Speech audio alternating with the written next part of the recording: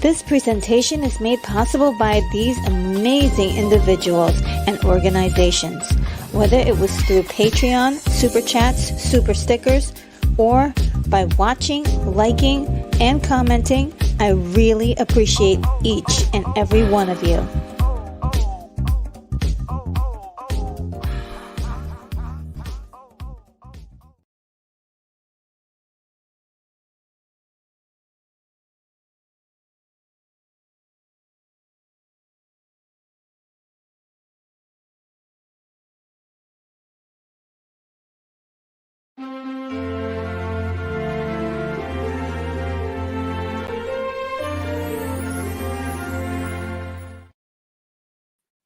Hi, Merry Christmas, everyone, and happy holidays.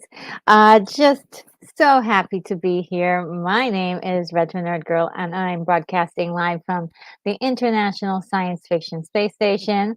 So glad that you're here with me today. Let me know if you guys can hear me okay. I think it should be pretty good, but I have this really awesome list I want to share with you. My goodness, these are all my favorite Christmas movies, and it really gets really nerdy. Yeah, it's a lot. I know, but yeah, I had to share this with you. I hope it will allow me to show you all of the movies. that is on my list. Let's see. I forgot any. Yes, thank you, Keith E. Says we can hear you. It's all good. Thank you so much. Yes, and Danny Staten was the first commenter. My goodness, says greetings from South Carolina, and also mentions this is the first time for you. This is great. It also says Merry Christmas. Merry Christmas to you as well. I'm so glad that I'm doing this. And this is going to be a very festive holiday weekend. I know I wanted to have a hat. I know I have a Santa hat somewhere around here, but couldn't find it. But well, maybe next year I can be more organized and I can find it then. But yes, this is the Christmas episode, and let's see. Um, Jack. Oh, Keith. So we also have Keith E here. So let's make sure to acknowledge Keith E. So glad to have you with us, Keith E. And also thank you for all your help. All on all the platforms and how just amazing you are in general. So special Merry Christmas to you as well. And Jack is here. Hello, Jack says greetings from Texas. Oh, great! Is it 70 degrees again in Texas? I'm only guesstimating, but it sounds more reasonable. And Danny, thank you so much. Danny Staten says that I shared you out. Thank you so very much. I was looking at some analytics, and they said that sharing videos, like people sharing out your videos, is really a really great way to grow, and the algorithm loves it. And so I was like, oh gosh, well, I never ask anybody to share my content with me, but I know a lot of people do. Thank you so very much, Danny. That is really wonderful.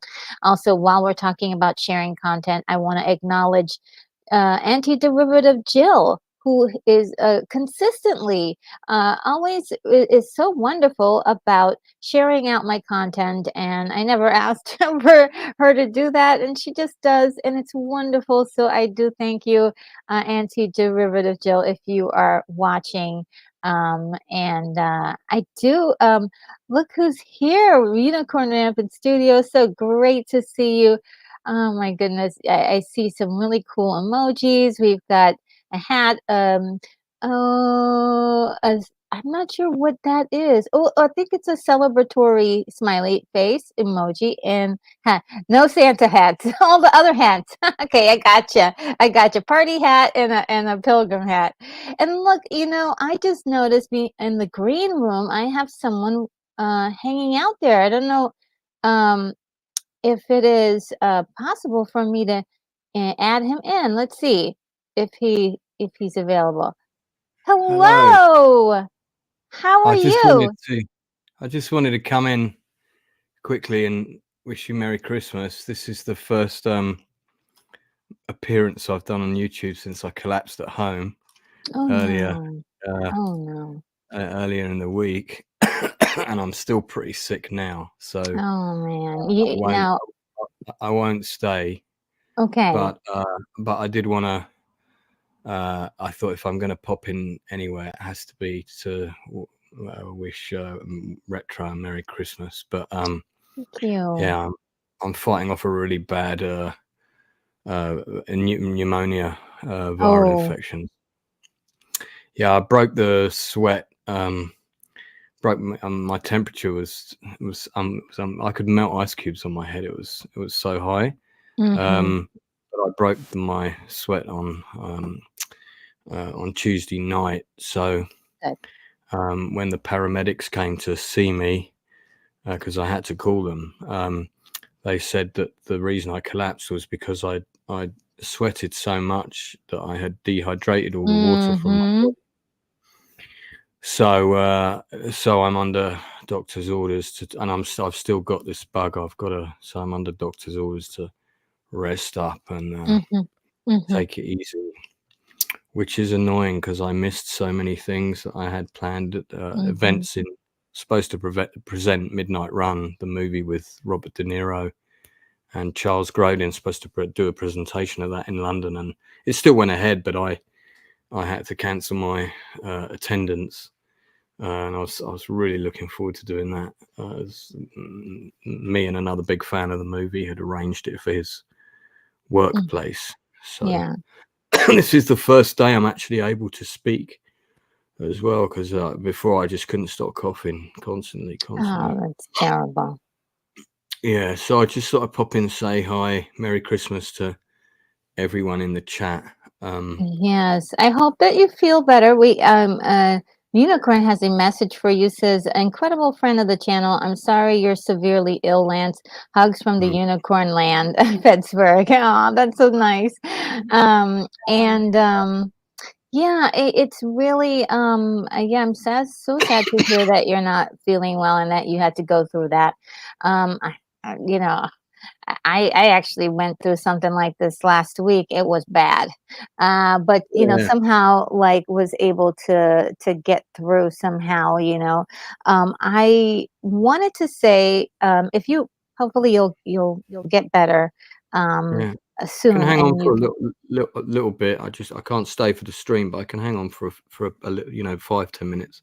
oh, sure. Yeah. Um and hopefully you'll start to feel better soon. Hopefully Yeah. it'll turn around. I know I haven't seen you on camera for quite a while, and I know you were fighting stuff like for the last different things, I suppose, in the last couple of weeks.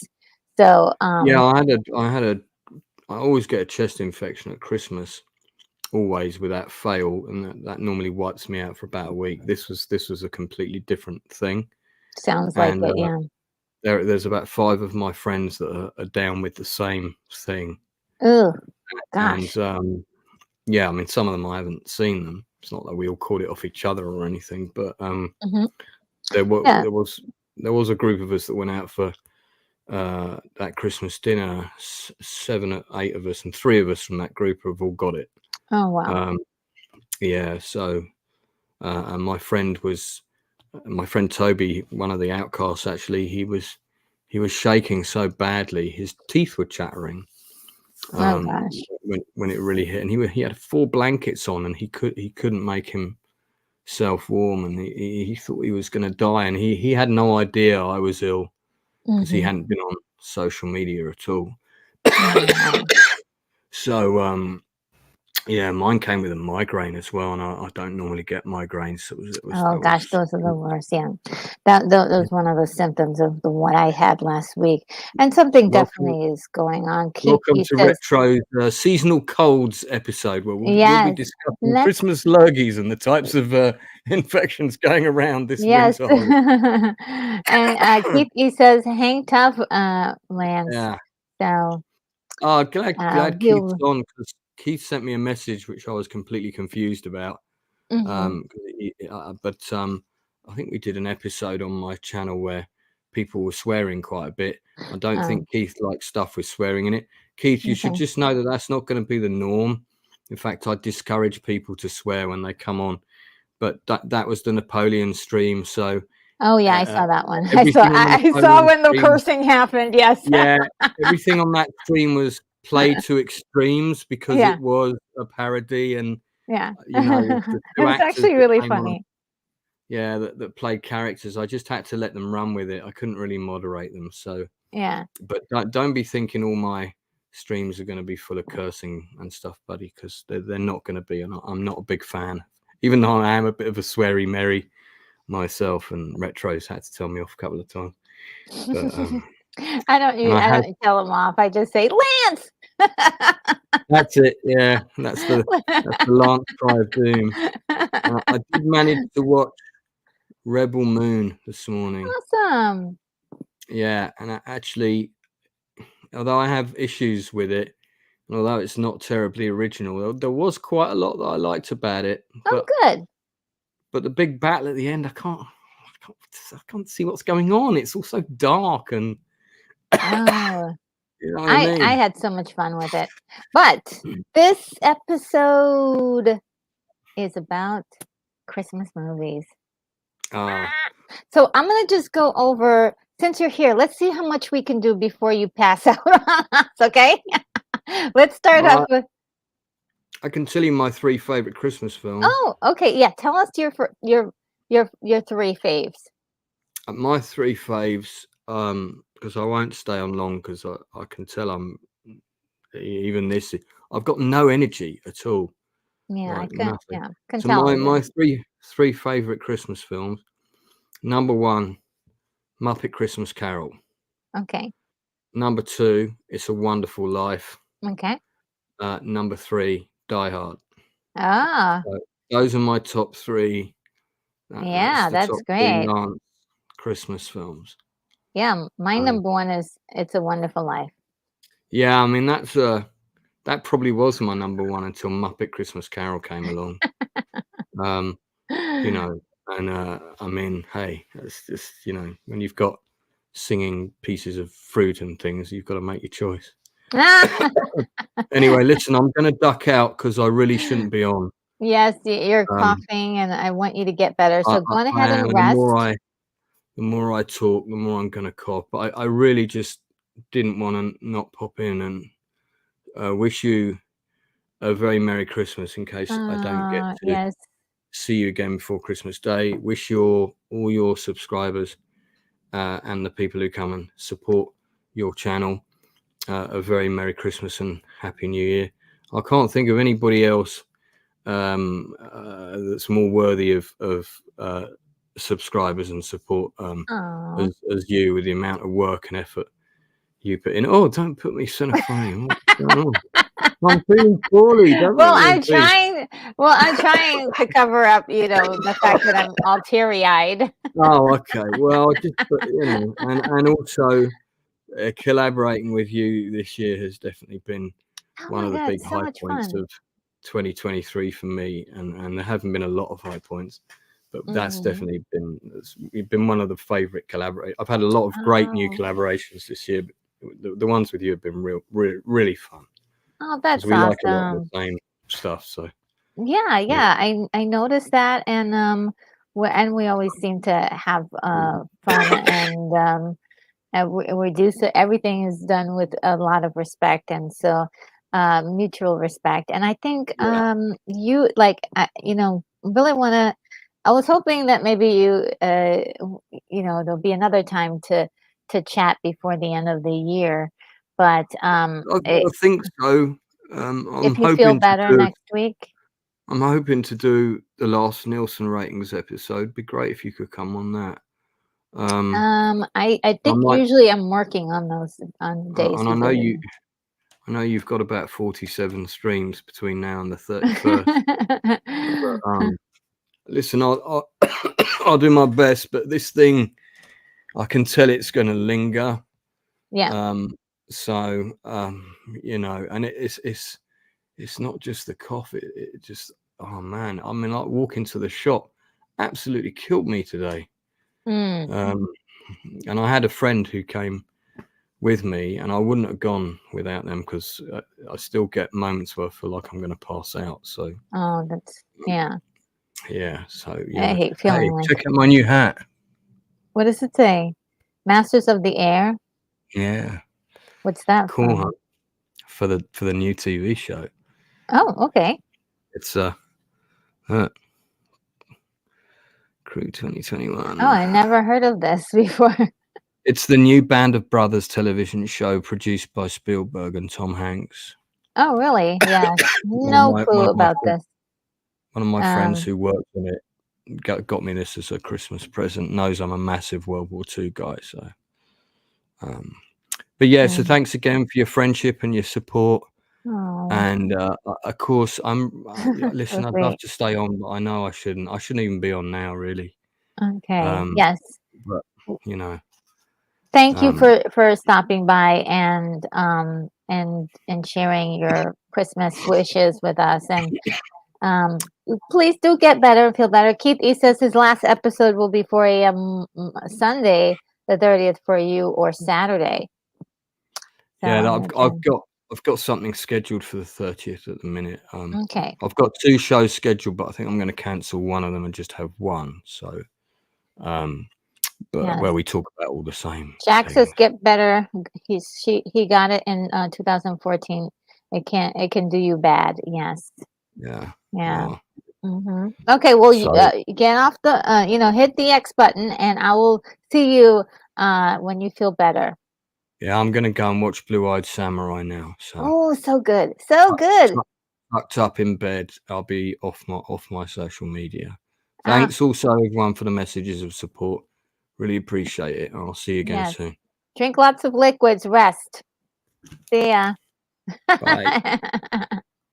Take it easy. Poor Lancy. Oh, I hope he feels better soon. But I know how those things are. Last week, I know I hit it very well from you guys, but I had I was not feeling well, and like literally my entire body was hurting. Like every move, it felt like a huge, big slugger came in and just like gave me body punches, and I was like, oh God, it was really a lot of pain, and also with a headache and cough and sneezing everywhere. You guys know what it's like. So, yeah, let's hope.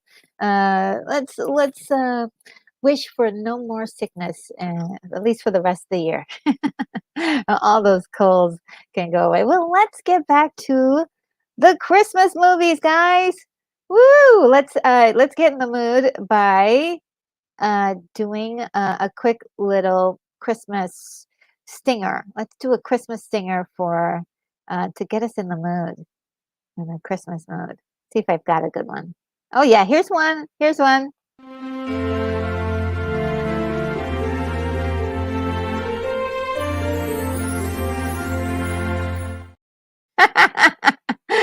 That's really a lot of fun. Okay, so yes, my one of my favorites is It's a Wonderful Life. Now I'm going in order of my picks, sort of, kind of like of the movies I think I really love the most. Uh, to the ones I kind of like, and usually all of pretty much everything that made the list of ones that are like my favorites. So everything that made the list is my favorites. But like as you go down there's like it's not as strong as the top feeling. The initial top ones are. So like It's a Wonderful Life is like my super favorite. Love that movie. It's a transformative movie. There's ghosts involved. Let's see. Jack says Die Hard. Yeah. Yeah, Die Hard is like for a lot of people their favorite Christmas movie. Oh, look, Danny Staten says Die Hard is my favorite Christmas movie. And maybe it's because it's kind of like not a Christmas movie, but it is a Christmas movie. It's like an action Christmas movie. And so that's really great. And the Outcast Creative Land says, thanks for letting me pop on. Merry Christmas to everyone. And a Merry Christmas to you as well, Lance. It was so great seeing you. And thanks for, mustering up the energy to come say hello to us and with a Christmas greeting. Thank you. And now the next one on the list is Scrooge. Albert Finney, 1970. It's my favorite. It's one of my favorites, and I would say my second most favorite. I actually would see this movie several times during the year, so not just during Christmas, like all year round. That's how much I love this movie. And to give you a background on this is a movie that I saw with my mom. We saw it on television being played back for us one Christmas, and the two of us were just singing along to it together, and it was it was incredible. It was so great. Also, guys, I wanted to let you know that my list that I'm going down is really going to contain more of the classical Christmas stories. And there may be a few outliers in there, but then at the end, we're going to go over unlikely Christmas movies as well. And Keithy says, Anti-Derivative Jill had Die Hard 2 as a Christmas movie also. Yeah, it's on my list, but it's in the alternative section that I have going there. So that is really great. I have to check out.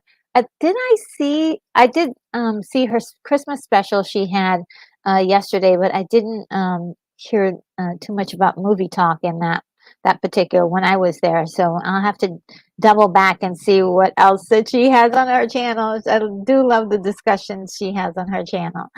Um, all right, and so the next one is I didn't finish telling you about Screws. Yeah, that when my mom and I first saw this, we were singing along to it almost immediately. We were all singing along to it. We just loved that movie, this movie so very much. And Albert Finney is such when he plays a character, he transforms into the character, but then there's still a little bit of Finney there. There's a little bit of Finney left over, and I did love this movie so much. The transformation is so sweet. He ends up being such a sweet old man that's frail, and being that he was in middle age at the time, so kind of nice to see him play extremely young to extremely to the older character. So he did it all. He played all the characters that he needed to, and it was great. Um, then Miracle in 34th Street, the classical 1947 one. It is one of my favorites. We watched that together here on the channel, and it's just wonderful. It's so classical, and just to see this family who didn't, well, the mom and the daughter who don't believe in Christmas, and they were very logical, like logically there's no real Santa Claus, it's impossible.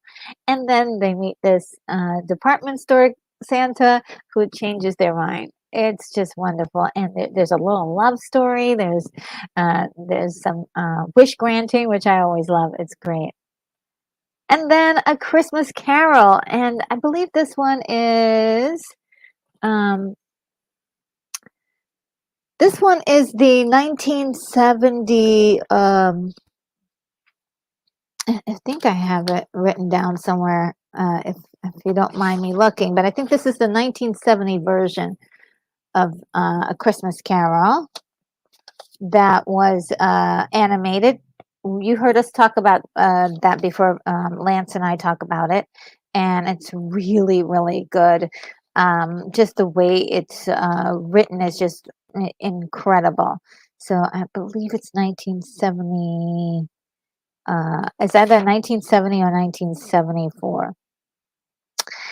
Well, I am not finding it, so I think it was done in the 70s. That's all I can tell you. That's all I can tell you. But it was done in the 70s. A great one. There's so many versions of A Christmas Carol. This is the one, another one with Alastair Sim, and again, I love all of the Christmas carols. I have not seen a Christmas Carol that I didn't like. There's so many different versions. I know that there are purists out there that really want to see the Christmas Carol played exactly the way it was meant to be. It was written, and they don't like any versions of it that's updated or modern or anything like that. But I will have to say that this one is it's pretty good. I love it. It's the original. Well, it's not the original. There was one done before this, but it's very classic. And Alastair Sim is just incredible as playing that character. He just knows it inside out. Oh, and Keithy says that the choice of Die Hard was from a poll that Jill had for her members. And oh, I see. Uh, and Outcast Creative says, I've seen this version. It's really good. And I think you're talking about the animated version. And yes, it is fantastic. Outcast Creative says, "Oh, go back to bed now." Okay, you rest up. And Darth Plato is here. Says, "Hey, hi, Hi, Darth Plato. How are you doing? Merry Christmas and Happy New Year and Happy Holidays. Jack says, I went through my DVDs and found an unlikely candidate. The Lion in Winter, 1968, set in 1183 at Christmas Court. Great film with an excellent cast and script. Not historically accurate, but great. I have never heard of this, and you know what's going to happen when I have never heard of something. It goes on my mysterious list here that I have to write. So you're saying The Lion. I thought you were going to say The Lion, the Witch, and the Wardrobe because some people considered that a Christmas movie because there's a Santa in it, and uh, that one does not quite make my list. But I do like that particular story. I do love that story. Um, okay, now let's see. So I got that on my list. Thank you. Let's see who's next. How the Grinch Stole Christmas, the original one. I believe this is 1966. Great movie, great singing. The singing was incredible. The artwork, art style for these characters was incredible, and so it's also woven into my mind for nostalgic uh, aptitude. So I tell you that I love this because it's the one I saw as a child, and it was the one that really captured my my interest and my heart in the first place. So do love this movie so very much. And Boris Karloff was his voice was incredible. So obviously, you know that Scrooge, the A Christmas Carol, played by George C. Scott, is one that a lot of people have mentioned over and over again. I need to see this every Christmas. I absolutely need to see this every single Christmas. It's very necessary for me to see this one. And so, yeah, this is one of my must sees every single Christmas.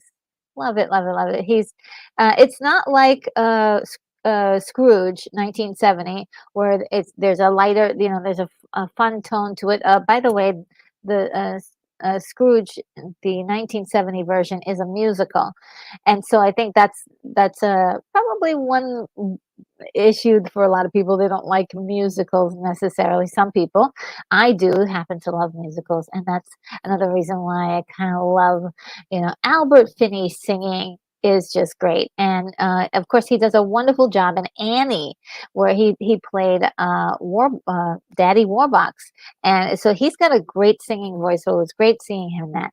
In this, um, he in this version with George C. Scott, they play it straight, and it's very dramatic. But it's also it really pulls you in, and I think a lot of that has to do too with the ghosts that they pick for Christmas. Ghosts for Christmas past, ghosts of Christmas present and future. Very nicely done.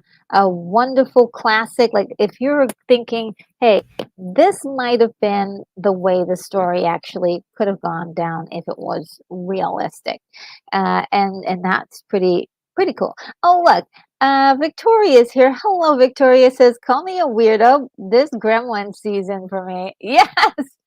Well, yeah, we did do this is Gremlin season for me. We did do a watch party of Gremlins. It's really not Christmas until you see Gremlins for me. I love it. I love it when they're like pretending to sing Christmas carols, and they're like, yeah, yeah, yeah, yeah, yeah, yeah. I don't know what they're saying. They're so silly. And I love it. I just love it. I love Gremlins so much. They're so silly. Anyway, but I did put that on the sort of a section, a special section for holiday movies that are unexpected holiday movies, or the ones that are considered holiday movies, but they're not the stereotypical one. They're alternative kind of things. So, um, and I just put a few of my favorites. I know there's a lot more. If you have any out there that you're thinking of that maybe that I may not name, do let me know. Thank you so much for that comment. And let's see. And let's see. So the next one here, White Christmas. White Christmas is so awesome. It is really like very wholesome, very it's a musical. There's lots of singing and dancing and pomp and circumstances surrounding uh these characters, and I love it. I love it. Give me more. Give me more. I love it. This is it. The season is in full swing when you watch this movie. And I do love the romances that they set up in this. It's so great. So great. It's very saccharine. It's very uh squeaky clean. It's very squeaky clean, but it's also really good too. I mean, they pulled it off, I think, in this regard. Simply Steve 68 here. Hello, Steve. How are you? Says, hey, yeah, RNG. Yeah, just so good to see you. And Keithy asked the right question. Hello, Steve. Welcome. What is your favorite holiday movie? Uh, yeah, let's hear your favorites. Thank you, Keithy. That's a great question. My and this one I just love. The Year Without Santa Claus, okay? And Mrs. Claus really steps up in a really big way here. This is where we're introduced to the Heat Miser and the Snow Miser, which are my favorite characters. I love these guys so much. And so, yeah, seeing this as a kid was just so great. And Santa was so cute and so adorable. I love Santa. I always wanted to have a figurine like Santa. I was like, do they make figurines like that? You know, when I was a kid, but they did not. And I'm still looking for a figurine of of that cute Santa or any of the characters from this movie. So it would be so cool to have. And ooh, William Blake Hall is here. So good to see you. Says, I can't believe I made it here. I've been stressed. I'm moving to a new place. So I feel, now that I feel relaxed enough to hang out a little bit. Oh, so good that you're able to hang out. Let's see. William says, I'm a bore on this subject, Miracle on 34th Street with a young Natalie Wood. Yet at the opposite end of the spectrum, I also love The Long Kiss Goodnight. Oh, yeah, that's interesting. A Long Kiss Goodnight as a Christmas movie. I never thought of that. Yeah, never thought of that. Hungry Jerk says, hi, guys. Hello, Hungry Jerk. How are you? I hope you're doing well. And let's see. Uh, and simply Steve 68 says, so many, but an all-time fave is A Christmas Story. Yes, and that should be coming up soon on my list because that's one of my favorites, if not the next one. If not the next one, that's one of my favorites. But the claymation, they captured my heart as a kid, and I was like, I would always like run to to sit in front of the TV before my mom could get to the remote control.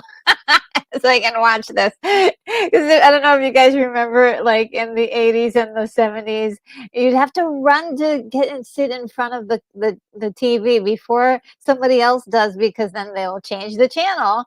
And you're like, darn, I missed my opportunity to see this. Oh, yes. And Mad Hat Raven Des is here. How are you? Says happy holidays, RNG. Happy holidays to you as well. Hope you are doing well. And William Blake Hall. Oh, saying hi to everybody. Oh yeah. And Jack says Peter O'Toole as Henry II, Katharine Hepburn as Eleanor of Equitane, Anthony Hopkins as Richard the Lionheart, Timothy Dalton, Nigel Terry. Interesting. What movie is what movie is this? I'm totally lost. Let's see. I am kind of lost on what movie were you talking about there? Um, and Simply Steve 68 says no miser and Heat Miser songs classics. Yes, they are. They're just classics and they just capture you like immediately.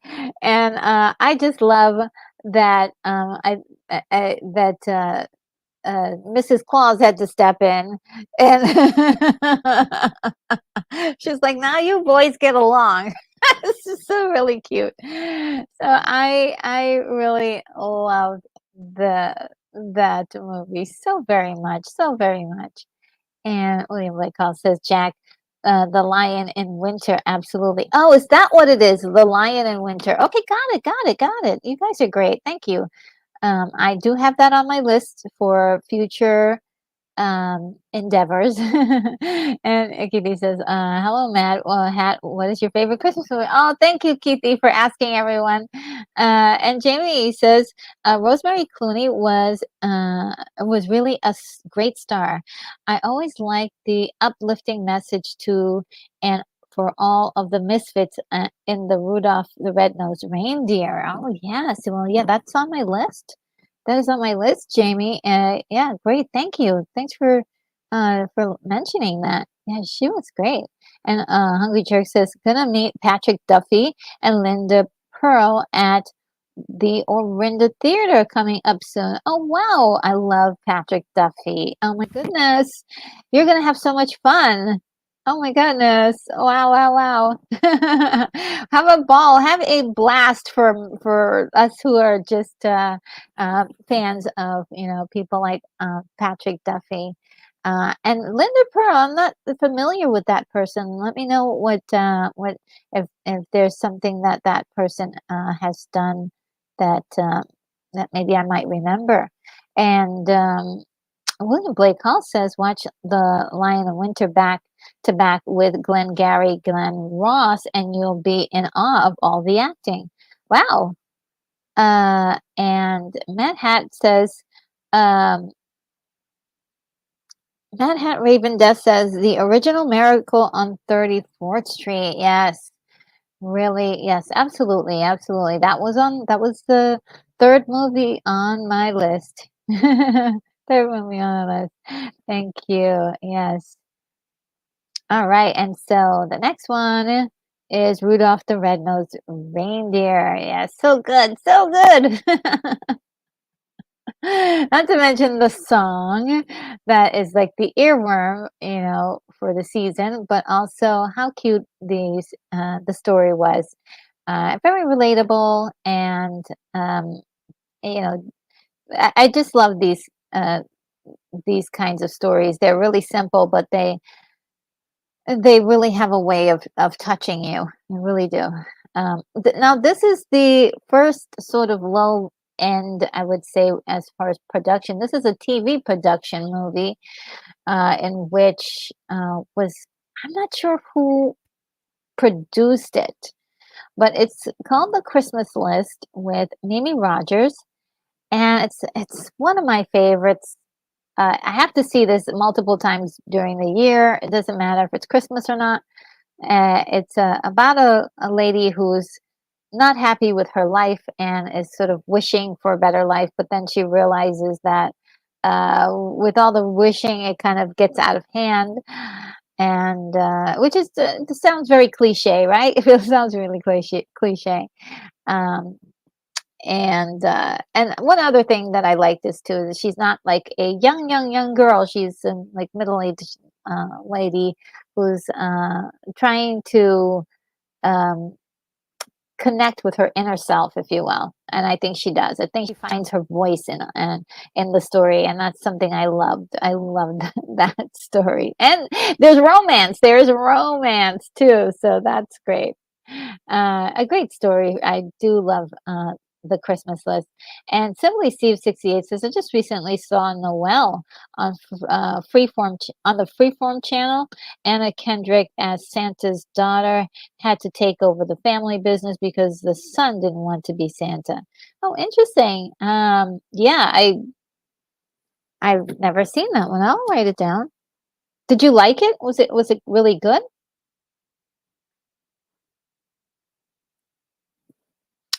I love these kinds of stories. Um, I've not seen any movies from Anna Kendrick though.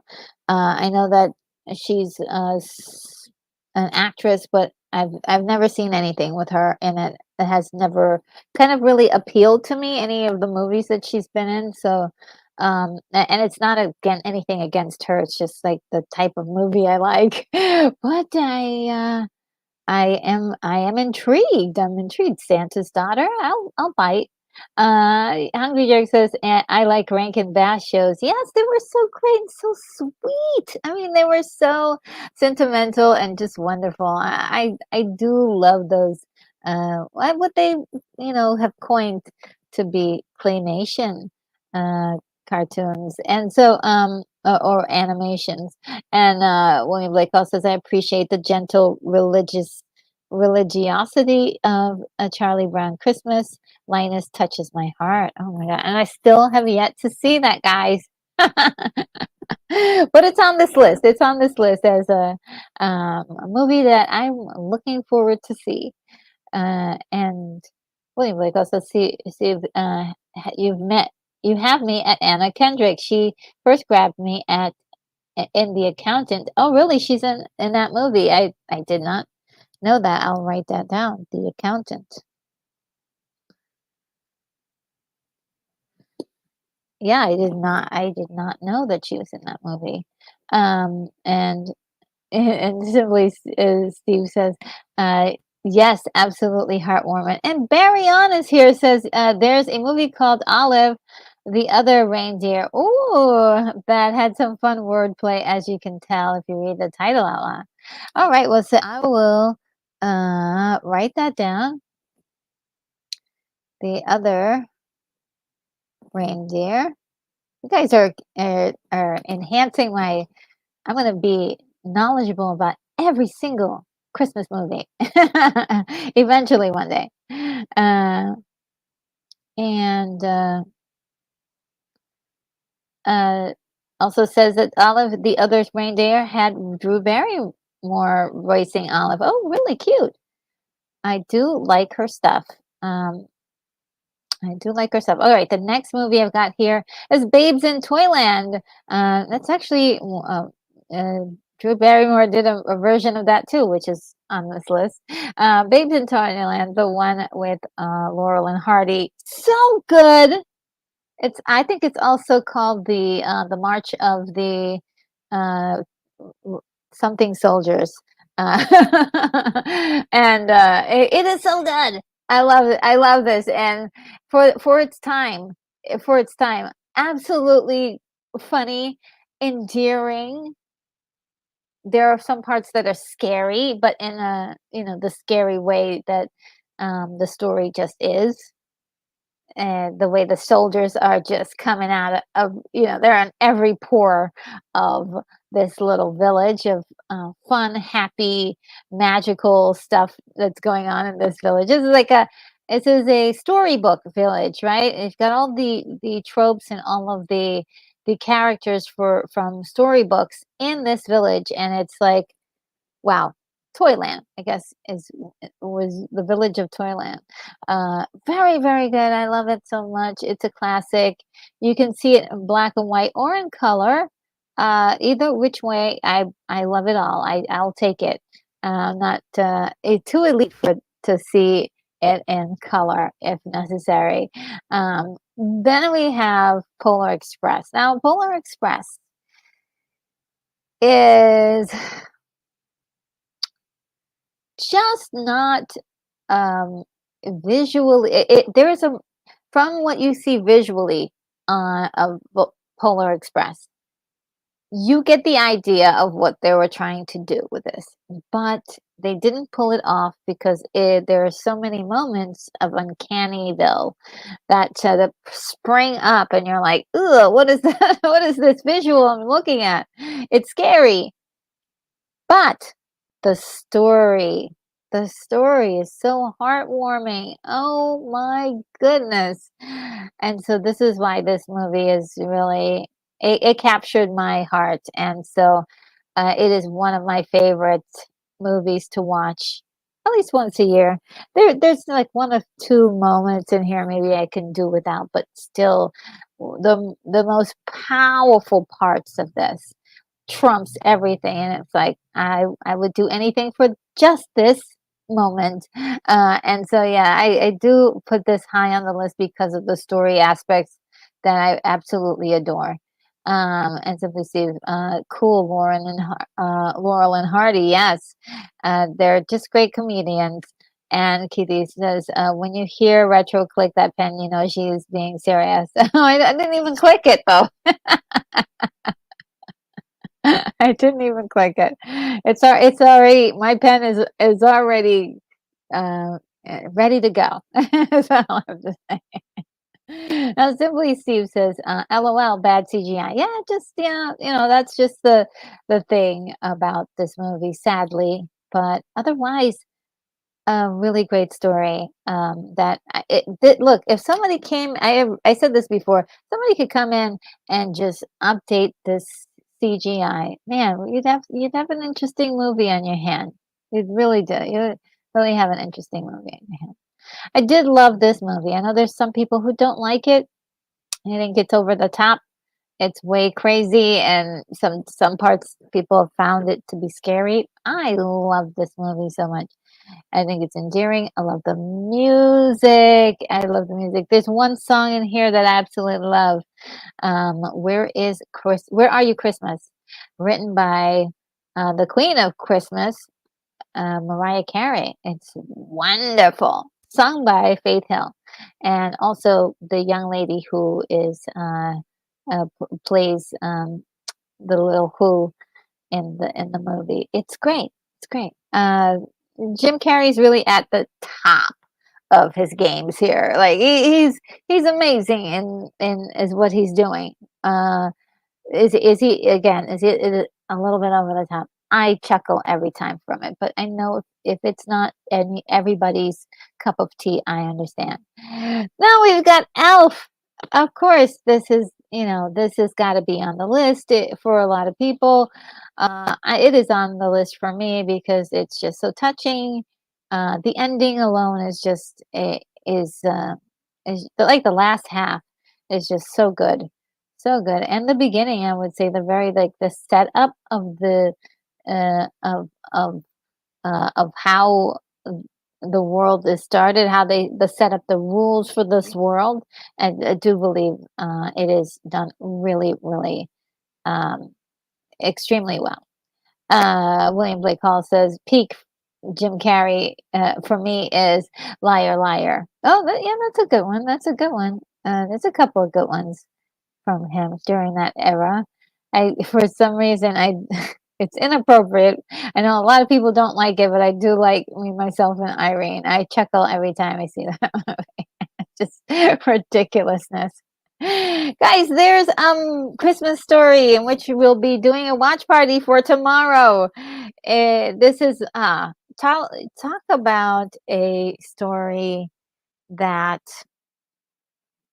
is Americana Christmas. It reminds me of Thomas Kincaid's paintings, Christmas paintings. It's great. And just it just has that warm quality, the narration as well, everything. It's just wonderful, wonderful, wonderful. Um, I do adore this so very much, so very much. And William Blake Hall says my favorite Will Ferrell movie is Stranger Than Fiction and The Other Guys. Oh, two movies I've never seen before. And John Orchid is here. How are you, John? How are things going for you? It says Merry Christmas. Your shirt is on the way. I have to pounce. Okay. Wow, I've got a shirt coming? Well, okay, thank you. That's so great. Thank you so much. You're so kind. Merry Christmas. And Simply Steve 68 says, "Boo, Alf. I don't like Will Ferrell except for as the voice of Megamind animated." Ooh, that was a good movie. I love that movie. It's very underrated. Less I see of him, the better. Oh, well, so sad that you don't like him. I did enjoy him in Elf. There's a few movies. I haven't really seen all of his movies, so I'm not qualified to really comment on that. But except for Anchorman, and I like the second Anchorman. It goes way off the rails. Did that. And yes, bounce. Okay, yes. I was like, when I read that out loud, I was like, I think he means bounce. And William, oh, by the way, just enjoy yourself. Have a wonderful time, whatever you're doing today. And William Blake Hall says, the classic espionage thriller, 3 Days of the Condor, set around Christmas. I never knew that it was set around Christmas. I've got to see that 3 Days of the Condor. I always wanted to see that movie, and then something happened. Can't couldn't see it. Integrity 101 is here. Wow, so good to see you. Says, how's it going, Retro Nerd Girl? Bad Santa is one of my favorite holiday movies. Oh, and you know what's inevitable, right? Yes, I know. I know. I know what's inevitable. So good to see you. Thank you for stopping in and letting me know about your favorite. Um, uh, and Yes, I put Bad Santa in there. I personally am not a fan of Bad Santa, but I did put it on the list because I know it's something that a lot of people really like that movie. Um, and Jack says John Wayne, Donovan Reef, 1963, set in Polynesia. There's a scene where at Christmas service, the three kings are presented. Lee Marvin is king of the United States, presenting a phonograph. A phonograph. A phonograph. Got it. And Simply Steve says Thanos with a question mark. I'm not sure what that means. And Katie says, Integrity, tell us what's your favorite. Yeah, what's your favorite Christmas movie? Um, and William Blake Hall says another somewhat Christmassy thriller is The Odessa File. Whoa! Because it begins in late November 1963 with news of the assassination of President Kennedy. Wow. You're pulling out all the stops, William. And Integrity says, "Are you not a fan of Bad Santa because it's vulgar?" No, I mean, it was hard for me to see it. I have to really sit down and watch it. I'm not crossing it off my list. Like I'll never watch it. But it's one I have not been able to get through. So I'll make it a firm effort before I make like any concrete, like, it's I had some problems with it, but it wasn't because it was vulgar. I think it's because I just had a problem with the characters being so mean to each other. maybe that is maybe that is vulgar. Um, so yeah, it was just not my humor. Uh, but like I said, I have to watch it again, see how I feel. It's been a while. It's been a while. So we'll give it some more chances. I like to give movies chances because sometimes I change my mind. Um, I like to change my mind. Then we've got Santa Claus is coming to town, and that is really it's like a classic, right? I mean, we got just one of uh, the best storylines here, and I do love it. I do love it. Rankin Bass, they can do no wrong when it comes to these movies.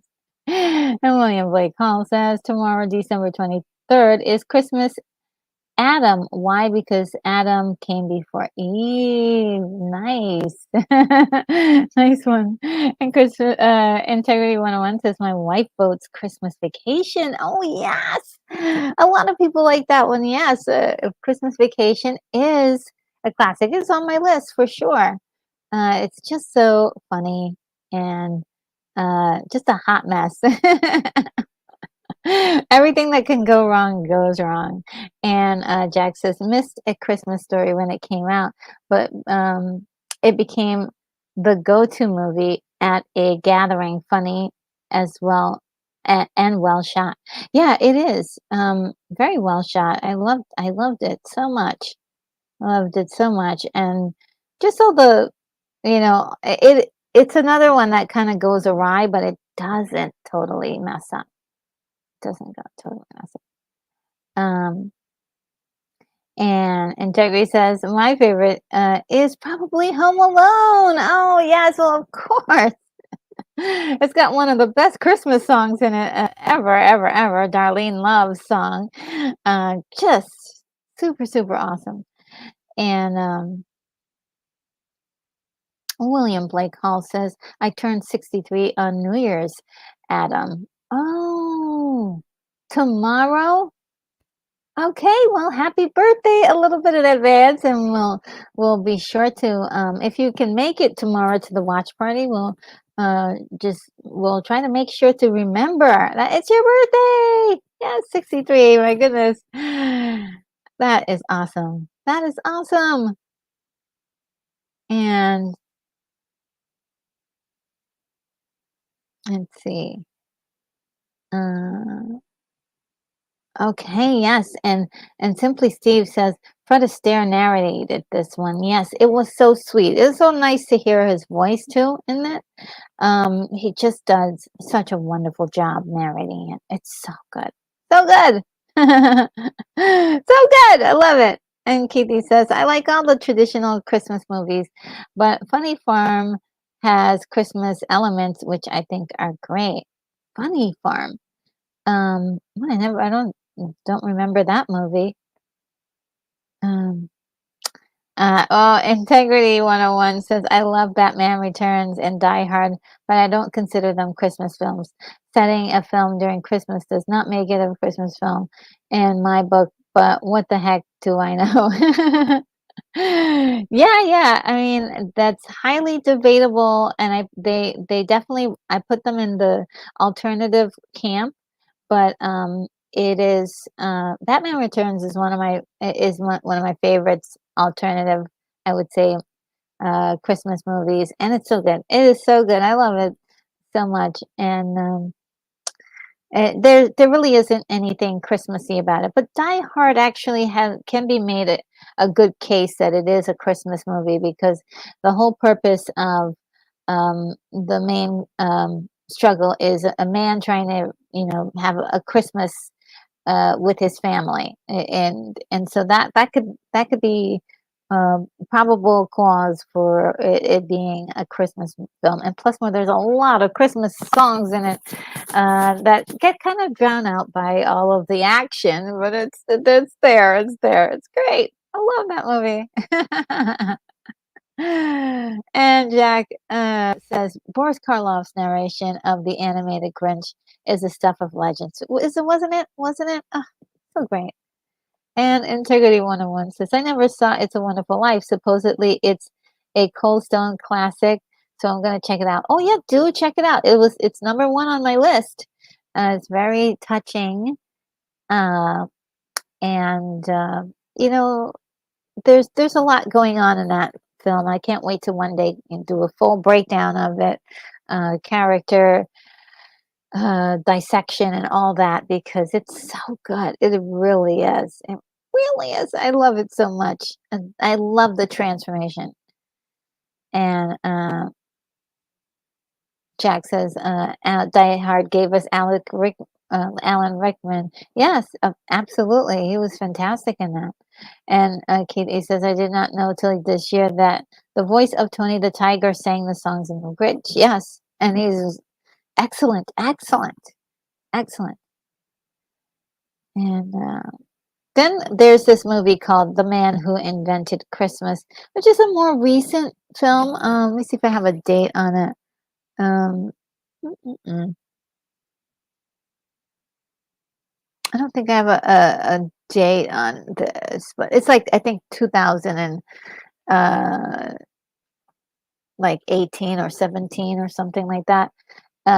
Maybe even later than that. This is really a good film. It is basically about the writing of A Christmas Carol, and uh, it's not exactly on the nose, exactly Charles Dickens' life, but it is sort of building a kind of a storyline around this, like how his life personally kind of reflects what he wrote. And it's really, really wonderful. There were so many parts and pieces to this that I was like, wow, this is really fascinating. Talks about too the creative process and how it can almost like if you're a creative person, it almost feels like you're possessed to do this, this creation. So I loved all of that. There's a lot of blending of reality into this make believe world he is trying to write down and create, and the struggles that he had to go through to make uh, this book and actually have it published. That was another piece of it that I thought was really fascinating. Um, so yeah, I love this movie so very much, and it ends like a very much like his own story. So it was great. It was great. I loved it. It's one of my favorite stories to visit. Uh, and Integrity says, I'm usually busy through Monday, Friday watching Batman movies, so it's been hard to fit it into my schedule. Oh man. uh, yes. Well, Batman Returns is definitely a classic for me. I just love that movie. And I love the Christmas elements in the movie, and there's a lot more. And that's another movie I can't wait to one day break down. And William Blake Hall says, actually, there is a thesis that Christmas became bigger in America because Abraham Lincoln pushed it. Oh, really? Well, I think yeah. I mean, it's possible. It's not, hey, look, I I wasn't there. I wasn't there, but yeah, that's what I heard too. And like the Victorian era, and I'm not sure how far fetched he is from that. But around the Victorian era, there was a lot of uh, dealings um, with Christmas. That's when it really exploded, and I think the one of the big news elements was that the Queen had a tree, and that was like a big deal. So as far as I remember, my Christmas history, very very uh, wild stuff there. But yeah, that's the Victorian era. That's when Christmas seemed to have exploded in Europe and America. Integrity says, "Did you guys discuss Miracle on 34th Street? It's a good film. Haven't seen it yet. Since I was a child. Oh, I haven't seen it since I was a child, but don't remember much. Yes, yeah, it's my number third film that I put up, and it's just wonderful. Another transformation that it goes down there. Do watch it again. I would suggest if you have time to give it another look see and just enjoy it, man. It's just really good. Good stuff. Good stuff. From the beginning. Oh, also, I did a watch party for it a few weeks back. So if you wanted to do it with a watch party, you want to do it with a group of people, so that even though it's not live, you can definitely do it with the recording that I did. It's really experience it together. Well, simply Steve says Daryl Ravencroft was the voice for Tony the Tiger. In You're a Mean One, Mr. Grinch sung, um, and the vacuum cleaner in Little Brave Toaster. Okay, in the Little Brave Toaster. And William Blake Hall says Interior Miracle is absolutely a good film. Edmund Gwenn is Santa Claus. Yes, oh yeah, definitely. Definitely, definitely. Uh, and Integrity says it's been like 30 years. Wow, since you saw it. Yeah. Oh gosh, that's a while. You may see it in a different way now because I think when I saw it as well, like more recently, and then started reincorporating it into my every Christmas, it's like, oh wow, I never knew these little details. It like when you're a kid or when you're younger and you see these things, you're like, oh yeah, that's cool.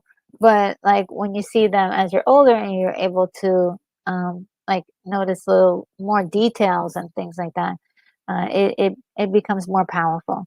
And hey, Devin, walking, so great to see you. Hope that you're doing well. How is life treating you? What's your favorite Christmas movie? Let me know. Uh, and Jack says the idea that Dickens invented Christmas has some credence to it. Not that anybody didn't write about Christmas. It's just his was the best ever. Yeah, yeah, and yeah, I think the title is a little bit over the top, but he wasn't the only one involved with Christmas. But it's just talking about him writing the book and how people like once he wrote the book, I mean, it was really hard to write the book, and then once he wrote the book, it became like, oh, we've got to read this every Christmas. It became a Christmas classic for people to enjoy during Christmas time. So that's so special. I love that. And let's see if I'm gonna move on the list a little bit more. So you guys are chatting amongst each other. Um, let's see. Yes, yes, yes, yes. Um, and why is that not disappearing? Sorry, guys. I'm having a little technical issue. There we go. I'm back. Uh, the Muppet Christmas Carol, of course. Lance mentioned this before he left. I just saw this year and was blown away by how good it is. Wow. I had no idea. I had no idea that it was this good. And yeah, wonderful, wonderful, wonderful movie. I was pleasantly surprised, and what a treat. It's really high up there on my list almost immediately. I was like, yes, Christmas classic, absolutely. So funny. It's so funny to see something for the first time and be like, yeah, this is up there on my list. And let's see. Jack says A Christmas Carol had to be the most recreated story film, and it's not going to stop. It speaks to the source material. Absolutely, absolutely. And it's so good. And like I said, I have not watched, and I've watched like hundreds now. There really are like too many versions of A Christmas Carol. And I love every single last one of them. I really do. They're really great. Um, I and they're still making versions to this day, and it's wonderful. I do appreciate them, and what they try to do in the as far as infusing the Christmas spirit into a character that really displays a lot of the opposite. And so William Blake Hall's Miracle was remade a couple of times. The weirdest thing the weirdest being an early television version. Oh, yeah, yeah, I think in the '70s they did a TV version, which I didn't mind. But of course, the original one is always best, with Natalie Wood. Integrity says, which version of Miracle on 34th Street should I watch? You should only watch. No, you could watch any one that you want, but I think the one. Let me just make sure if I got the year right. Is the one with Natalie Wood and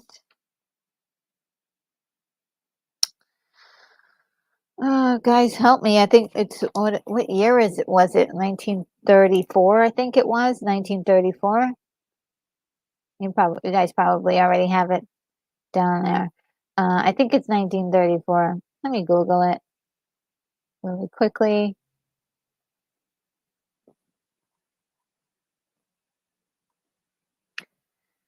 Um,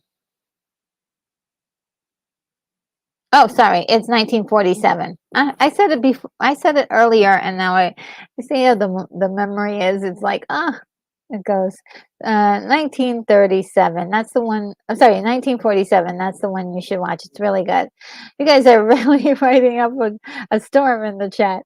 And William says some people like Richard Attenborough as Santa Claus, but for me, it's the 1947 original with young Natalie. Yes, that's the one we suggest. Now, Richard Attenborough version, I believe it was 1997-ish or something like that. It's not a bad movie. It's really good. It really is good. So, but the one that is the ultimate classic, you know, version is definitely the 1947 version. Um, they just nailed it. They just nailed the sentiment just right. And I do love all of the characters are just incredible in it. So there may be some people out there who like the later version, but I think the 1947 version is just superior as far as like nailing the story down. Simply Steve says the original as well. Yes. And Jack says Dickens' A Tale of Two Cities is a Christmas has a Christmas scene. Oh, I did not. Uh, I do not remember that, but I need to bone up on my Dickens. And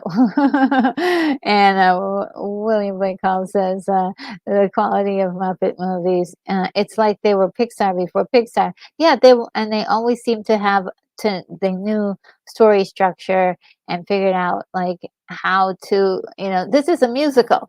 This is a musical. The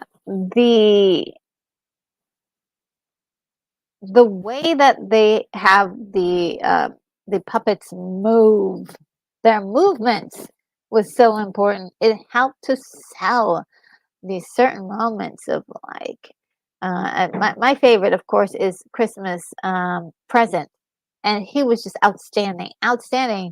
And there's a song that he sings that's absolutely like it brought me to tears. I was like, "Who is this guy? What is this I'm seeing?" I was so enamored with everything I was seeing in that. So yes, definitely. And Integrity 101 says, "I haven't. Wow, I haven't seen the Muppets in decades." Yeah, yeah. It's I didn't think anything of this Muppet Christmas Carol movie and didn't see it and just was like, okay, well, I guess it's another Muppet movie. But people started telling me about how great it was, and I definitely I know why now. Simply Steve says AMCC, the last one that Jim Henson voiced on. Oh, really? Oh, I didn't know that. Um, William Blake Hall says an early TV version of Miracle. I'm talking the 1950s. Ooh, was the weirdest. Oh, really? Did I see that version? I'm not sure if I saw. I think I did see that version. And Jack says, "How about a Muppets Die Hard?" Am I losing the? And let's see. Um, Integrity says the 1947 one is the one that everybody seems to be saying. Thank you. I appreciate the suggestion. Yes. Yeah, that is the one. That is the one. And Keely says, if you watch Lance's channel, they spoof on the movie Napoleon done by the Muppets. Uh, oh, yeah, yeah. Uh, and,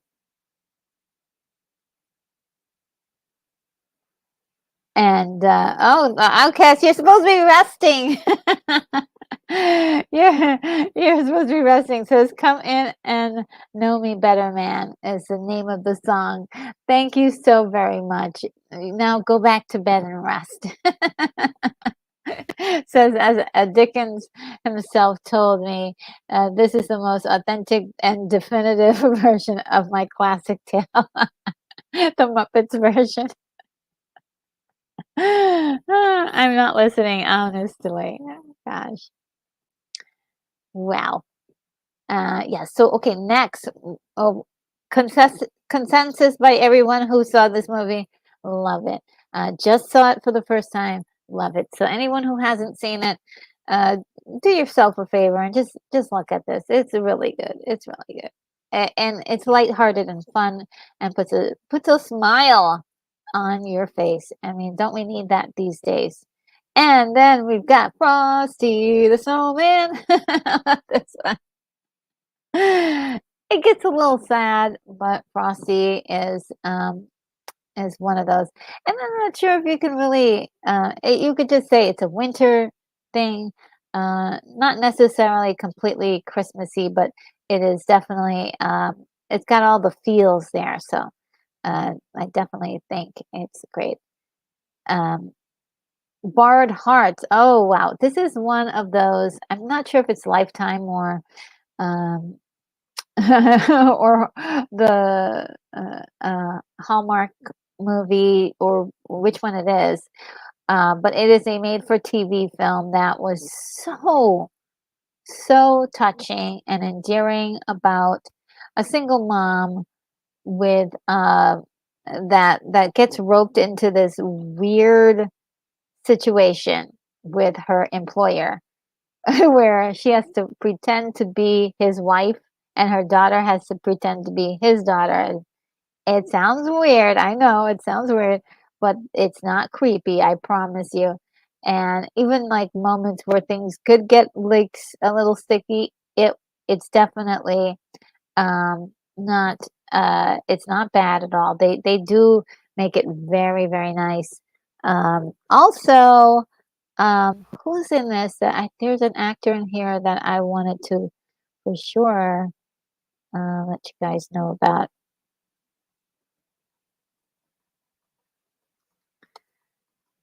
Uh-huh. Hector Elizondo.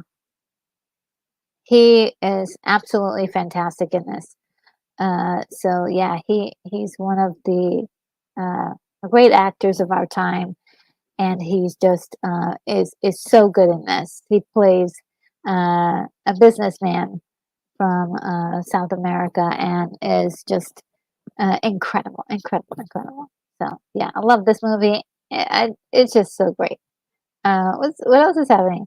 Oh, Jack says Rizzo the Rat is kind of dark. Should kids be watching this? Dickens. Sure, this is history. Yeah, I love that part. I love that part when he says that. He says, "Yeah, no big deal."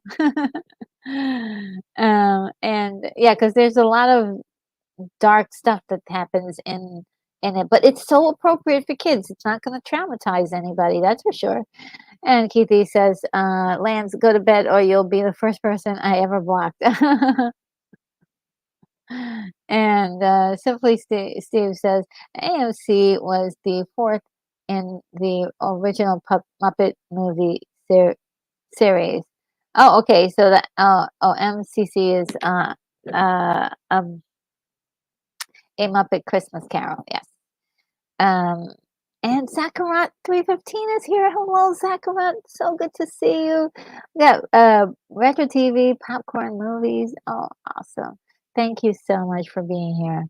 Uh, and the Akash Creative says, just eating my dinner, then I'll be back under the covers again. Oh, great. That's right. Food can all, I know it sounds weird, but sometimes when you get sick, eating can help. you know, just like just to regain some more liquids, nutrients, that kind of stuff. So, you guys, it's cold season, so just make sure you have good food in the house and eat. I know it's it's the one time that anyone will say, "Please eat." So yeah, it really helps. It really helps. Uh, and you do Zach, you're on a deck. Just tell us your favorite Christmas movie. Yes, definitely. Uh, tell us your favorite Christmas movie. Yeah, I love this movie. Okay, and A Christmas Carol with Patrick Stewart. And Patrick Stewart, at this was like the pinnacle of his game. He was great. He had done a one man show. I'm not sure if it was on Broadway, but where it was, and necessarily, but he was doing a one man show where he played all the characters in the play for A Christmas Carol, like every single character, and killed it. And it was like we're talking about accolades, accolades, accolades. When you're not in that world and you just so happen to hear about it on the sidelines, like, oh, it must be that good.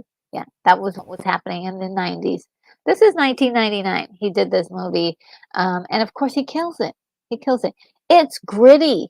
It's it's very what can I say? Yeah, gritty is the best word. It feels very they did a lot to try to make it feel like the actual time period and exactly how rotten and like he wouldn't get like parts of his home fixed because he didn't want to waste any money. It was like always he was just concerned with saving the money instead of like anything else. So there were little things that he that were imparted into the story that I loved that really spoke about his character. And like he's walking around, you know, being so cruel to everybody. And he comes home and he's alone and he eats this grub, disgusting porridge that's like it's like that's your meal and you're, you know, the richest guy in town. Yeah, it really does say a lot about his character and how much he's willing to suffer just for the dime, what just for that dollar or just for the money, just to have the money, just to have the money. And yeah, I love this version of it. His attention to detail, the production, all that stuff is just great. Then we have Santa Claus the movie. Justin, who was in here? Uh, Dudley Moore. Dudley Moore is in this movie, and although it is not the best formulated storyline, it does have a good story in there. It has good bones. Um, there's a an earlier scene in this movie in which they tell you the origin of Santa, and it is so touching, so endearing. It's wonderful. Just that another place where I think in this particular production they put a lot of money into this. You could see it on screen, and you can definitely see how big they thought this movie was going to be. It didn't do very well, but it has the care. It has the care that you can definitely see. I loved it, and then there were some moments that were very touching, and then a few moments that were really slapstick and over the top. Really, really like incredibly over the top. So I liked it all. I did like it all, and I am endeared to this story in particular. It was really good, really good. Let's see what you guys are saying. What we got?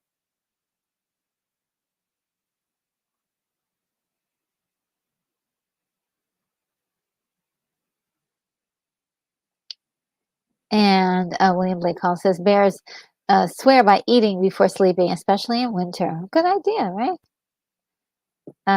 Jack says chicken noodle, oyster stew, gumbo, all good for cold recovery. Yes, yeah, good soup in general. Like if you gotta get yourself a nice brothy soup, make sure you've got a couple of ingredients, key ingredients: garlic, If you're like sensitive to garlic, onion powder, sage. Make sure you put some sage in it.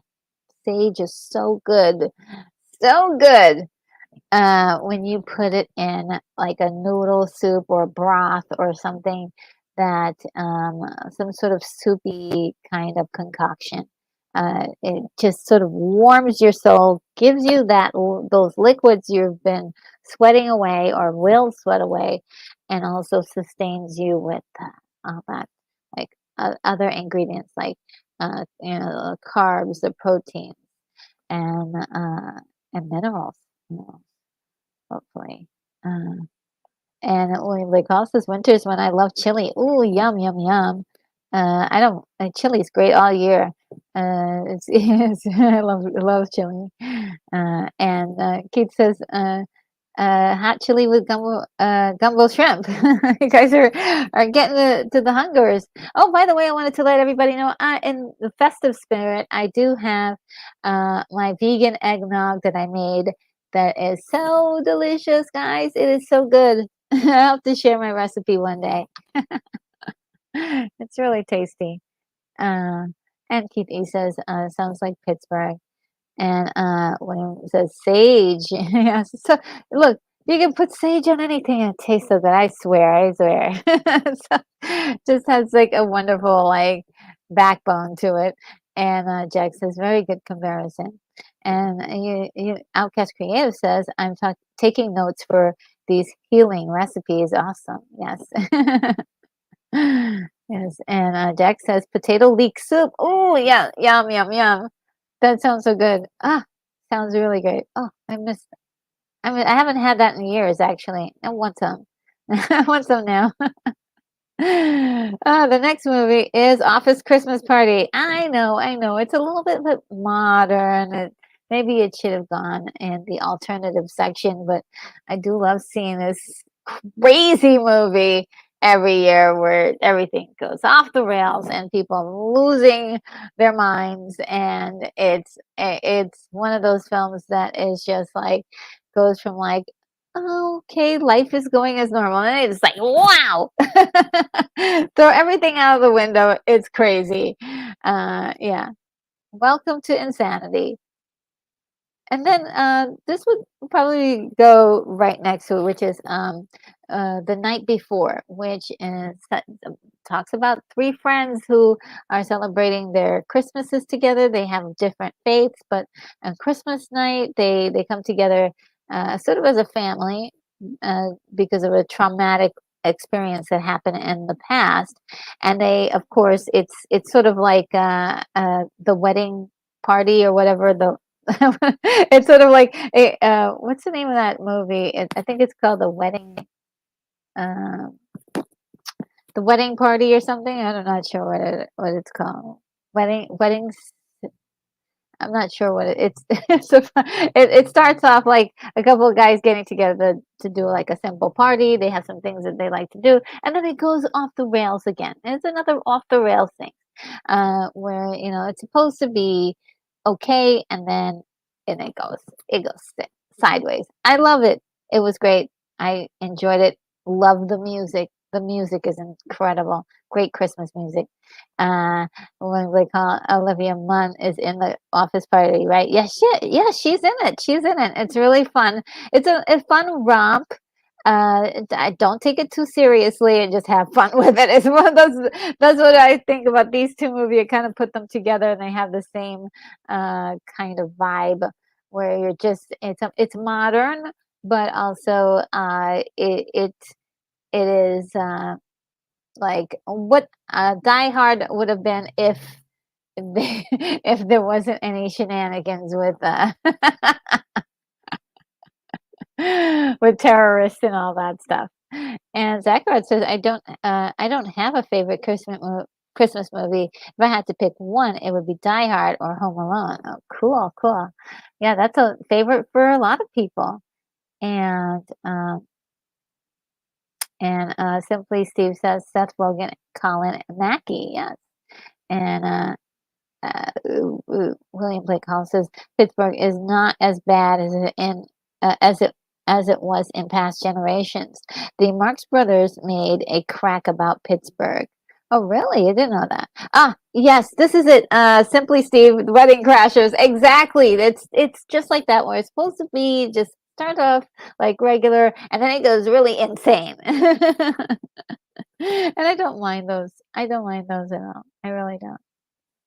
I don't mind.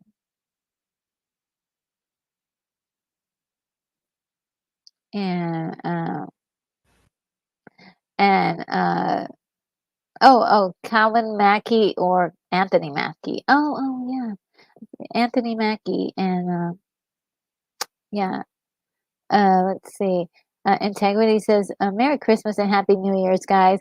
See you all later." Well, gosh, so good to see you and everything. I hope you are doing well. And yes, thanks for hanging out with us for a little bit. Merry Christmas and Happy New Year to you as well. Yes, we understand. I see. And Integrity says, have a fun stream. Thank you so much. And William Blake Hall says, Merry Happy Integrity. Yeah. And of course, the list wouldn't be complete without Christmas Vacation. I mean, this is a real classic, guys. It's a real classic. I've got Scrooged, Bill Murray, of course. I'm actually going to do a live stream tomorrow, I believe. Yes, tomorrow I'll be doing a live stream over at Lorena Creole's channel after I'm done with our watch party for A Christmas Carol, and it's going to be a lot of fun. It's a lot of fun. I love Scrooge. It's such a great movie. Such a great movie.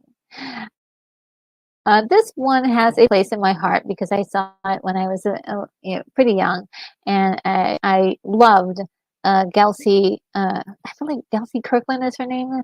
The ballerina. At one point, I followed like everything she did because I first like a second wanted to be like I didn't want to be a ballerina, but I wanted to learn about ballet. It was one of those things.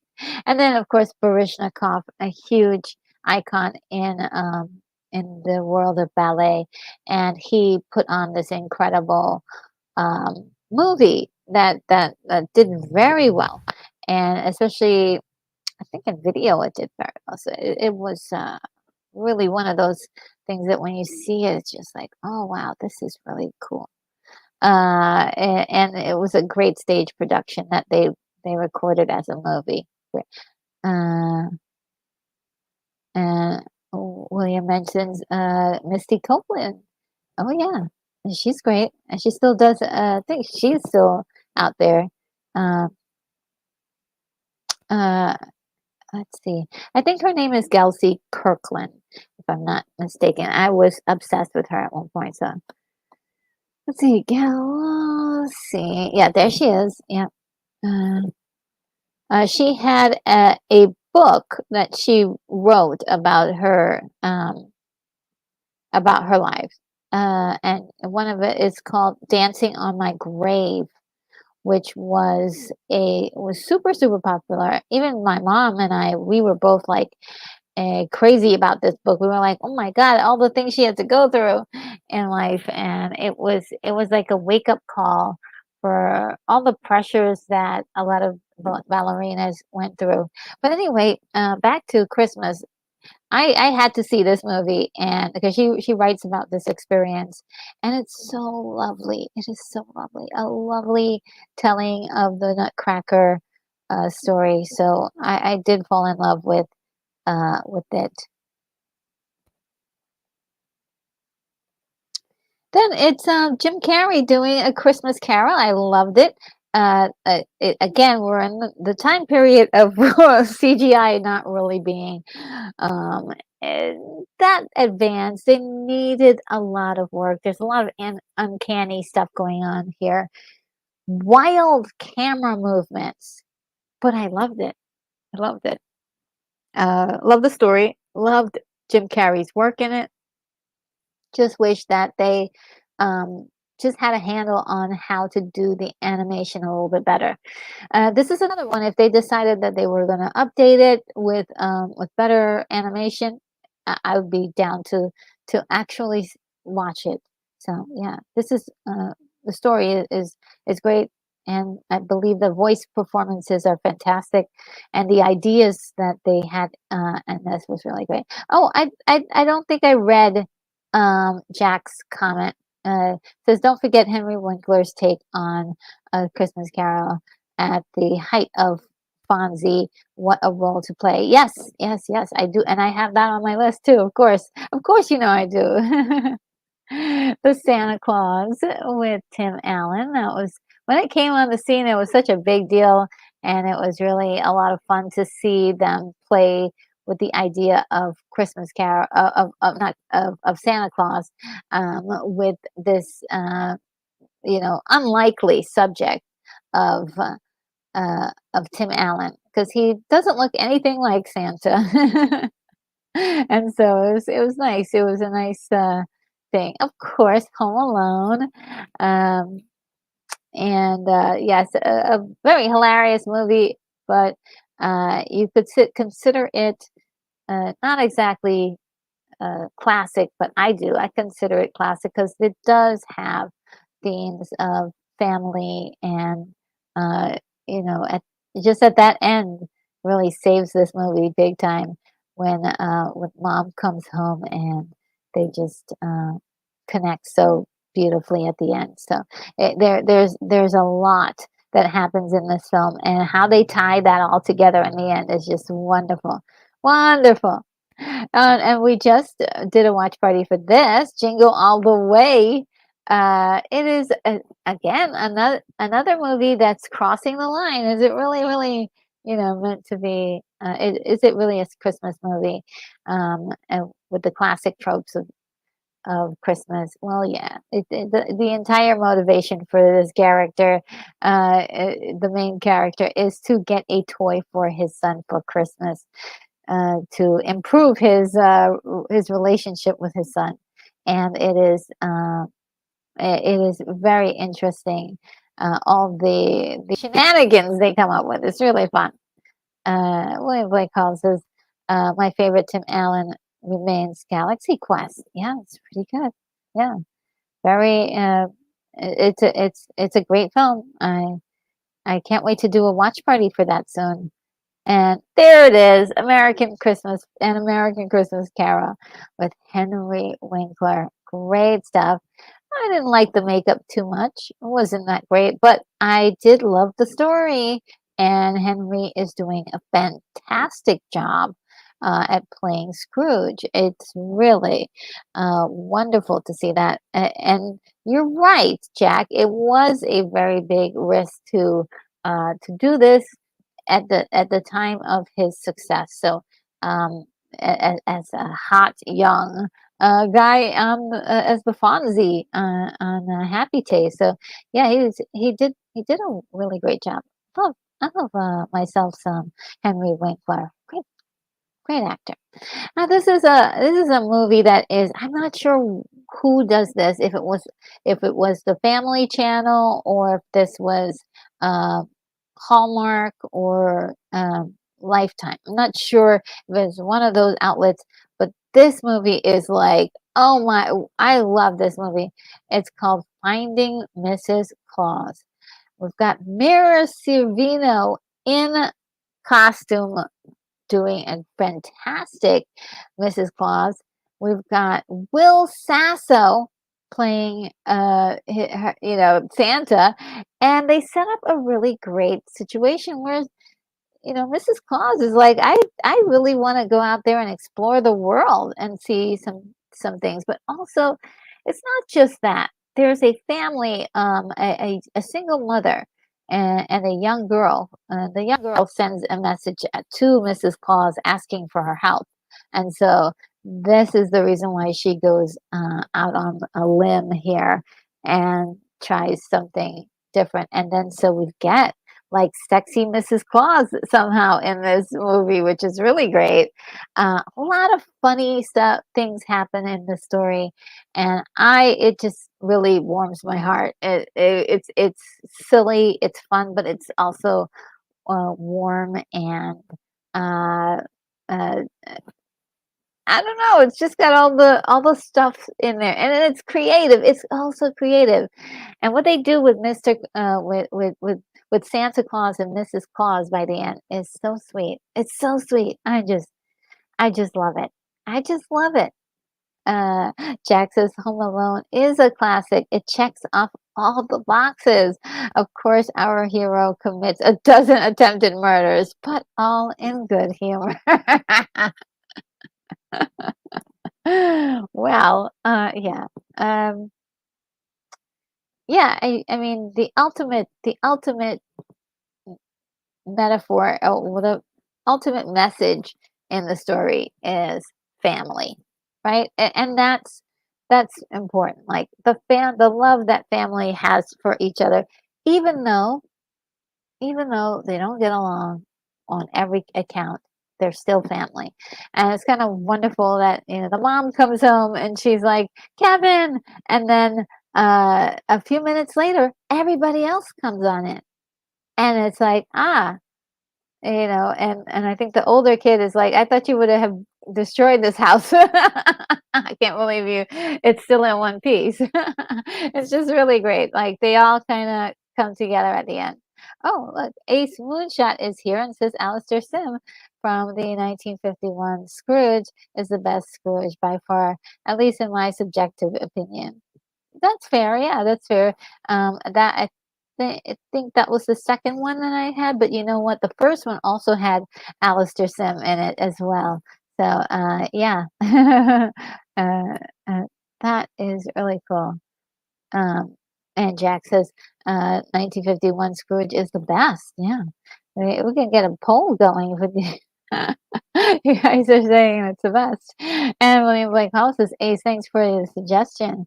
Yeah, and Kate A says, Hallmark movie, a woman falls in love with the city guy who sells wine, and the guy living on maybe a tree farm.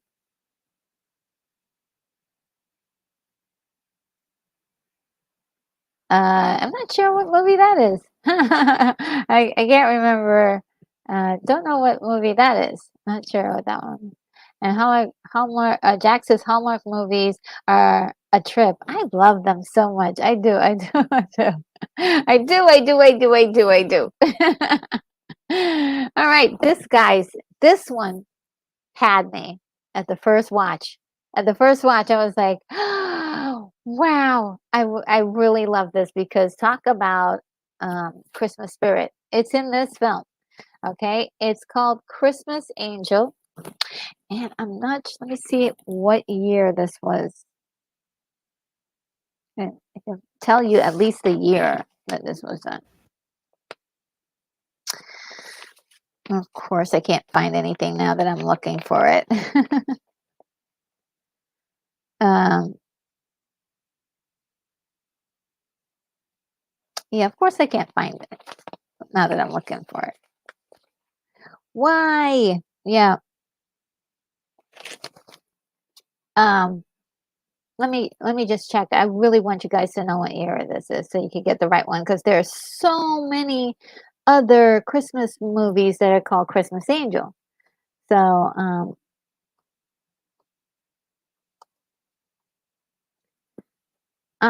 let's see. I think this is it. Yes, 2009. Okay, 2009.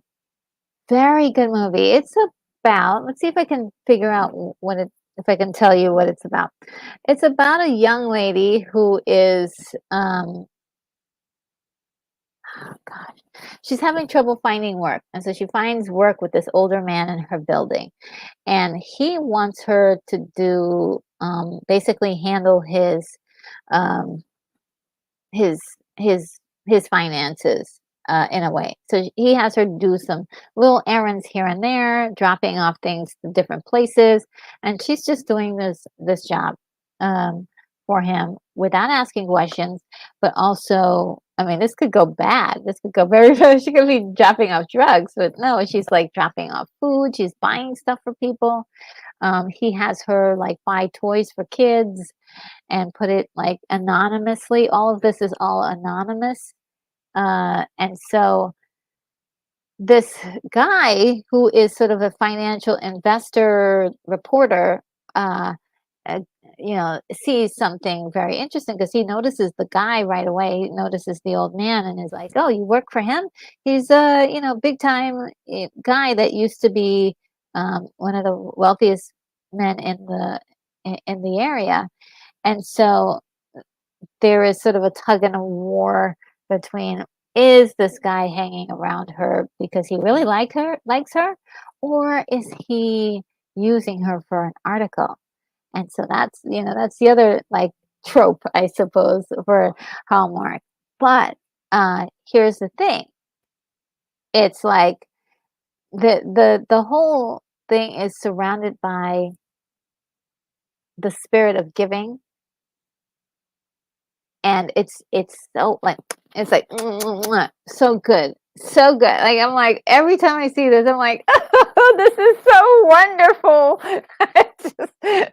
Sorry, guys, if I'm getting too crazy about this, but yes, I do love movies that really understand the sentimentality of people like me who like to dream of a better world where people love each other, and or if not love each other, take care of each other and help each other, and that people are giving towards each other. So that's something that I love about this. I mean, it's almost like if you got the Scrooge story, and this is sort of the aftermath. What happens to Scrooge after he turns and he's like given a second chance to make a big difference? This is that story. It really is. It really, you could just change out the older guy and call him Scrooge. And this is like the continuation, part two to the Dickens story. Simply he says the plots in Hallmark are basically the same sometimes, and they copy from other storylines. But I don't mind that a movie copies from another movie because basically they've been doing that since the beginning of film. Literally, what film is all about from the very beginning was copying what was done before. But it is very interesting how these stories are sometimes put together. Sometimes there's a sweet spot, and sometimes they miss the mark.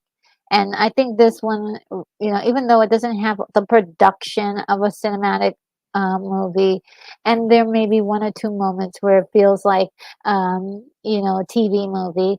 The core storyline of what happens is like, ooh, gets you right in the heart. I love it. I love something that touches me in the heart. And Keithy says, somebody said there's five basic plot twists on the Hallmark Channel. I'm sure. And Zach says the best Christmas movie is A Christmas Story. Aw. Yeah, we just, we spoke about that one. And William says, you'll poke your eye out, kid. And William, you're killing me. I wouldn't put that on a computer. Couldn't put that on a computer fast enough. And Keith E says, did anybody say Groundhog Day yet? And let's see. And Ace Moonshot says, Christmas Story comes on and I have to watch. I laid there like a slug. It's my only defense. Yeah, it's so good. Just love that story, and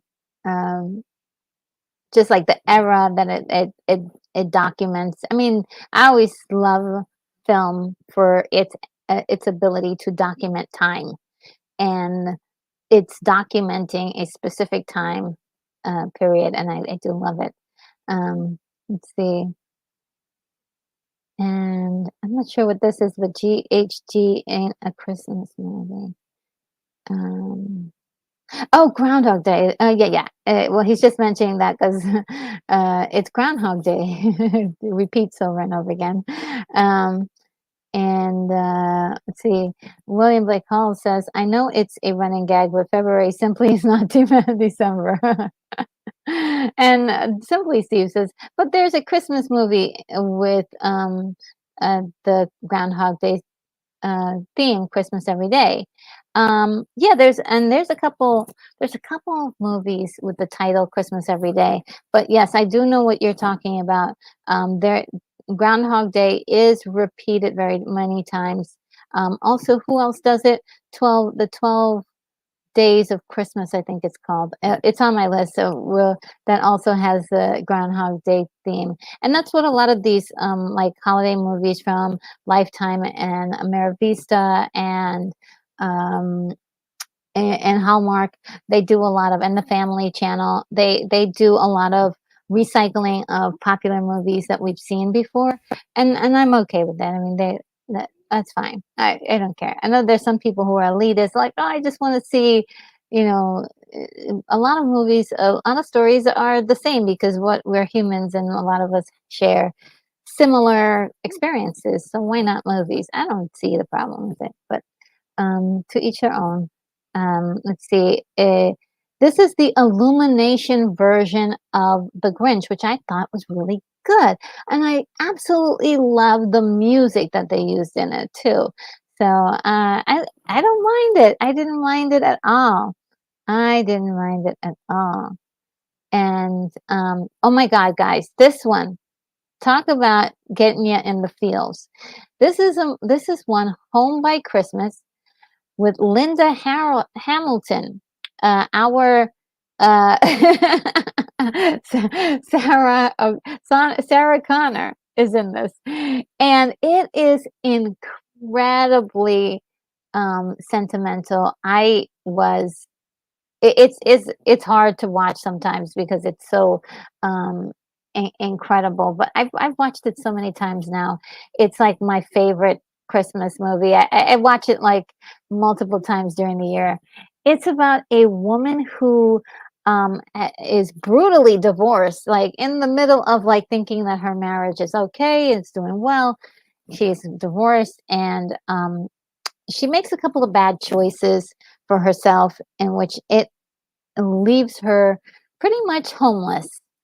And it is really tough to see her deal with the life that she kind of gears off into after the divorce. And like I said, it is a rough watch if you're like, oh my God, I don't want to see any conflict. There is conflict in here, but it is not done in a way that takes you over the top. You know, those movies where you're like, I don't think I could come back from that moment. It's just enough.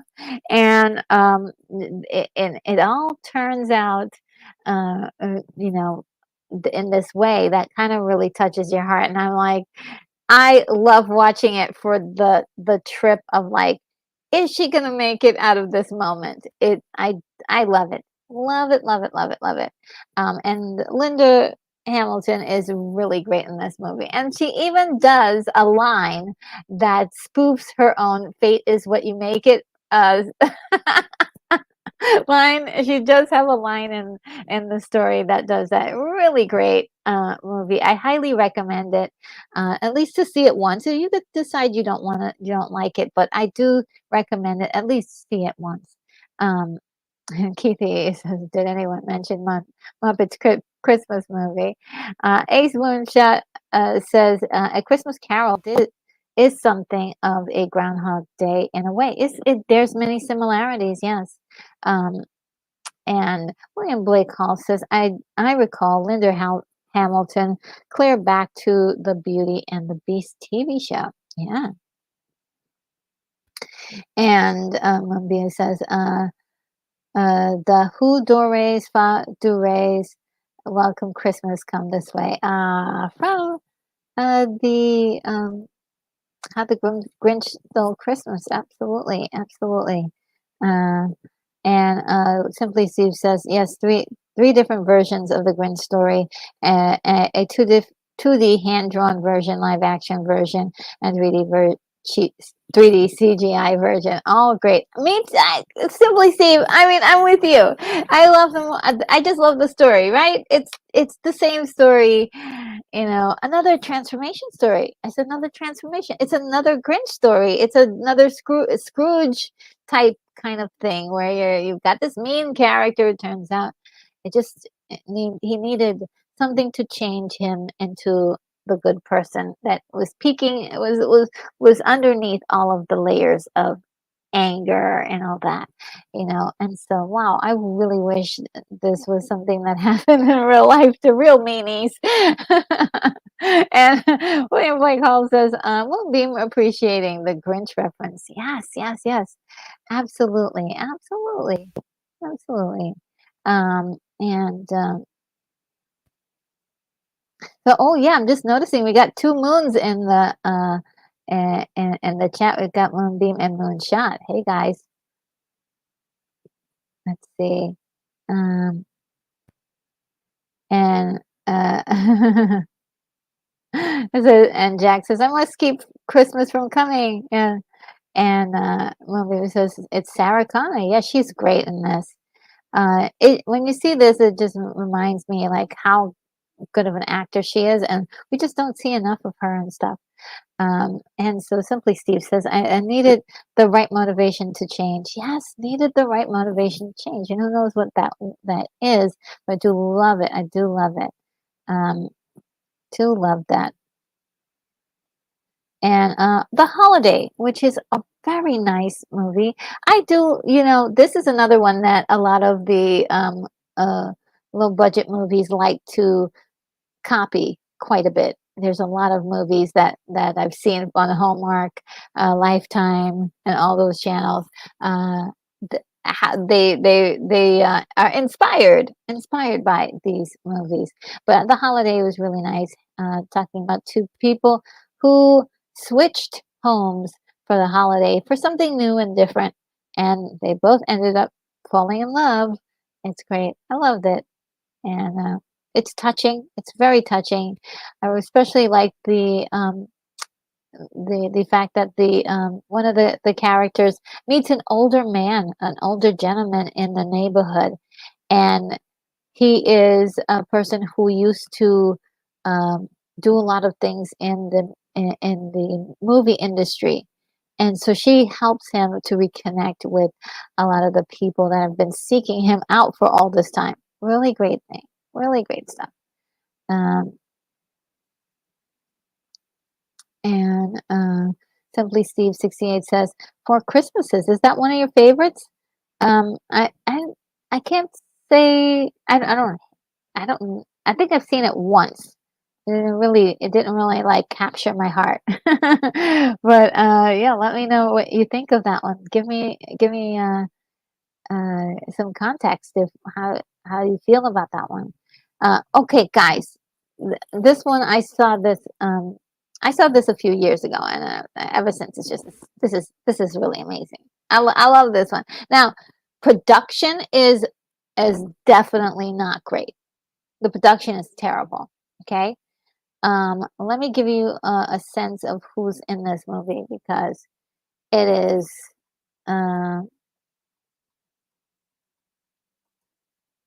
Uh, there's I'm not that familiar with the main some of the main people who are playing the leads. Um, and that is Laura Bell Bundy. I've seen her in a few films, um, but not a whole bunch. And Jesse Hutch, who I also like as well, and anytime I see him in a movie, but I'm not really like completely like know like everything about them. I think they mostly do TV, movies, and stuff like that. But if you guys remember a show back in the 80s with Michael J. Fox, Michael Gross, and Meredith Baxter, who played Michael J. Fox's mom and dad on the show, is in this playing Mr. Claus and Mrs. Claus, and it's really great. They do a great job, and they have such great chemistry together. It's great. It's fantastic. And basically, what it is the daughter of Santa Claus is is dating a guy who loves Christmas and is also a toy maker, and he wants to propose to her. The thing is that if he proposes to her, he becomes the next Santa. It's really great. So there's a lot of things going on in the story, and I love it so very much. There's some singing going on in there. One character, Tony Cavallero, is plays the character of Jack Frost, and Tony actually started out on YouTube as did a lot of comedic um, skits on YouTube, and so yeah, it was really kind of cool to see him. I haven't seen his channel in a while. Yeah, that was it's one of my favorites now that I absolutely love because it is the I think the it's really simple. It's not overcomplicated. It does have that tug of war that always kind of happens in these movies where you don't understand me or I didn't there's like a miscommunication and so the characters get mad at each other. It happens in all of these movies. But on the most part, the the fact that it does come kind of back to like love and uh and the magic of Christmas, it just really it's one that I really like. It's not I'm really like corny like that. Like becoming Santa. It's one of my favorites. Simply Steve says yes. Vince Vaughn and Reese Witherspoon were very funny in Four Christmases. I will give it another shot. It's been years, literally years since I've seen it. So I will definitely give it another shot. Moonbeam says, "Oh, the holiday! It's an awesome film. Well, it has some meet cute uh, author. Well, this was some meet cute. Oh, okay. I'm not sure what that is. It's like if that's a quote or something. But yeah, it is really good. Uh, it it surprised me because I said, "Oh, I thought it was like." You look at that cover, it doesn't really feel like it's going to be that great. I'm like, "What? This is not. This is like really like what you think. This is going to be a great Christmas movie." Um, and it turns out to be great. And it's also like a New Year's Eve movie as well. So I thought it was fantastic. And Keith he says, "Okay, it's the Christmas show. You have to hit the thumbs up for that. It's the law." Thank you, Keithy. And movie 87 says, "Family Ties." Michael J. Fox was Alex P. Keaton and Marty McFly at the same time. It's why Marty was sleeping in his clothes. Yes, yes, wonderful. Yes, Family Ties was the show. That's great. Yeah. It was like, whatever happened to that mom and the dad? Well, they did this movie. And then, of course, it's Love Actually, which is a sort of an anthology of a whole bunch of different stories, and love it. It's great. I know there's some parts of the movie that the filmmakers are ashamed of, and I'm like, why? It's great. Even the inappropriate parts, I mean, that was what was going on at the time. That was the way people thought at the time. It's okay. It's definitely, probably not what you would do today, but it's okay. Don't worry about it. We can, it's not appropriate for today, but definitely that was okay for the time. So, The Family Man, a friend of mine that I used to work with, Angel. Sometimes she's pops up in the chat. Told me about this movie, The Family Man, with Nicolas Cage. She said, "Oh, that's my favorite Christmas movie." I was like, "What?" And so, yes, I watched it. And I liked it a lot. It's really good. And there have been many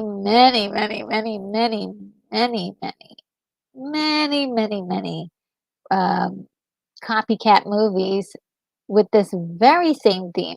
So basically, what it is, a man who is highly into his business and being a businessman remembers an old love of his, and also like there's a family that he could have had. That he had some. I think he gets into an accident when he wakes up.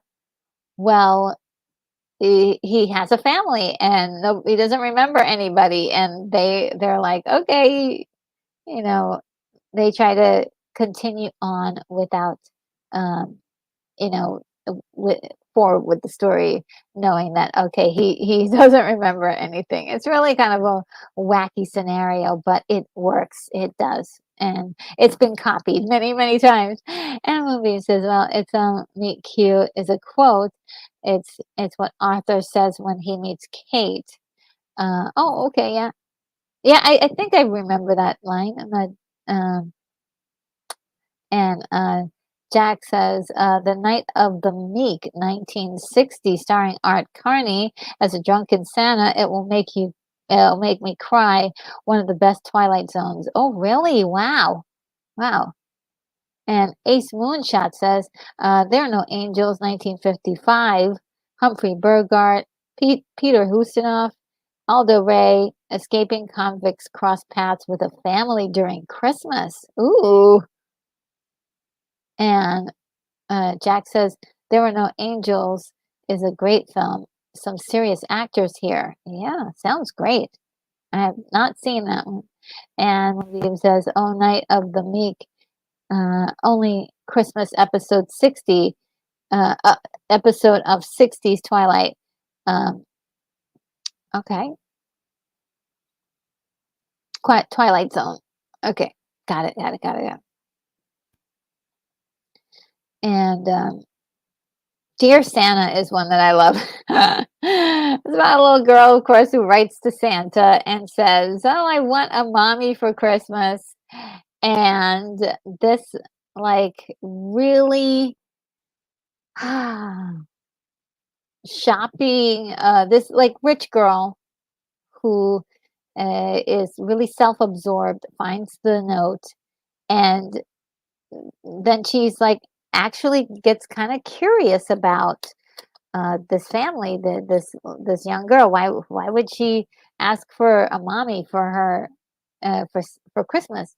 And so she finds and kind of stalks them a little bit, and finds out that the father uh, has runs a soup kitchen, and so she shows up to cook at the soup kitchen. It was all accidental though too, but she doesn't actually stop it from happening, so it still makes her culpable.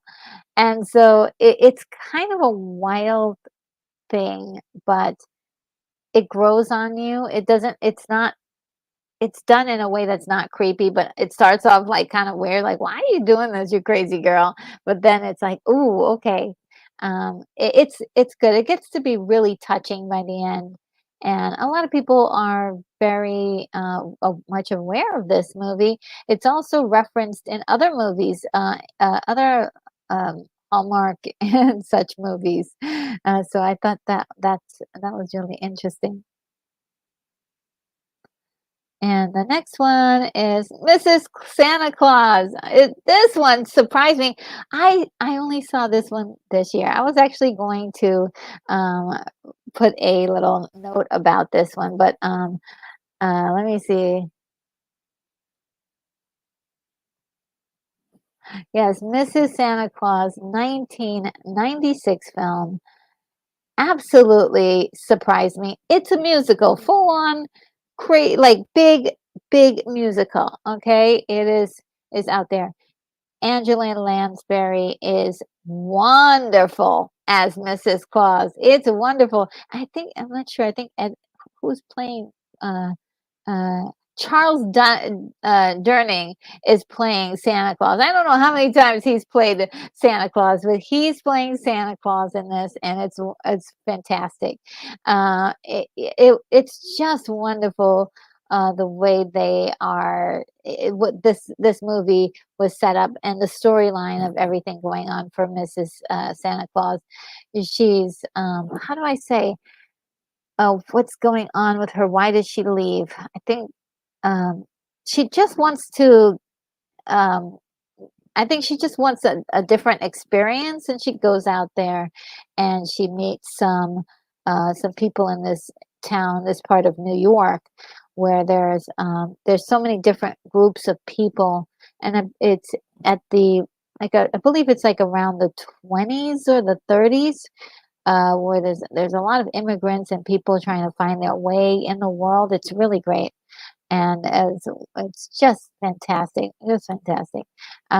William Blake Hall says there are no angels. I agree. It's a very a very nice movie starring Humphrey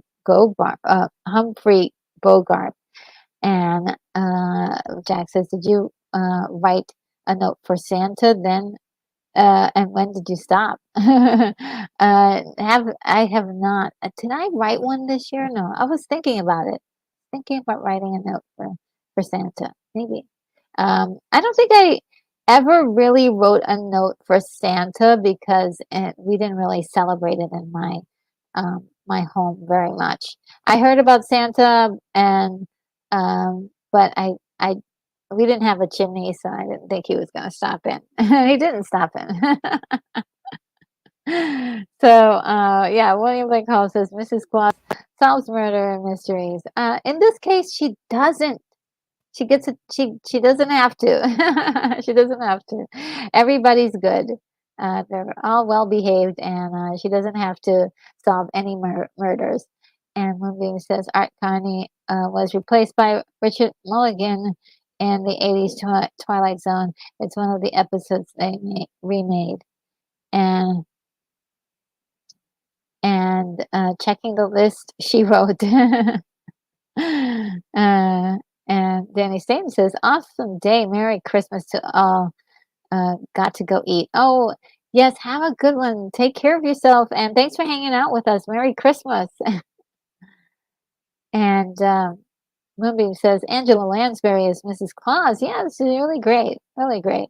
I did not expect when I saw this. I was like, "What is this? I got to see this immediately." It was like it was. I saw it and I hit the button to see it immediately, like immediate. And Jack says Richard Mulligan played the role well. And Ace Moonshot says, "I want to watch the movie about Mrs. Claus being that one that does the naughty list or nice list and solves mystery to do it." Well, you could write that you could write that and turn that into Hallmark. I'm sure they'd love it. And or Lifetime even better. Lifetime would do it for sure. They love murder mysteries over at Lifetime. Moonbeam says Charles Journey and Mickey Rooney are Santa to me because of how many times they played Santa. Yes, quite a bit, quite a bit. Oh look! Oh my goodness! It's BK on the air. How are you doing? Says, "Hey RNG, Merry Christmas. Merry Christmas to you as well. So good to see you. Wow." Yes. Oh, now that you're here, let us know what your favorite Christmas movie is. That would be awesome. Uh, I'm just going down the list of all my favorites. And A Diva's Christmas Carol is my guilty pleasure, I suppose you would say, with Vanessa Williams playing Ebony Scrooge. And it's wonderful. But I just realized I just saw another movie with another Ebony Scrooge starring Cicely Tyson. And I was like, "What? Are you kidding me?" Like I did not know about this movie. I'm not sure exactly what the title is, but it blew my mind. I had no idea that Cicely Tyson played a version of Scrooge. So that was wonderful to find out. And Jack says, "Don't forget Gene Hackman opens The French Connection, chasing a suspect dressed as Santa." Oh, well, that's something I need to do. I need to watch The French Connection. All right. What I'm learning now is that I have not seen a lot of films. So, William Blake Hall says, "Love the name Ebony Scrooge." Yeah, me too. I think it's really funny. Uh, and BK on the air says, "A Christmas Story, hands down my favorite." And you'll shoot your eye out. Yes. Oh, yes, it is wonderful. It's a great movie. As I was telling everybody before, it's got those Thomas Kincaid vibes, and it's just Americana, a time capsule, and it's just wonderful. And Keith E says, "Truly a red letter day. Barry is here." Cool. And Simply Steve says, "Susan Lucci played a version of Scrooge called Ebby." Oh, I did not know that. I will have to find that. Do you know exactly what the name of the movie was? I know that she did another like movie that I remember. I want to kind of revisit. A sort of a Dorian Gray, where she continued to look young and beautiful, but her picture kept aging, and she was just really great movie. Very cheeky too. Unintentionally. Jack says, "Always wear eye protection." Yeah. And I was thinking about it. He was he was so lucky he was wearing those glasses to protect his eyes just ever so slightly. So William Blake Hall says French Connection has one of the best space songs of all time. Everybody Gets to Go to the Moon by the same man who wrote Wichita Lineman. And let's see.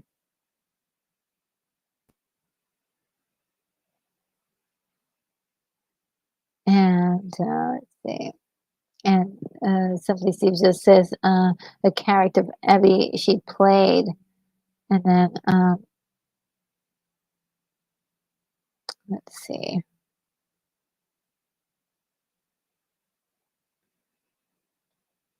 Okay, so yeah, I think I got everything. Um, and the next one is Snow Globe. I do love this movie. For I okay, so the girl in the story is really wanting to have a perfect Christmas. This is another 2007. I don't know what they were doing in 2007, but a lot of movies I'm liking are from 2007. So she she wants the perfect Christmas, but her family is so out there and they're wild and they're fun, but they don't embody, this all the trappings of a perfect Christmas that she wants. And so she finds this she's gifted this snow globe that's magical.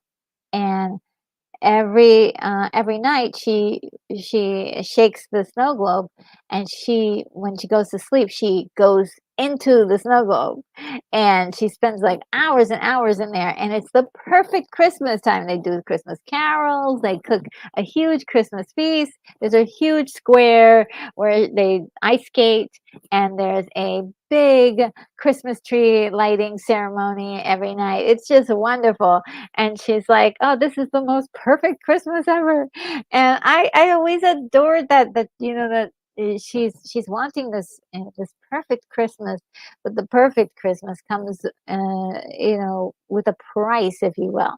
And so she realizes that the you know ultimately being with family is the perfect Christmas. Right in your heart, you feel it right there. It's in the heart. So yeah, that's the thing that I really like about this story. And if it's almost like, and if you like Christmas like I do, it's like when you do get these stories where they kind of put Christmas on display everywhere, it's so nice to see. And it's like, oh wow, the this is definitely a Christmas movie, no doubt about it. So yeah, I did love it. It's magical. There's a magical stuff that goes on in the story. And yeah, do love it. Christina Milian plays the main character, and there's also like a few more Christmas movies that she's in that I actually really like. So she's been doing a lot of acting, and did love her in this. And Kitty says, so also to plug another channel, Sundstrom has some excellent Christmas commercials on his channel. Absolutely. And we did an incredible special together. Well, he did it and I just showed up. And he's got some incredible visuals and things that he puts on his channel is just great, just great. So if anybody does not know of Dave Sundstrom, go ahead and type that in and also take a look at his channel. I believe also he has a brother by the name of Steve Sundstrom that also does wonderful retro style videos as well. We're all sort of like in the retro community. And William Blake Hall says, Snow Globe. Suddenly I'm thinking of Citizen Kane and True Lies. Uh, yeah, not quite it. Not quite it. Not quite the same.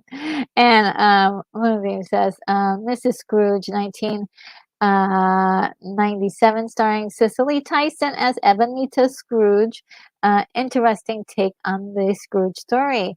A Christmas Carol is 180 years old. Yeah. Wonderful. I did love her version too. It was really good. It doesn't make the list just yet, but I do have it on my favorites because I only just saw it recently, and it's just like yes.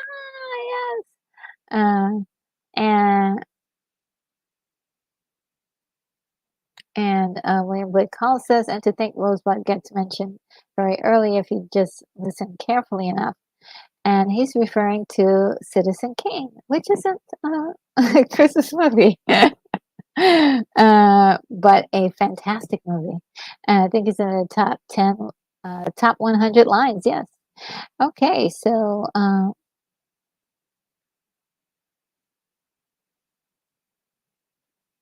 all right. So, let's get back to it. Okay. Guys, this movie, The Christmas Switch. Now, the, I love this movie so much, and I was deliberating if I like this more than The Christmas Angel. And it's a tough one. It's a tough one. Because there's also, by the way, Christmas Switch. A lot of movies are called Christmas Switch, but this one is was done in 2014. Now you can watch it on Tubi for free. It's really a really good movie in my opinion. Okay, so basically it's about we in this picture you see two people who are young and it looks like it's going to be a romance movie. It is not a romance movie at all. That's what it tricks you into, like, oh, this is a romance between two young people. Nope, it is not a romance movie at all. They gotcha. And so Natasha Henstridge is in this, and she's acting. I think her acting ability is pretty good. The Brian Krause is in this, and he's pretty good as well. These are like more TV actors in this particular situation, but the star in this is really Cedric Smith, who plays the father of the young lady. And unfortunately, he is having a hard time physically. He's getting sick and weaker. He's really thinks that he's going to die. And so he meets a Christmas angel or a Santa Claus that tells him, like, hey, I'll make an exchange if, gives him an opportunity to do something interesting. Like, and so, oh, actually, no. He makes a wish. He makes a wish because every single year he's played Santa Claus and he loves doing it. It really means a lot to him. But because he's so sick, he's not able to do it this year, and his daughter's like helicoptering him, and it's like, no, you cannot go out there and do this. You're too sick to do it, and so on and so forth. So it's really uh, kind of it's kind of how can I say this? It's kind of really interesting to see how it it, it, he's so distraught by this. He's so like the acting for this guy is so good. Um, he's just wonderful to see him uh, do this part. Cedric Smith. He's just incredible. You feel for him. You feel for him. Absolutely, absolutely. And so um, this angel kind of falls into place and says to this young guy who's really a scam artist, and he's like really not doing very much with his life. And he says, "Hey, look, I let's switch bodies, or will you switch bodies with this older man? And what's in it for you is $1 million." And the story takes off from there. It's very, very good. Sentimentality is at a 10, is at a 10. The production is rough, right? It's a rough production. It's not the best production ever. It's not the worst ever either. It's simple for a television type TV production, but it's got the sentimentality, and again, it's not a romance. It's so good. It is so good. And Jack mentions Dolly Parton's "In a Smoky Mountain Christmas" 1986, and I do have that on my list. It's so good. I saw it recently, and it was wonderful. So it was wonderful. So yeah, I love that movie with Lee Majors in it. It's so good. This is another one that's sort of under the radar, like a TV made movie for sure. It's like a special. It's called Santa and Pete. And you can find it on different platforms or different ways to get to it. But this movie is so interesting because it's telling a story that is, I would say, during like the early 1900s, and it's very unique in the fact that it's taking old lore from um, like the Laplands, and they have this whole thing with Santa and Pete, and Pete is like an African guy that helped out Santa Claus to pass out toys and stuff like that. This is a real legend or a real kind of thing that happened, and so they over the years have developed it into something of a holiday thing. So if you look this up and says and Pete and it will definitely, you might see something that may be a little bit offensive because it was there were people in Europe trying to emulate Pete, and yes, they're doing some face painting, which is like, ooh, yeah, very, very scandalous. But this is a real what I say, real lore that they actually made into a story, and I love that. I love that. The story is actually quite touching as well. So it leaves me with a little smile on my face, and it's sort of the origin story of Santa because by the end of this whole thing, Santa becomes Santa Claus, and that's pretty wonderful. Pretty wonderful. It goes through this whole journey. I won't ruin it for you if you ever see it. It's really kind of good.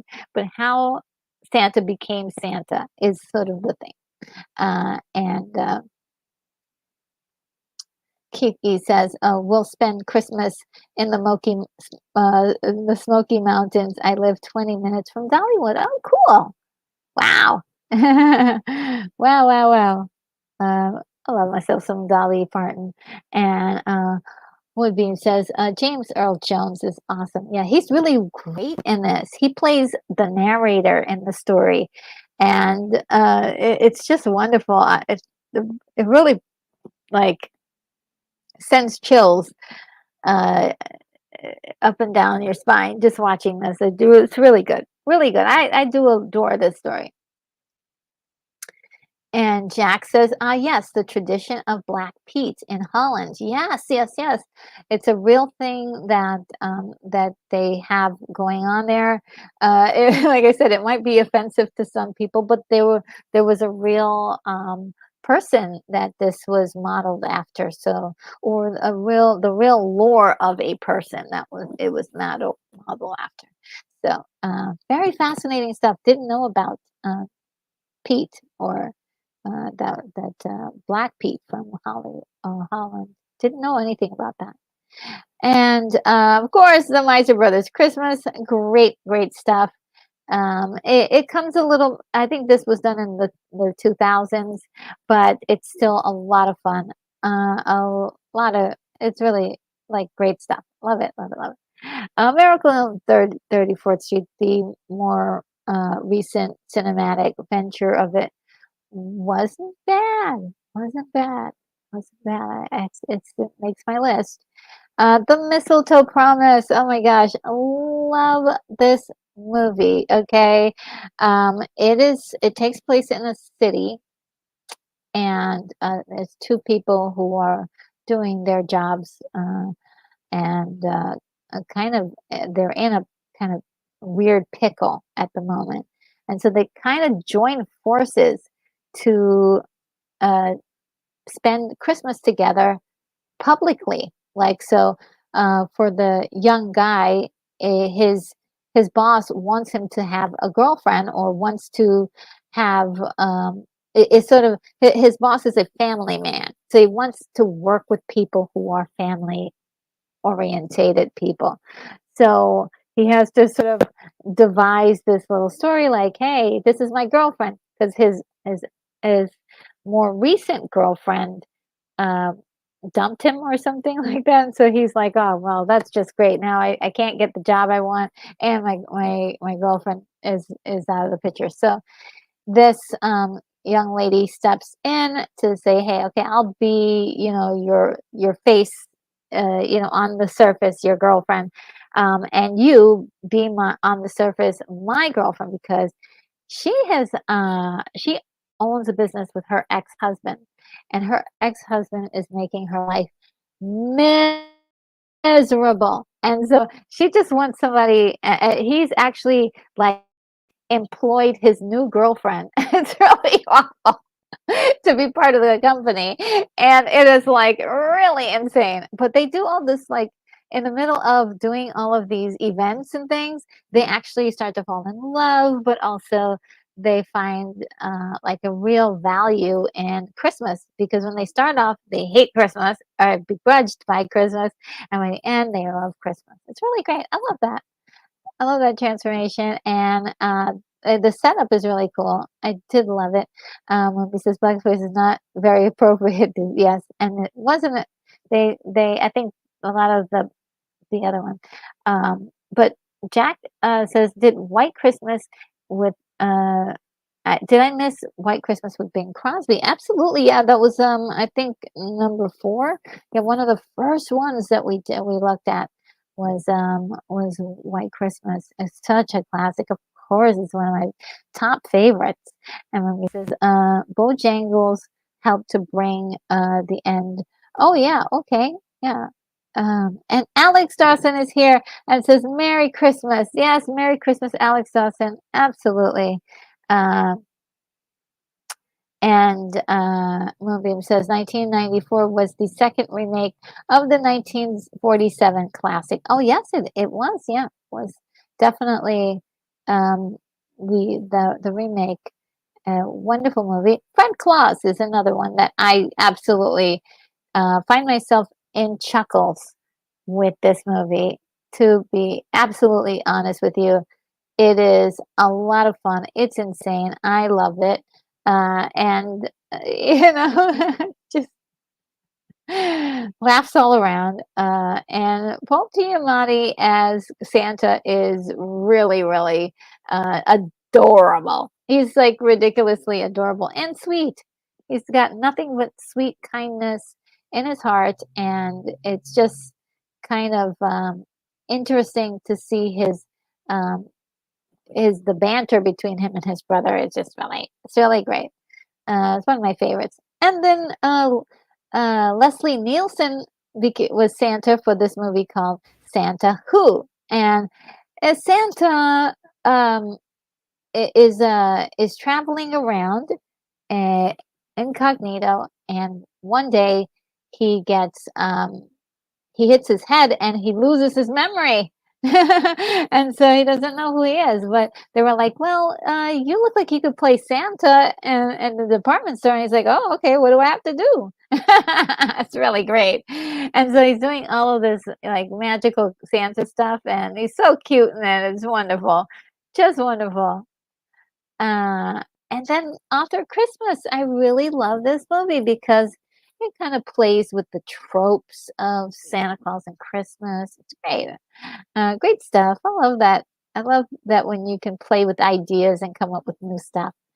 Moonbeam says Miracle on 34th Street, 1970, I'm sorry, 1947, 1974, and 1994. Yes. And Jack Beaumont says uh, the classic brings somebody, I think, home for Christmas to keep your relatives from asking you when you're getting married. Yeah, that's a popular trope in all of these, scenarios for movies.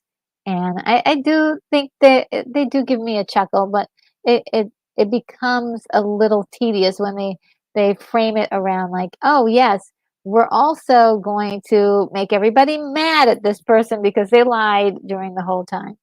And it it's like, well, why don't you just say something earlier? Why don't you just make it a non-issue earlier? It's just kind of a one of those things where I kind of dislike the that that particular trope. But I do love when some movies just come out with it and say it right away, like, "Oh, just, this was such and such," and then the characters are like, "Yeah, we know." It's like, "Yeah, okay, it wasn't a big deal." And William Blake Hall says, "I think that Jack is pointing out that White Christmas was a movie, not just a song." Oh, yeah, yeah. I hope that was clear when I said that. That yeah, the movie White Christmas, uh, and not just the song. The song is also amazing. And look, Lance Chapin is here. Hello, Lance. How are you? How are you doing? Merry Christmas. And um,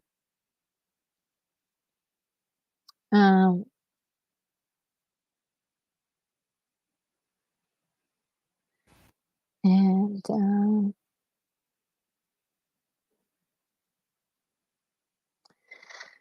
okay, let me just keep going. And Moonbeam says, "I think I'll watch White Christmas when we're done here." Oh, that sounds like a great idea. Like that's fantastic. Um, and Kimmy says, "Working for Holiday Inn, we usually had White Christmas playing in the lobby at the Holiday Inn." Oh yeah, yeah. And the Holiday Inn movie, which I didn't add on the list, but it's a great movie, except for one little part in which I think you can be easily just fast forward past that part, but it's still great, still great. And Lance is telling everyone Merry Christmas. When we got some emojis, we got Mrs. Claus. I think it's Mrs. Claus or Mr. Yeah, Mrs. Claus and a tree. All right. And next one, Home Alone 2. I did say Home Alone initially, so this is further down the list. Home Alone 2 is still surprisingly a great movie. I only saw it recently, like maybe about 5 years ago, and I was like, "Wow, this is actually pretty good." They landed the plane. It took a little while. It was a little rough there for a while, but they landed the plane. I thought it was gonna be pure garbage, but it wasn't. So, yeah, they did a great job. I do love this movie. It's called A Gift Wrapped Christmas. The production is TV grade. It's not a high quality. We have a lot of television stuff, um, production stuff going on here. And so but it's so it's kind of, I don't know, it hits me in a specific way. It's about a girl who does a lot of uh, um, that has a lot of, oh, sorry. She is a professional buyer. There we are. She's a professional buyer, so she buys things for you for other people, right? So if you need a gift for somebody, she'll buy it for you and gift wrap it and deliver it to the person. Like so she helps, she's a personal shopper, that's what they call it. I've never had one of those, so I don't know anything about it. I've never done it for other people, so I don't know very little about it, but this was cute the way they set things up in this story because she has been hired by a guy who's single, but he has a son, and she also is like, what can I say?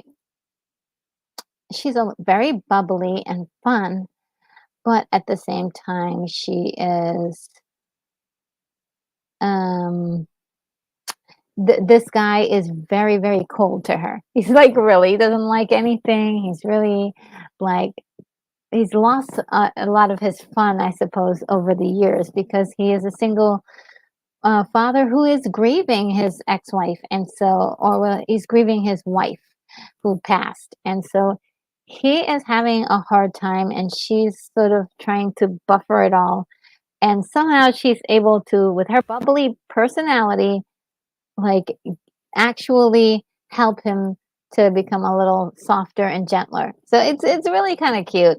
And I thought they were gonna, it was, the story was gonna fall apart by the end, but it actually stuck the landing. And I do like this movie because of the sentimental aspects of it. Now, this is another one. Holly's Holiday is about a marketing executive that has in her mind the perfect guy.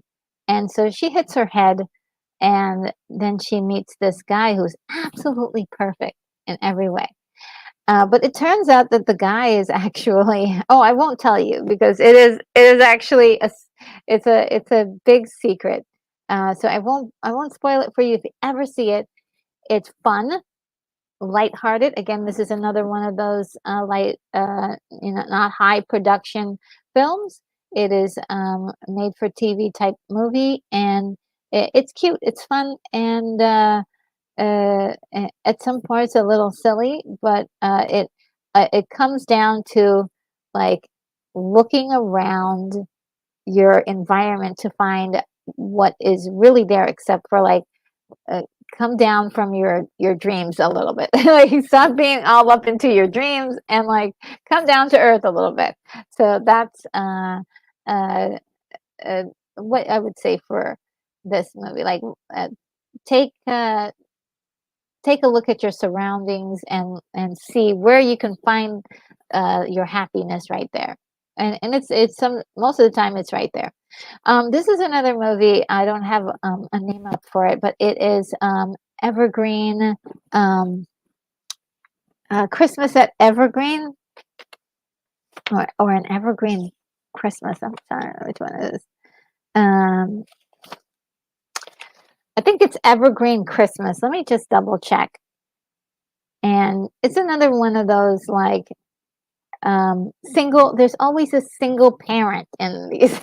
There's always a single parent. So it's is it Christmas at Evergreen?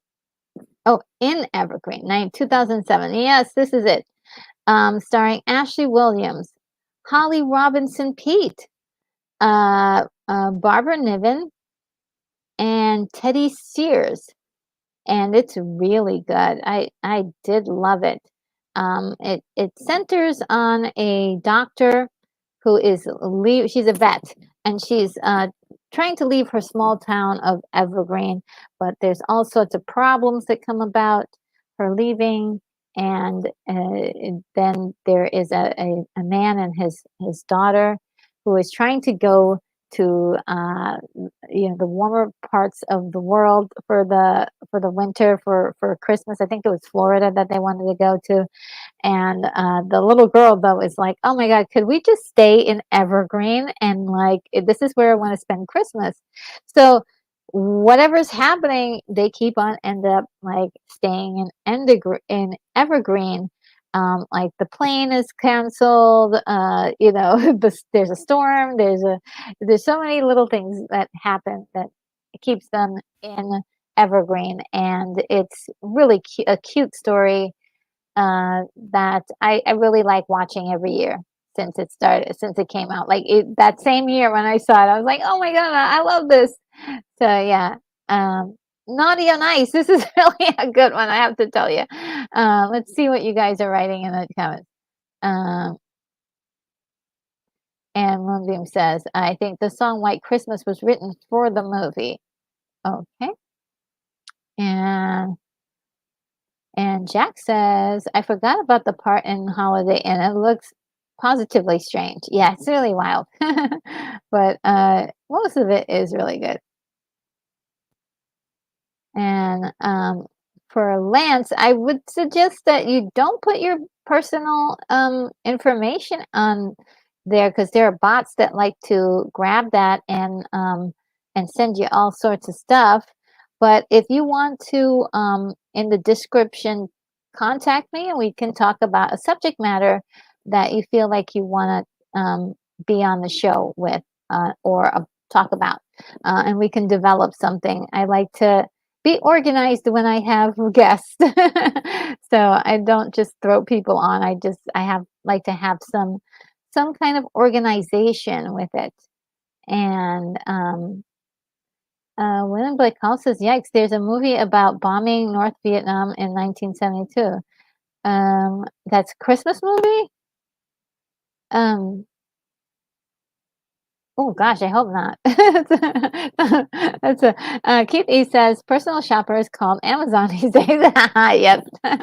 Emma Beam says White Christmas 1954. My parents were a year old when it premiered. Oh, that's really great. Uh, and Jack says the coolest thing about Home Alone 2 is when the family has to watch it. It's a Wonderful Life in Spanish while stranded in Florida. Oh, look, it's Anti-Derivative Jill. Hello. Yes, I was mentioning you earlier today, and I forgot what it was about. I think it might have been that I'm not sure. I forgot what it was, but if anybody could remember, please uh, let um, let us know. Uh, it's so good to see you, Anti-Derivative Jill. And Lance says, "Okay, RNG, will do." Yeah, let's talk about a subject matter that would be really appropriate. Something retro. Well, something retro. Um, oh wow, thank you. Thank you so much, Anti-Derivative Jill. I got a super sticker. Okay, which one is it? Oh, it's hearts and trees. Thank you so much. Hearts and trees, they're so cute. I'll have to give you a nice little thank you for that. Oh my goodness. Why don't I give you a Christmas thank you? Let's see if I can find one. Well, it won't say thank you, but um, it will say Christmas. Let's see. Hear about this one.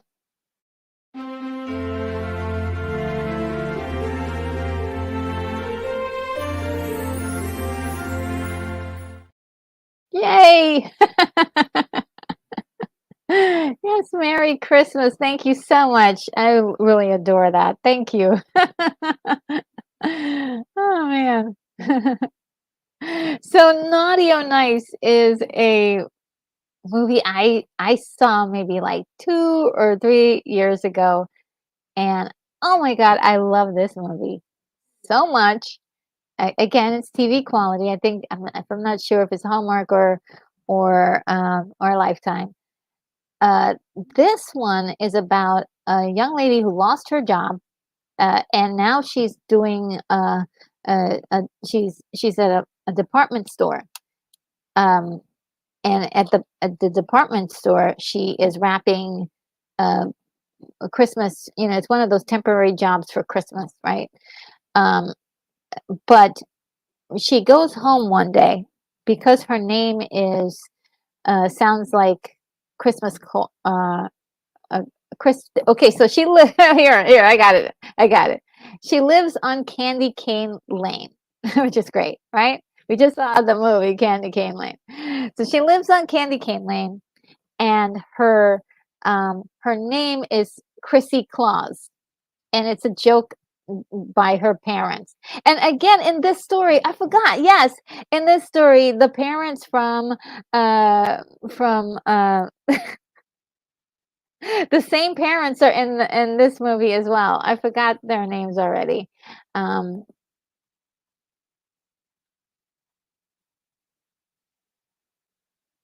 from Family Ties.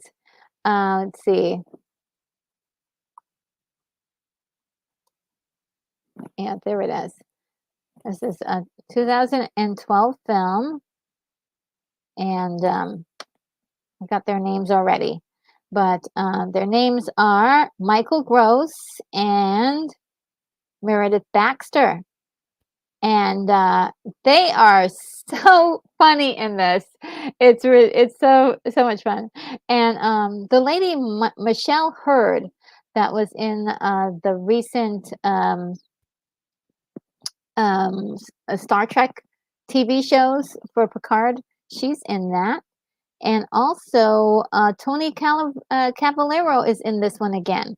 So it's really quite the a fun movie. I just love this movie. I have to see it at least 2 3 times. It's centered around her finding a book because of her name. Her name is Chrissy Claus. They keep delivering all this stuff from for Santa to her door. So she's got letters like "Dear Santa" and all that stuff, and there's a book that she finds, and she's like, "Oh, you know what's up with this book?" And so she opens the book, and the book is the naughty or nice list.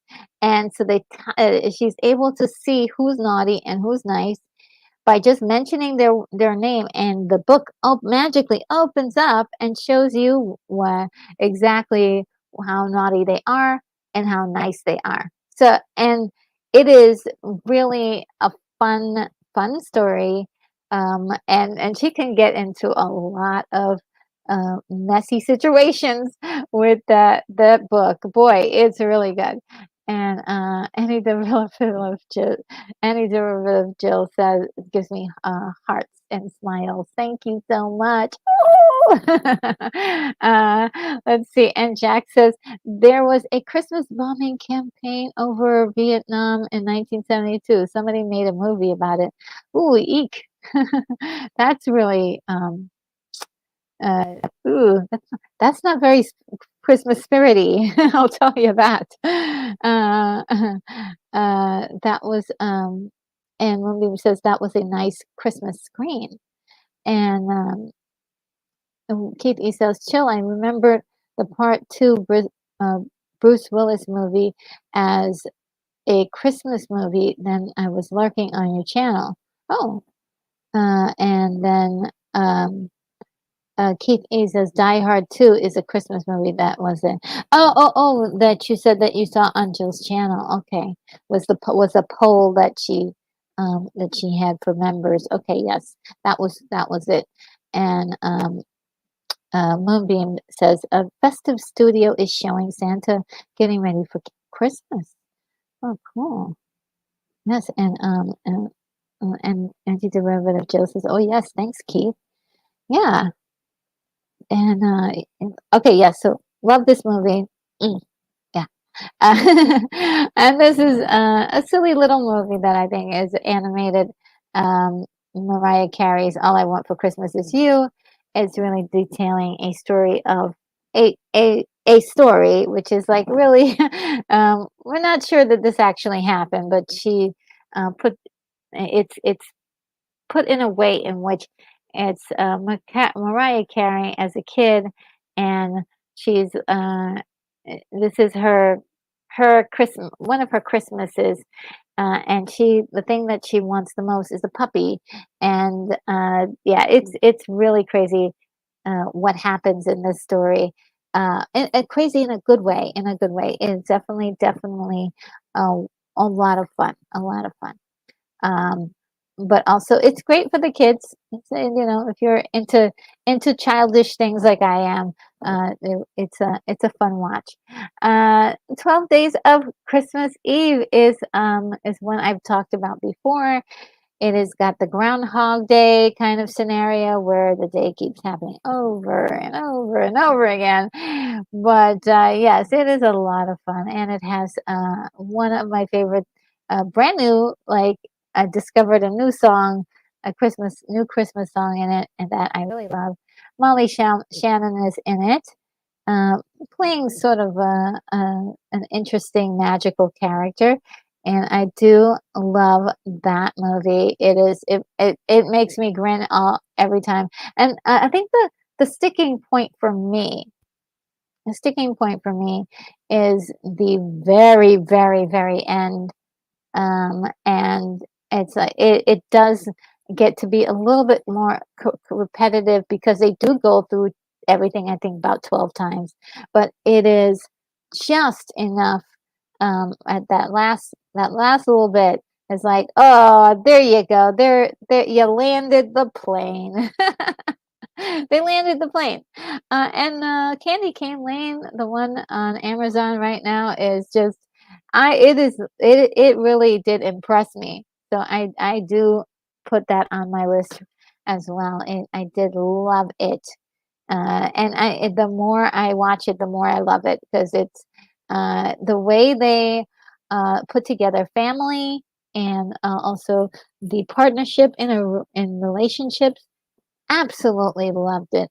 And yeah, the 12 Dates of Christmas is another kind of um, let's keep doing this over and over again kind of scenario, the Groundhog Day scenario. And it is about a girl who keeps on going on the same date with the same guy, but she keeps messing it up and she keeps messing it up, and I don't know what it is. I think mm, it it, it changes. There are times in the story where she's not interested in having doing. She keeps doing things wrong on purpose, and then there are times when she isn't. So I did like this movie. It does come together very well at the end. Klaus, which I think this honestly should have been a little bit higher. I'm sorry, I wasn't paying attention, but this should be really, really higher. A very sentimental story here, that is on Netflix. Definitely love this particular story. Babes in Toyland starring this really tickles me. But and Drew Barrymore, which is really, really, really, really young, and of course Keanu Reeves, incredible. It lacks a lot of the magic of the original. Uh, you know, how Tom. What am I saying? It lacks a lot of the charm of the original and the magic, but it's good. It's good. The Christmas card. This one actually had me kind of in tears, because this is a soldier that is in the war, in a war, receives a letter from a young lady who is just writing letters to strangers to make their Christmases a little bit nicer or to remind them of Christmas.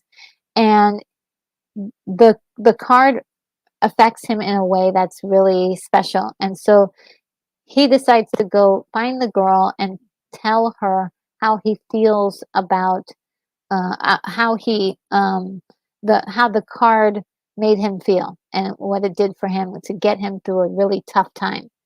And so when he gets there, he realizes that something happens where he ends up staying with her and her family. It's really wild. And he ends up like not mentioning anything about the card. But yeah, there's some interesting things that go on in the story. Of course, she has a boyfriend and he's terrible. So there's all of that. Uh, uh, and yeah, Moonbeam says, so is 12 Dates of Christmas a Groundhog type? Yes, it is. It's very much in a Groundhog type movie where they keep going through the same date over and over again. Yes. Um, and also just search Santa Claus Live 2020 and you'll find it retro. Okay. Uh, um, and Moonbeam says, Drew Barrymore is a year older than me. Oh, cool. Yeah, I'm not sure how old she is. I think she's younger than I am, if I'm not mistaken. Okay, here's the one with Brandon Routh, the star of Superman Returns, which I like. I like that movie so much. I know it got critically panned, but I did love that movie. And he is in this one, The Nine Lives of Christmas. I didn't realize that there was a follow-up to this, which is like the Nine Kittens of Christmas, which I did not know existed until like day before yesterday. So I've got to hunt that down and see what's going on with that, which is a continuation of this story. So this story is about a firefighter who is really um, alone. I would say he's not ready for commitment.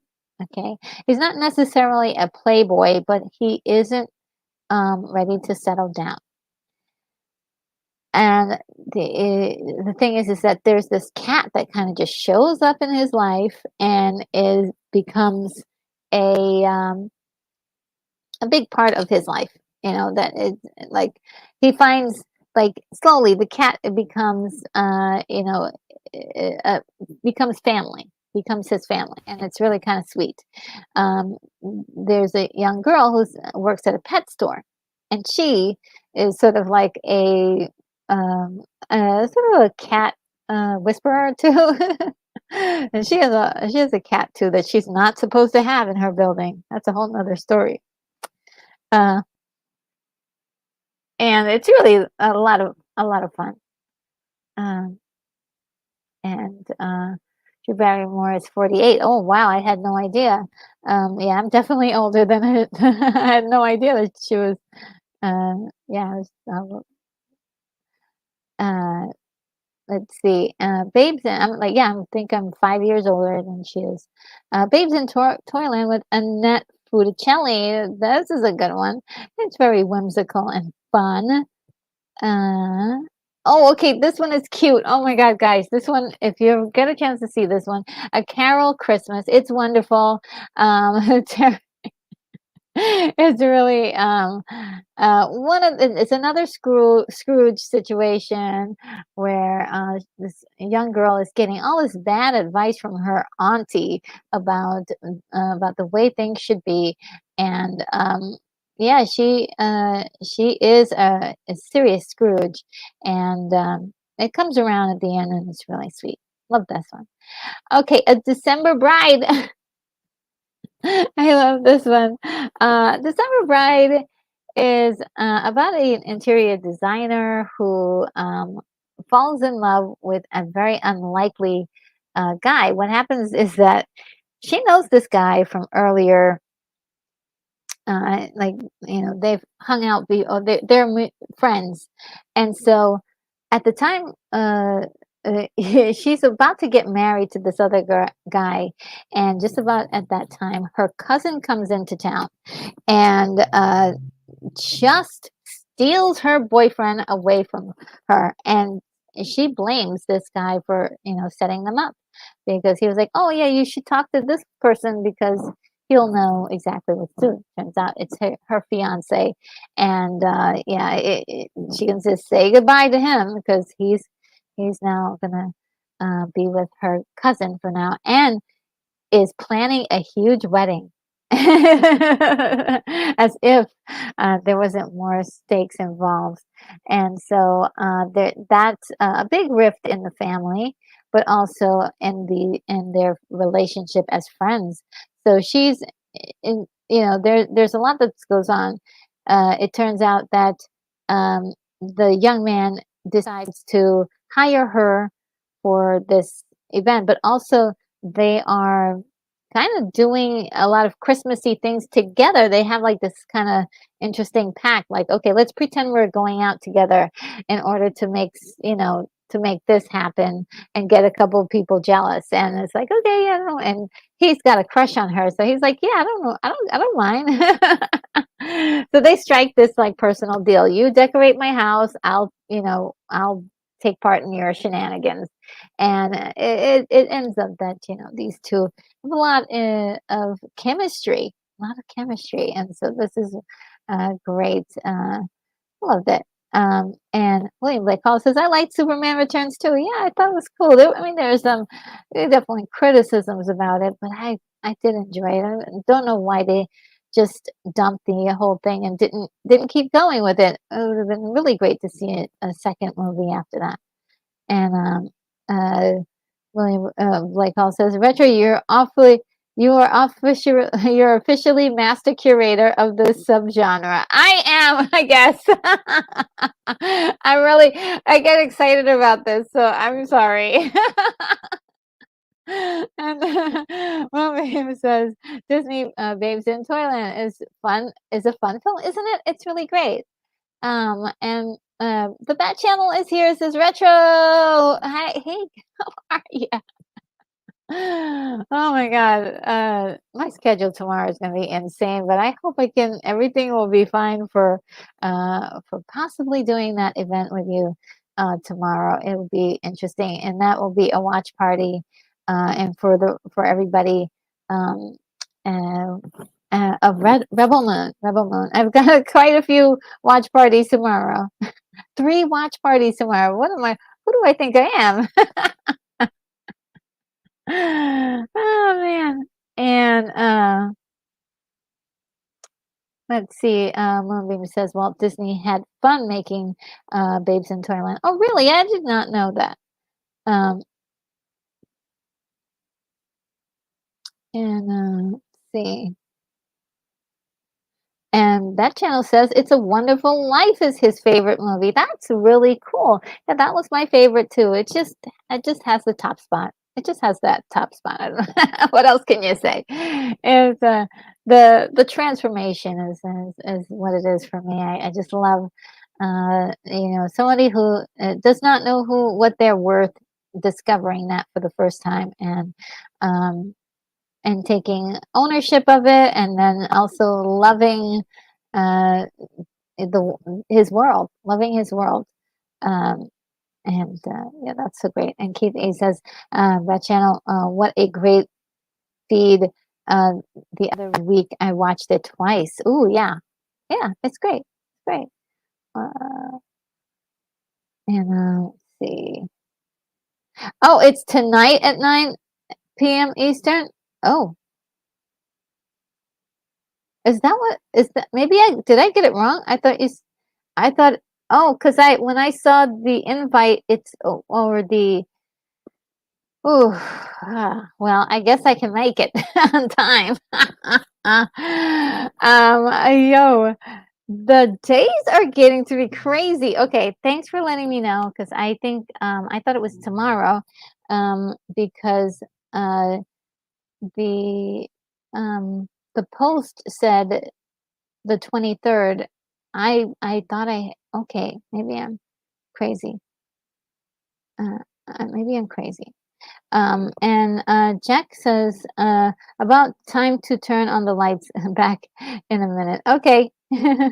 And maybe Paul says, remember anyone from here on, daylight begins to last longer. Ooh, okay. Thanks for letting us all know about that. And Kitty says, when you're where you're on here with oh, I'm not really getting Siri is messing you up, Casey. Not sure what that says. Yeah.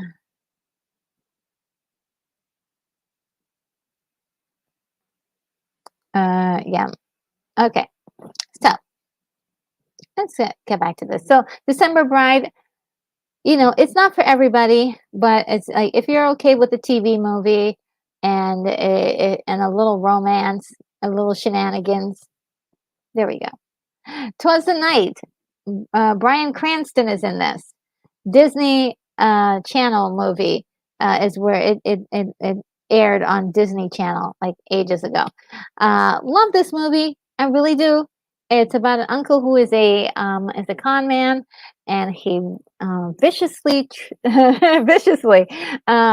tricks his nephew into some terrible shenanigans with Santa stuff. Okay, and so they hijack Christmas, and it's you would think, oh, is this going to be mean spirited? It's not mean spirited at all. It's just somebody who thinks that they can get away with anything, but also realizing they don't have to. And the turnaround is really nice. It's really sweet, and also the little, the guy, the the young boy discovering that, hey, look, I don't have to always, look up to this guy, but he learns his lesson too. It's a good one. It's a good one. It's a good one.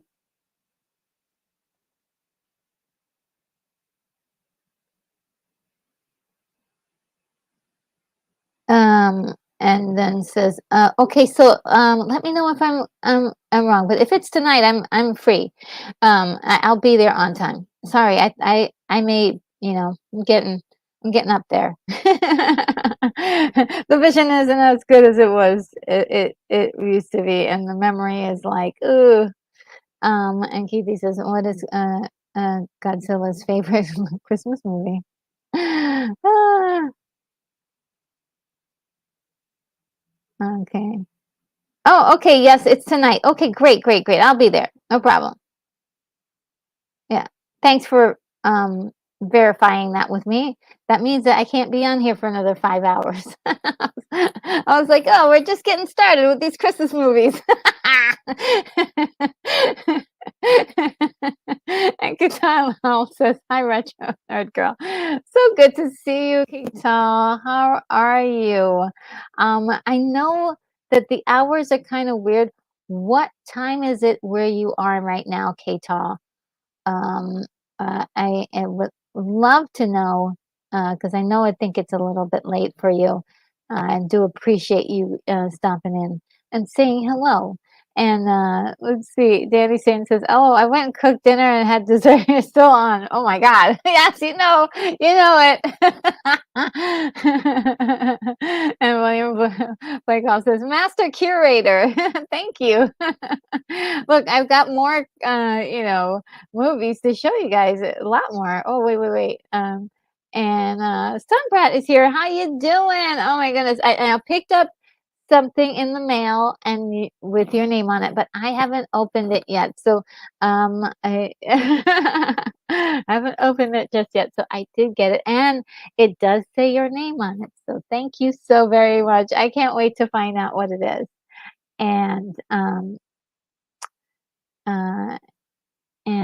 let's see. Moonbeam says, "Yeah, the winter solstice is over now. I have more time to make videos." Oh, good, good. Oh gosh, thank you guys for being here. Merry Christmas, guys. You're fantastic. And Katar says it's 7:15 a.m. a.m. Wow, that's incredible.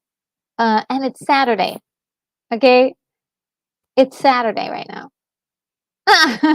That's amazing. Jack says, remember, it's Christmas Eve at the beginning of A Brave New World. Yes, it is. Oh, wow. Also, it's Christmas in the movie Things to Come. Starts off in Christmas.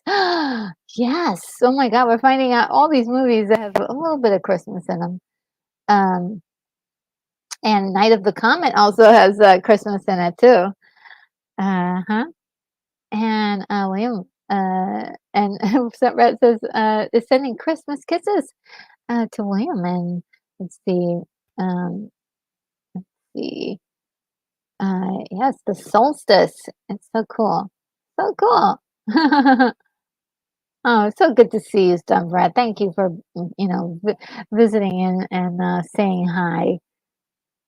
Let's see.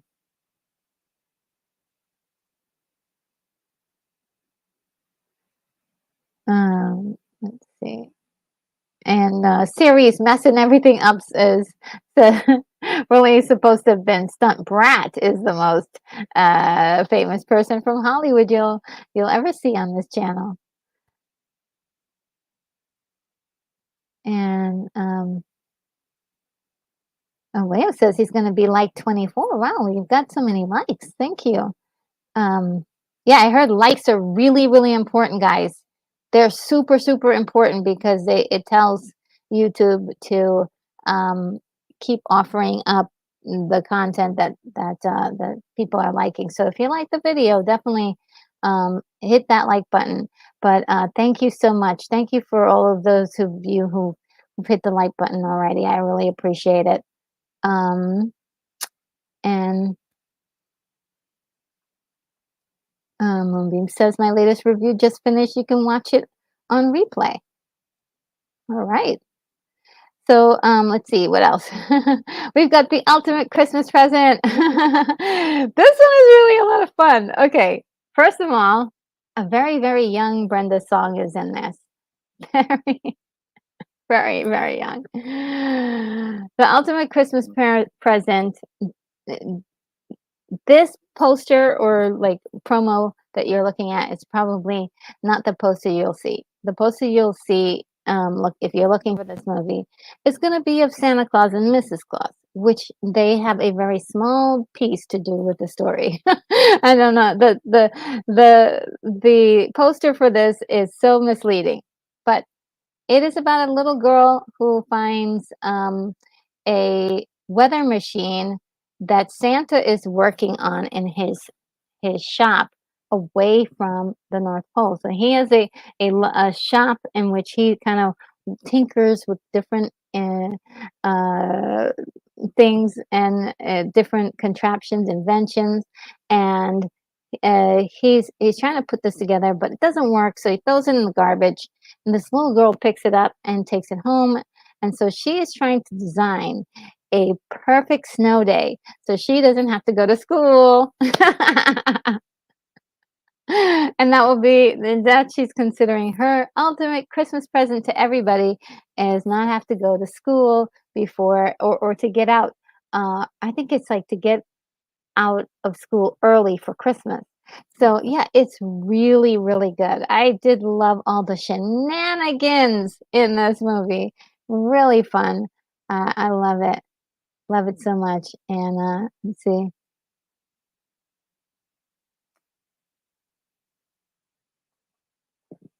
Oh, and Jack says, "Oops, it was things to come, not the other." Oh, okay, yeah. You know what? As soon as you said it, though, my brain saw that in that part of the it saw that. It's so funny.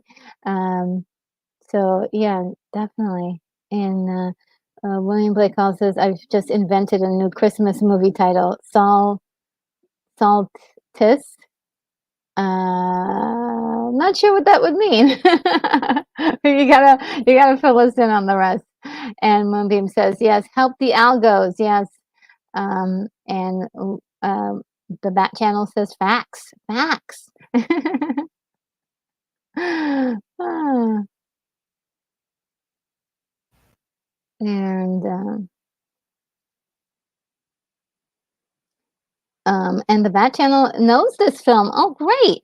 Yeah, it says I forgot about this film. Yeah, it's actually a fun little film that I usually watch it at least once a year because it's so it is fun, and like I said, there's so many shenanigans. And this little girl, though, she makes some of the silliest mistakes. It's like you're what are you doing, girl? It's really funny.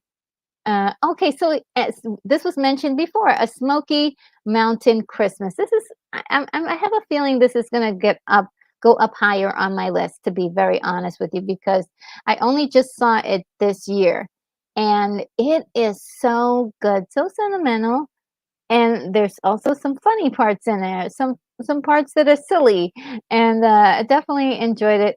And Dolly Parton is just wonderful, and she's so pretty, and with all those kids, it's just wonderful. I did love the sentiments around the story,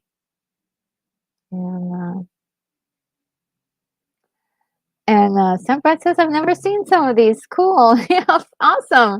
Yeah, yeah, I know a lot of obscure movies, Christmas movies. There's a long list. I did a lot of them that I didn't even mention it. So, yeah, that are definitely not on this list. But there's also another Dolly Parton one, Unlikely Angel, which is really, really a sweet one too. It's been a while, so I don't have the exact premise of this one, but it is a cutie. It is a cutie. She's an she's an angel. Now this one, oh my God, this one. Okay, so this movie is it's one of my favorites, but I'll tell you what. Um, there's a part of it that does go off the rails to maybe just a smidge too far. One of the characters gets when I say that is that one of the characters gets like over the top mean, and if I were writing this, I would probably reel that back a little bit, because they did want things to go out of control, but you have to be able to like come back from some of these things when you write a story like this. And one of these characters like made some serious decisions that I'm like, oh, I'm not sure you can come back from that, but somehow the heart and the spirit of Christmas it does. So this is the Christmas consultant, with um, uh, let me see if I can get the other actors in this, because it's really kind of good.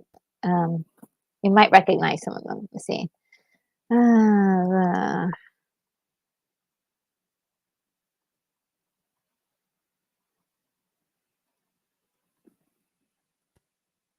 yes, here. David Hasselhoff, guys. Being very David Hasselhoff, he is an excellent consultant to arrange your best, most intense, incredible Christmas ever. And some of the antics he comes up with are fun and definitely over the top, but he gets the job done, and it's in a big, big, big way. So loved all of that for him. He definitely is the standout in this. Caroline Rhea plays the client, who is over the top busy. She's got a job that's highly demanding. She has presentations, and everything is on the line. And then she has these kids that are trying to. They want attention from mom. They need some looking after, and she just doesn't have the time for everything in her life. Even her romance, the romance with her husband is very much on the very edge. He's like just barely tolerating some of her stuff, some of her antics. So it is one I wish they had made a little bit more sympathetic to the client, the mom, but it does find its way back at the very, very end. And uh, David Hasselhoff does a fantastic job of doing his part in this whole thing. And his character has some heartbreaking moments in it where it's like, oh my goodness, oh, it gets you in the feels, gets you in the feels.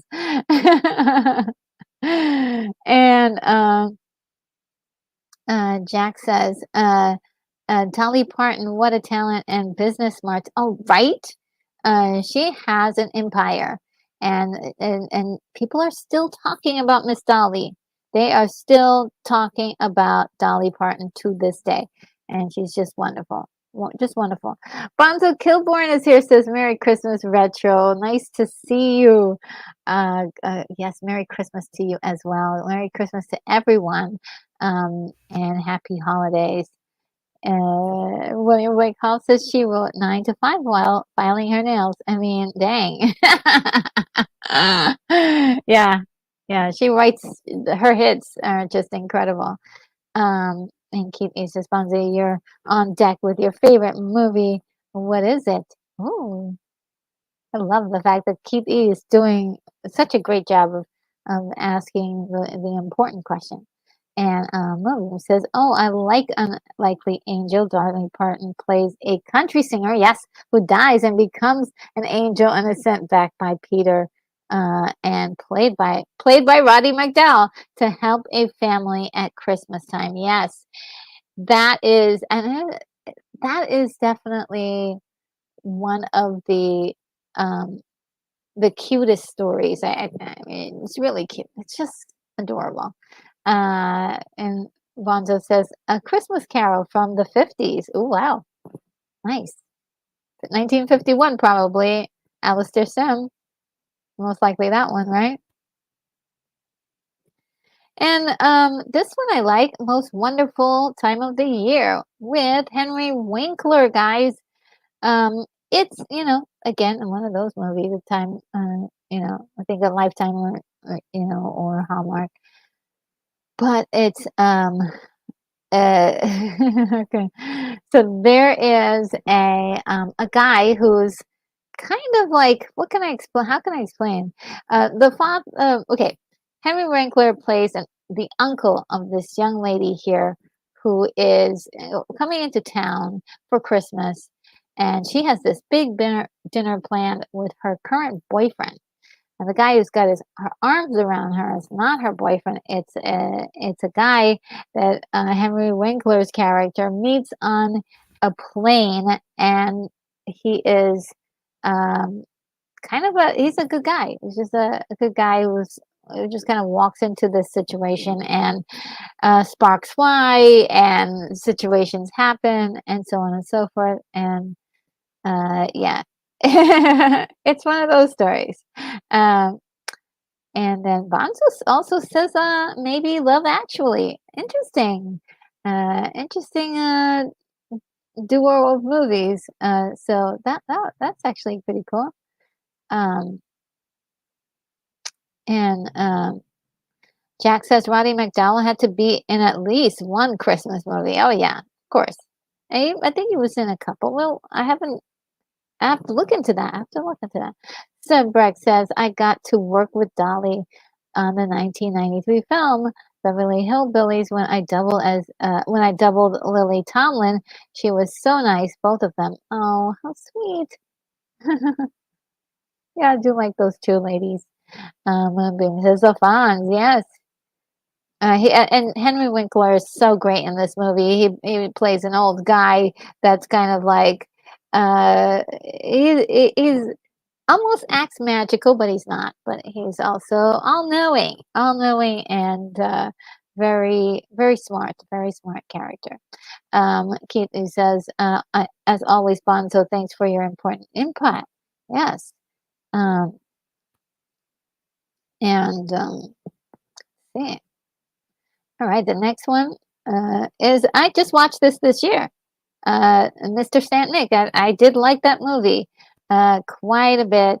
If you remember, you got a nice first impression of what I think of this movie. It's the son of Santa Claus is about to become Santa Claus, and his shenanigans, therefore, trying to find Mrs. Claus.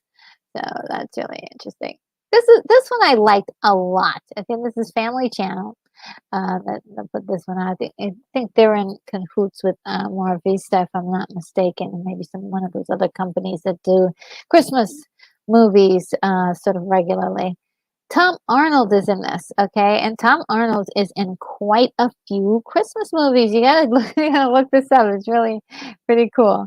And then there's Leslie Jordan, who is unfortunately, I believe he passed if I'm not sure. I think he passed this year, if I'm not certain. Let me just double check before I go and say that he did and he didn't.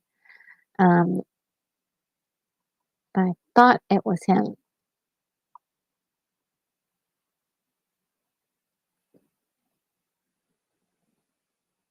Yes. Yes, he did. He passed last year in October.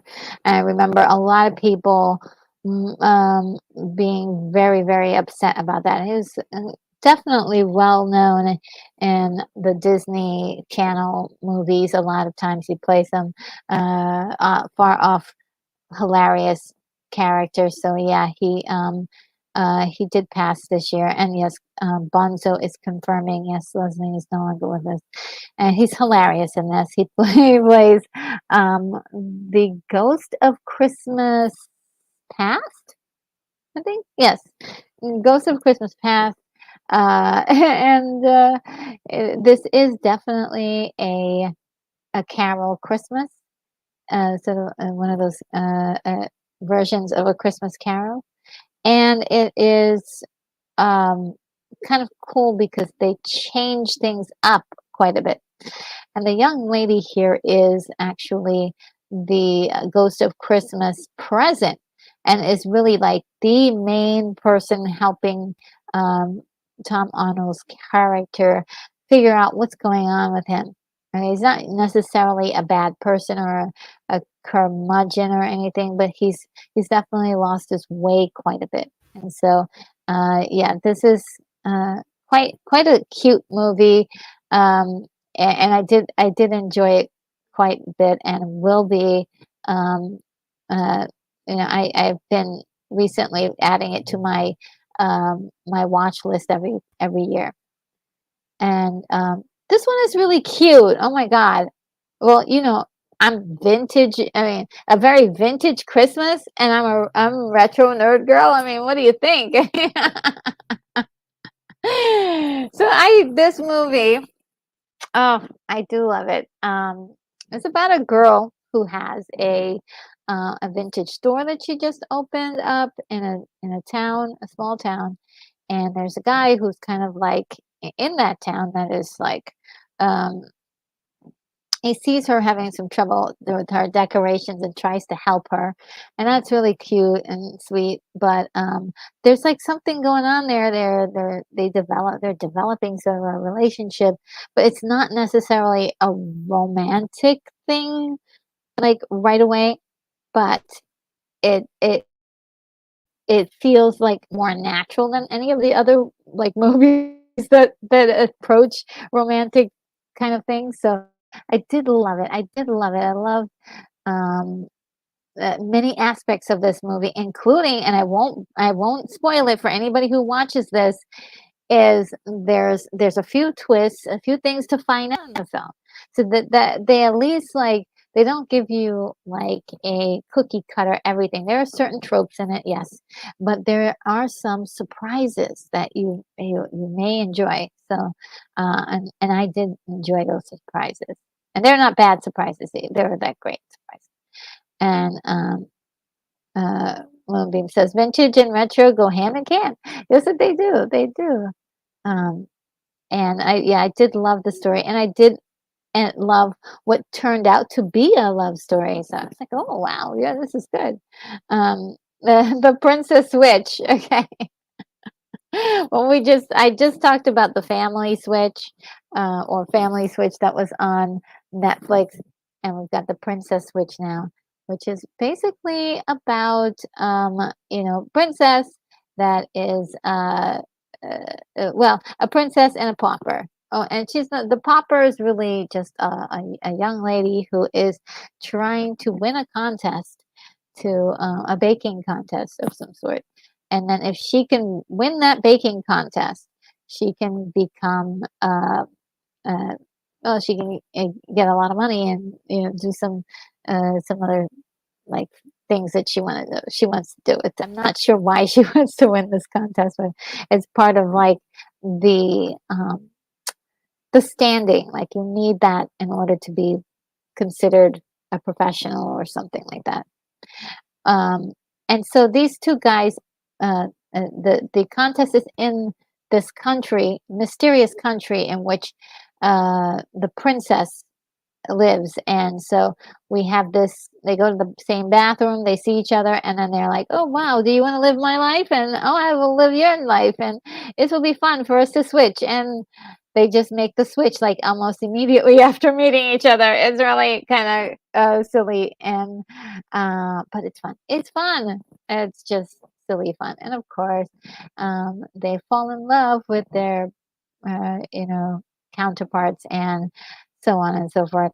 There were 3 Princess Switch movies altogether. Can you believe that? So this was such a success that Netflix went on ahead and made 2 more movies like this. I believe there's a 4th as well. I am not sure, or at least they're working on it, or I'm not sure. Don't quote me on the 4th one, but there, I believe there might have been a 4th one if anybody wants to do the research and find out. And William Blake Hall says, popcorn, we need a movie about Christmas and popcorn. Yes, I'll take it. And he says, The Night of the Comet is a popcorn, has popcorn in it, and it's a Christmas movie. Oh, yeah. You're absolutely right about that. And William Blake Hall says, one of the best movies about popcorn is Real Genius. And Stuntrat says, a Poppin' Christmas as a potential name. Yes, a Poppin' Christmas. And More Hawkman is here. How are you doing, More Hawkman? Says, remind me of some Parent Trap. Yeah, well, yeah, but in this case, I think they discovered that they may have been relatives even, and you know, who knows? It was cute. It was a cute movie, and I did enjoy it. And there's a few sappy moments, silly moments too. So it's good. It's good. And Jack says Airplane 2 is not a Christmas movie, but you would not believe it looking at from the poster. It has Santa and a sleigh rocketing through space. A Christmas release, I guess. Oh yeah, that makes sense. And IKB says, William, is that when the laser beam hits the popcorn? Oh, that would work. And Stumprat says, Real Genius is on my all-time top 10. Oh, wow. I've, I, I'm not sure if I've seen Real Genius. I don't think I've seen Real Genius. Uh, let's see. All right. The, uh, and Stumprat says that the ending is hilarious. All right. Okay, so let's keep going. Okay, so and same actress, but we've got Night Before Christmas, another Netflix movie, and I did enjoy this one too. This was actually a lot of fun. I have fun with a lot of the Netflix movies, so they've gotten involved in it. So we've got Amazon making Christmas movies too. So hey, I'm so glad if we can get all of these Christmas movies. I am here for it. Okay, this one is actually kind of a cute one. This is another Christmas Carol derivative. This is Carol's Christmas. Now, this guy isn't necessarily a mean guy, but he's a little bit um, off kilter. His life is a little bit crazy, a little bit not so good. And Vern Troyer is in this one. And it is really, really a lot of fun, but also it's going, it goes, this guy goes through a transformation, trying to figure out, how to be a better person. And so I did love this for the shenanigans, if you will, or you can call it shenanigans, but also the sentimentality. They really brought it all home by the end. Christmas with the Cranks is one that doesn't get a lot of notoriety, or people just like don't like it. And I did like this movie. it goes off the rails, right? It does go off the rails because I think they were trying to do sort of a Christmas vacation kind of flavor here. And yes, it does go off the rails, but I did I did mostly enjoy it than not. So let's see.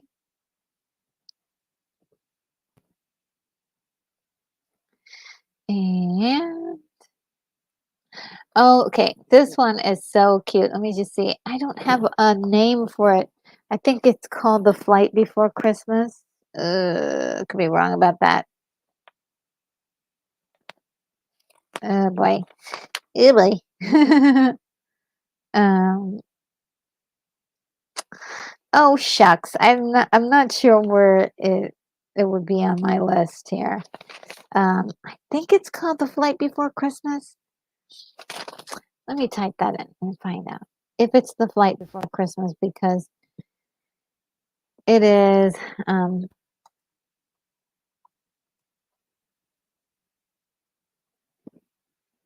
No, it's not. There is a Flight Before Christmas, but not this one. Ah, yeah, yeah. Can you remember what it's called? Um, ah,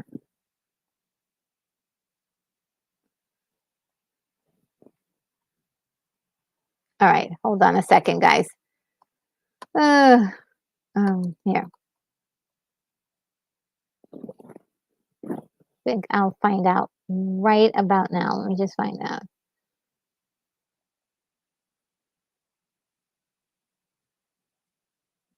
Okay, got it, guys. I got it. It's called Christmas Connection.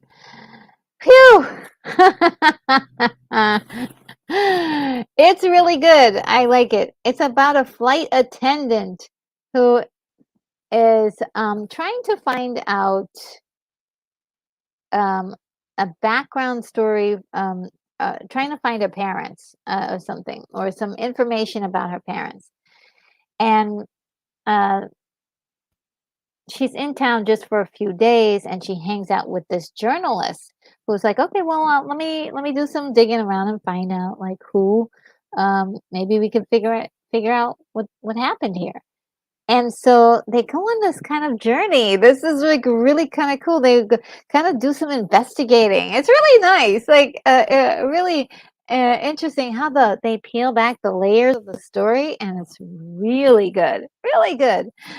This was a surprise too because you're like, oh, it's another one of those movies where the little girl and the single dad and a family who's like, yeah, come on and have Christmas with us, stranger.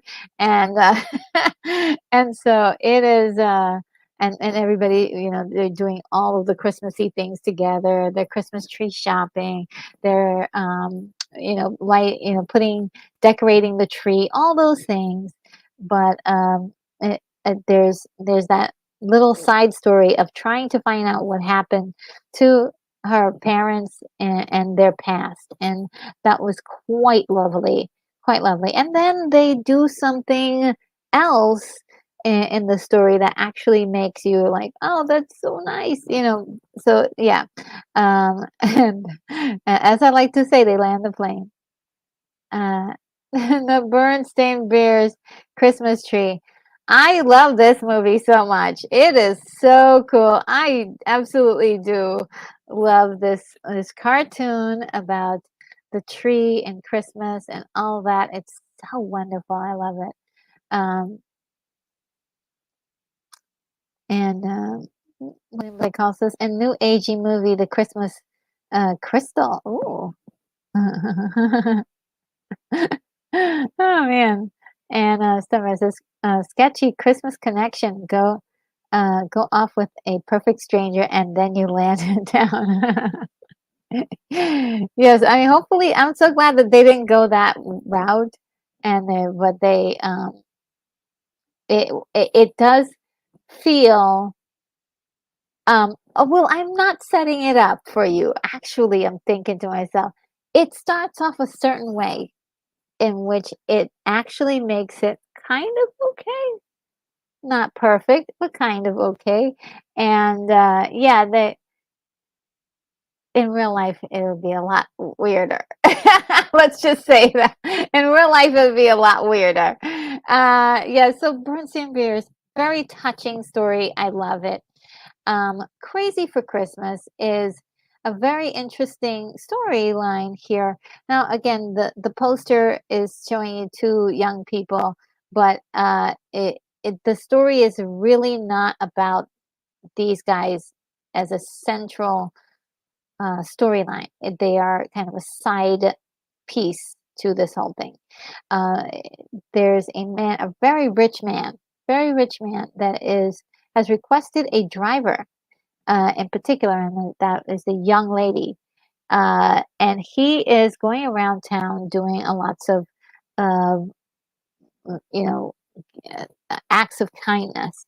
And we've got this guy here who's a reporter, and he wants to find out what's going on. What's happening? Is he dying, or what's the deal? Why is he giving away his fortune? And so there's a lot of kind of intrigue going on there, but also this young lady is like, "Why do you want me to accompany with you with all of this stuff? This is highly weird and, maybe even inappropriate." I won't spoil it to you. I won't spoil it for you, but it gets good. There's more to it, and it's just like, oh yes, and you may be able to figure it out before it happens, but there is some good stuff in there. Very sentimental, and uh, you know, it's Christmas as Christmassy as it gets. Really, really, it really is. Um, and some Russ laughing at what I was talking about earlier. And Moonbeam says, "Real Genius '85, starring not Val Kilmer and Will Atherton and Atherton." And William Blake also says, "A movie about a Christmas with witchcraft Heximus." Ooh, interesting. Sounds like a horror movie. Then we've got the Christmas, the Smurfs Christmas special, um, where this movie had me when I was a kid. Like you couldn't stop me from singing that one song in the end that was like the earword. Goodness makes the badness go away. Goodness makes the badness go away. It's like over and over and over again. I couldn't stop singing that song. Anything to do with the Smurfs, I was always singing their songs, and it was like insane. My mom was probably like, "Please, somebody just put her out of her misery." And Jack says, "How about a heavy metal Christmas?" Den has to get a tree. Captain Stern is reunited with his daughter. Harry Canyon goes on that cruise ship in Fifth Element, and Turner uh, need boots for a Christmas party. That's actually pretty interesting. Very interesting heavy metal Christmas. And Moonbeam says William Atherton was the reporter Thornburg in Die Hard and Peck in Ghostbusters. Oh yeah. Um, and Jack says better copyright Xmas. Yeah, it's really sounds like a great uh, horror movie where somebody like I put a hex on you. And William Blake calls this Zach, I'm intrigued. Jack, I'm intrigued. I don't worry about how narrow the target audience would be. And the movie says the Smurfs was a fun show. And Red says Smurf's favorite Christmas song, a Blue Christmas. Oh, so cute. Now I want to sing the song. A Chipmunk Christmas as well. That was another one.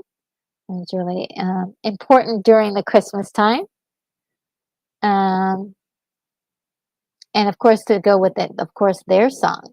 That was really good. He-Man and She-Ra He-Man and She-Ra, a Christmas special, which was very, very good. Now, this is an interesting movie that I love so very much, and the reason is really kind of weird. That they're doing everything in this department store. It's about a department store, but well, the setting is in a department store, and it is really sweet.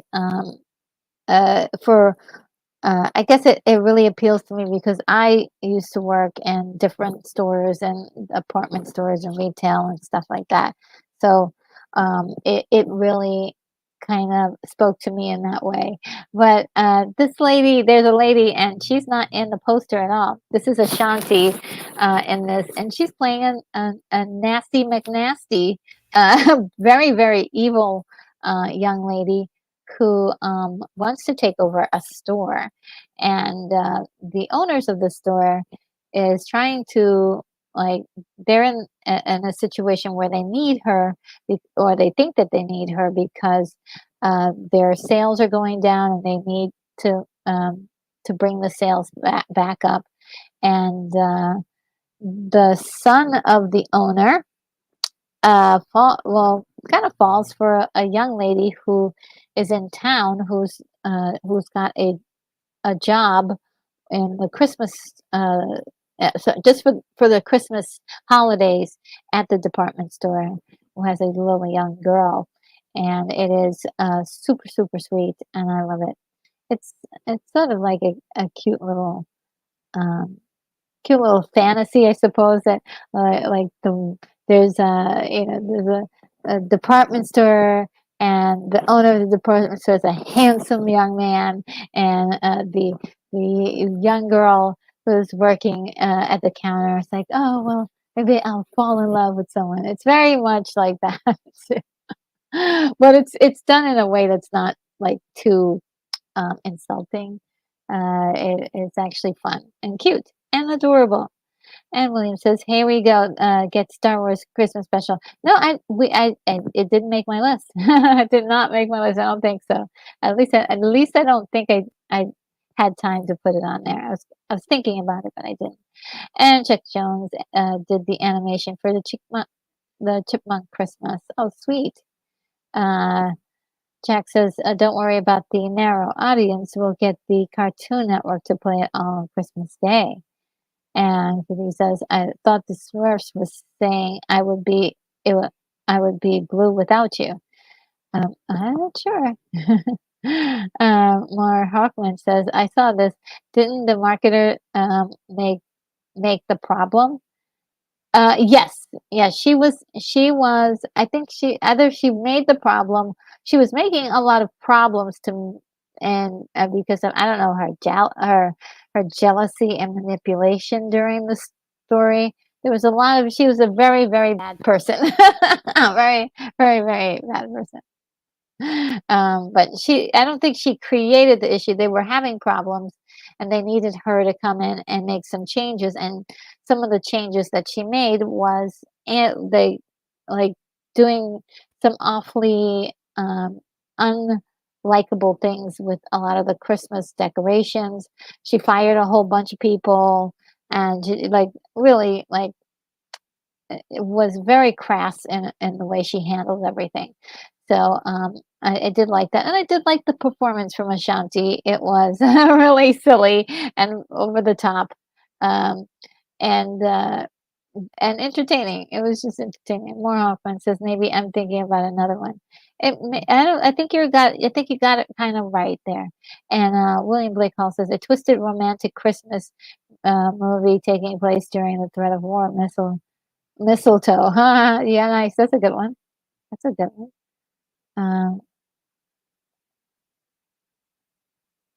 Um, and Every Day is Christmas. It's a really nice one.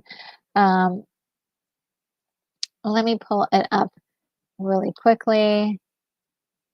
There's a whole bunch of movies called Every Day is Christmas, but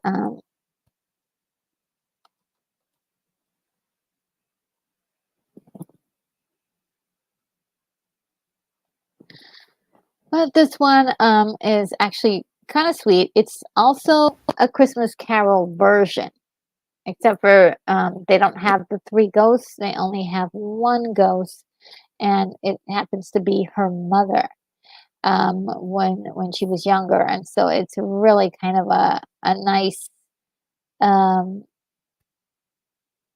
it's actually kind of cute and sentimental, which is really sweet. It's an opportunity for this person who has changed so horribly into this bad person to connect and heal some of her grief for losing her parents, and also um, like connecting with who she really wants should be or wants to be instead of the cold-hearted person she's become. So we've got Tony Braxton, we've got Gloria Rubin, and then we also have Michael Jai White in this as well. Who I was like, wow, he's in this. Wow. It was really wonderful to see him in that movie.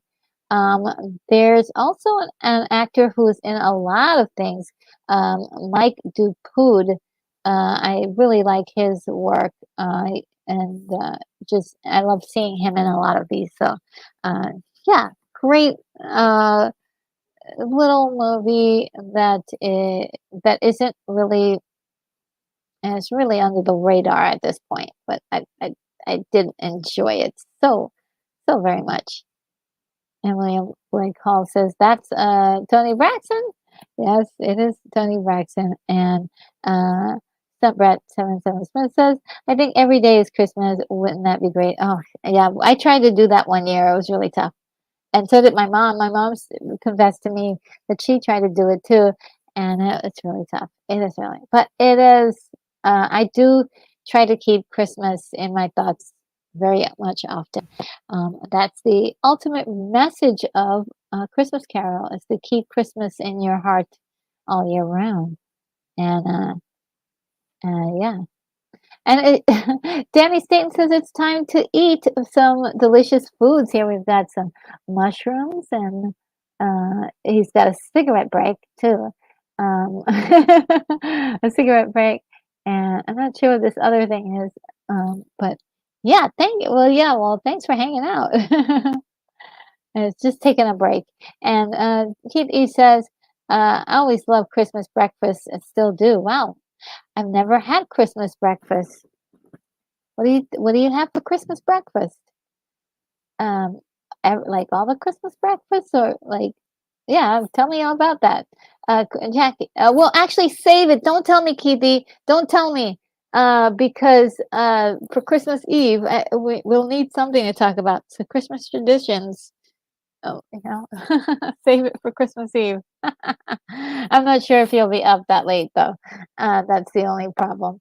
Uh, and let's see.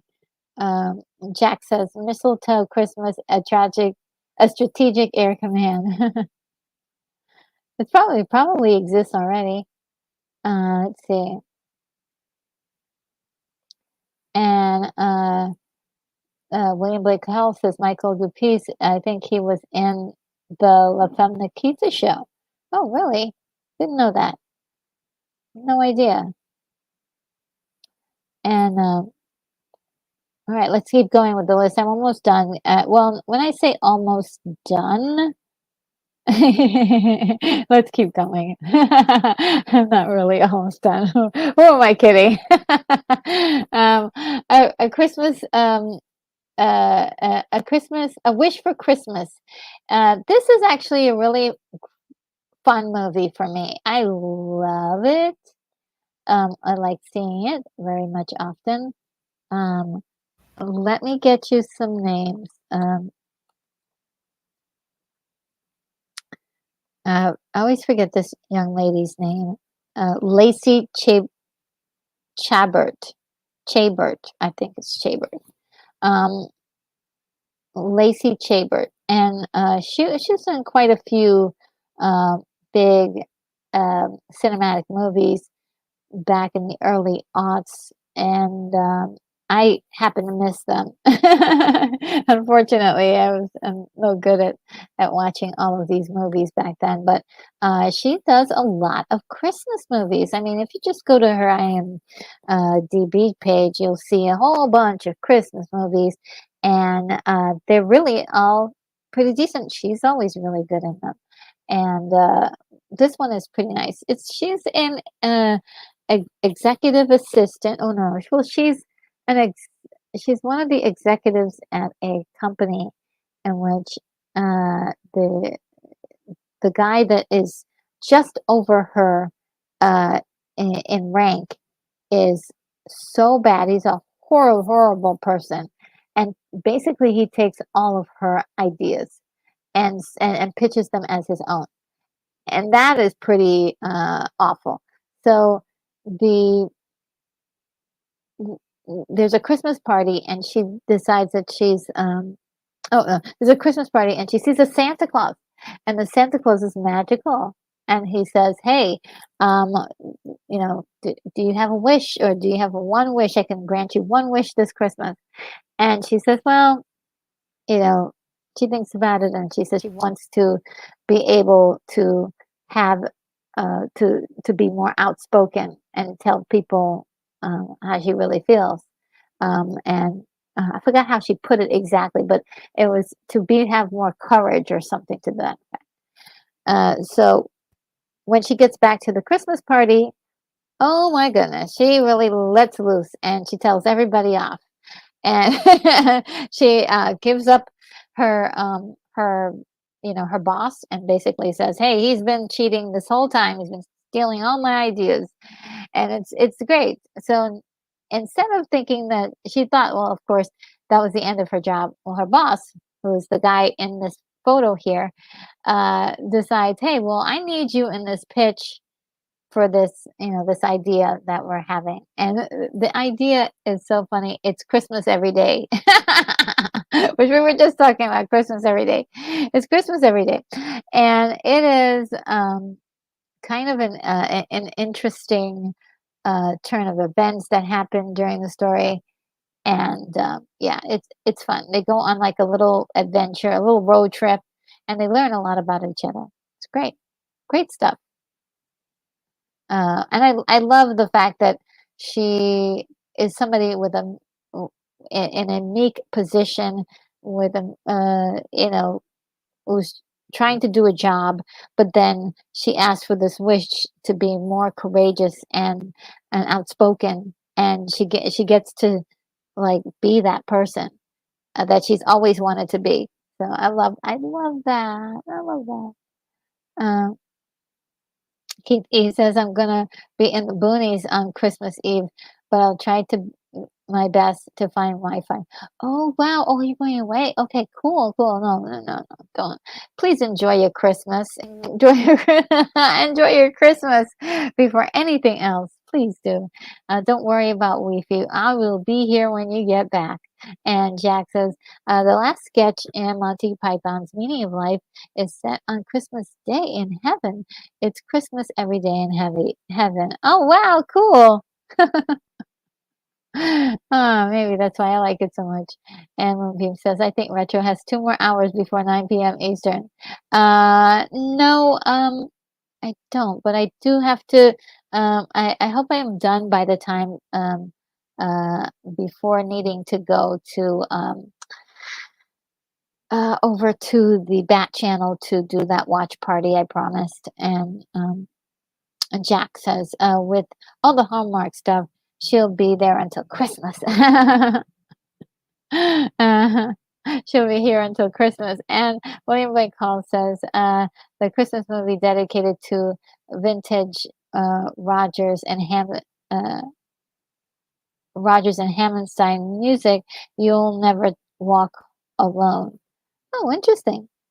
Is that one you just made up? Another one. No, we're still making up. And someone says, "I love giving prezzies." Oh, thank you. I'm like looking at it. I'm like, I want to open you up, but I So I will by the next time we talk on the interwebs, definitely I will have opened it by then.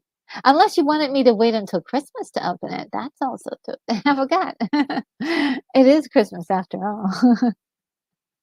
And this one is another Christmas is the Christmas switch with uh Candace Bure. And she was at one point the queen of Christmas, but I think um, she changed her she's no longer with the Hallmark Channel. I think she's gone on to another channel, another things. Um, the Hallmark Channel was getting too. I'm not sure. I'm not sure why she left. I'm trying to figure that out, but uh, yeah, I don't know what happened. Now there's no Candace Bure in the Cameron Bure in on Christmas at Christmas time. I'm not sure what's going on. This doesn't feel like Christmas without her. Now this one is so good. Okay, Mia Sorvino is like one of my favorites. I really never saw any of her stuff before seeing her Christmas movies, and this movie is so good. It is about a chef that has um, and this is a repeated storyline that has been used over and over and over again, but I just like it, and so it makes the list. And it's a great rendition of it. Uh, she um uh, she is picked up or discovered by this young man who has a family, and so when she gets there, she everybody starts trying to help her, like remember who she used to be. Nobody can figure this out, but so in the meantime, he's keeping her in the house with her to like with all free reign that hey, look, whenever you figure it out, figure out who you are. We'll get you back to where you need to go.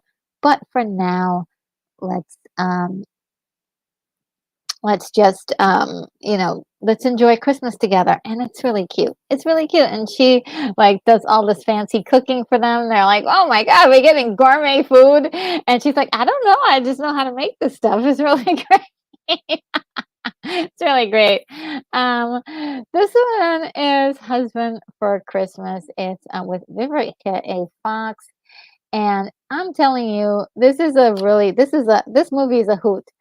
There's so much stuff that's wrong in this movie, like absolutely wrong, but also it does have a little bit of uh like the romance sentiment that is like, oh, this is so improbable. It would never happen, but also cute stuff.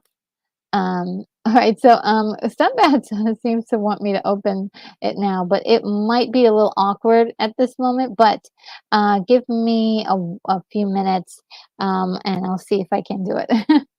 um, and let's see. Jack says, great chat, RNG. Have a good night, all. I'll be here for a Christmas story. Okay, yes, that'll be great to see you for the Christmas story. Watch party tomorrow. Have a good one. Okay.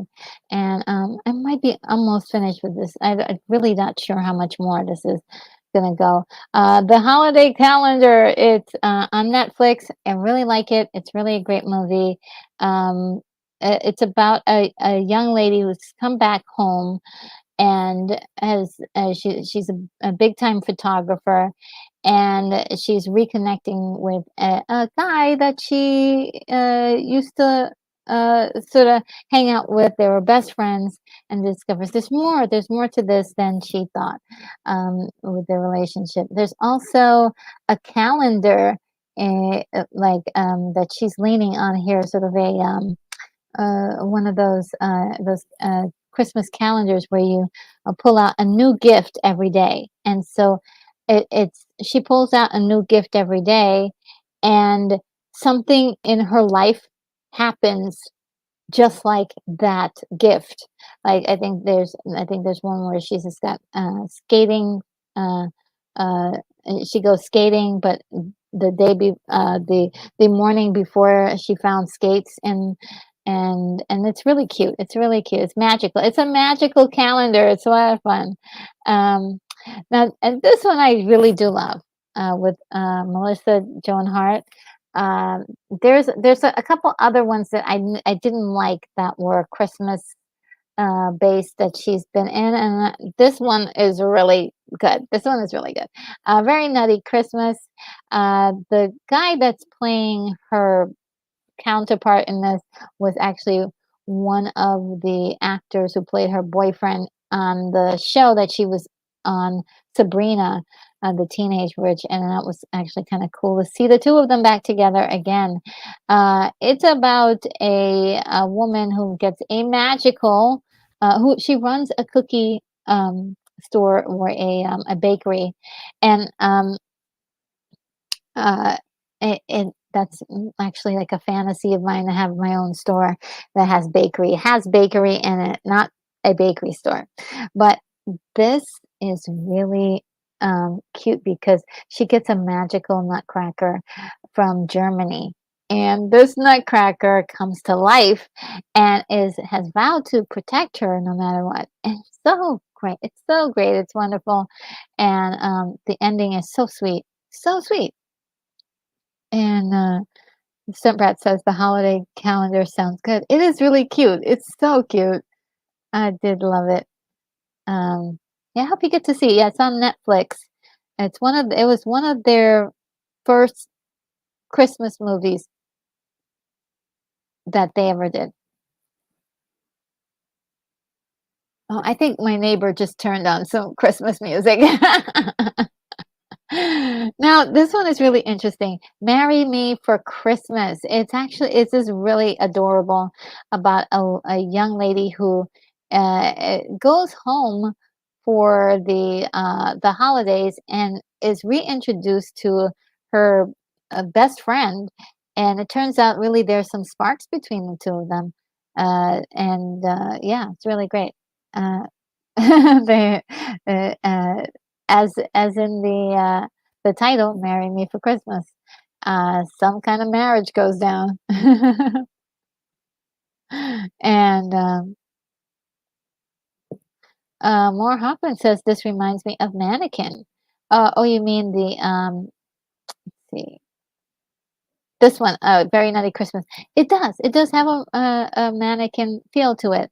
And, there's another movie that I've already mentioned, that has a mannequin feel to it as well, but I am keeping silent about that one because it is a surprise. I will not ruin the movie for you. That's part of the surprise of the movie. And, Margaret Harkman says, "I'm not sure if any of the mannequin movies happened at Christmas time." Not to my knowledge, I don't think so. Eh yeah, not to my knowledge, I don't think so. And, oh, yes, okay, Christmas Next Door. One it's actually such a sweet story. It's not it's not super sentimental. It's about a lady, who is sort of going through, like, this whole flash dance thing where she's auditioning for the part of as a musician somewhere, and there's a lot of nervous energy around that. And then when she's practicing, she's having a hard time practicing because her next door neighbor makes a lot of noise because he's a confirmed bachelor, not interested in having a commitment at all. So he's also the writer of some pretty um, man-centric books about being the ultimate dude. And so this is kind of like an interesting dynamic when the two of them get together. And then there's like some trickery stuff going on with the young man's mom, who has mysteriously gotten ill, and now he has to take care of his nieces and nephews, and he doesn't really know what to do with them, but of course the neighbor does. So it's very cool. I like it. It's a nice story. A Fairly Odd Christmas. I like this one. This is actually pretty good. It's it's been a while since I've seen it though. But it is on high on my list because it is full of. I would say this is one of those shenanigan movies. All sorts of mishaps and misadventures occur. Um, Christmas Magic. This is this movie is a lot like Unlikely Angel, where you have a person who is kind of a um, like possibly an angel or like having a moment where they're in purgatory, but there's an it has a very nice ending. All I have to say is that ending. Ooh, ooh, nice ending. Nice ending. I love it. Finding Father Christmas. Oh my goodness. Talk about get to your heartstrings. This one for sure. There, it's a I forgot the origin of the guy and the girl, but I know that the girl is looking for her dad, and they are going through all this process of finding their her father, and the things that kind of come during that process. I do love these kind of like detective movies, but they're also Christmas movies too. So it's like there's that genre that we were talking about before, detective Christmas movies. Really amazing. His and Hers Christmas. This one is actually really cute. It's about two rivaling um, news reporters that fall in love with each other. It really is a darling little story.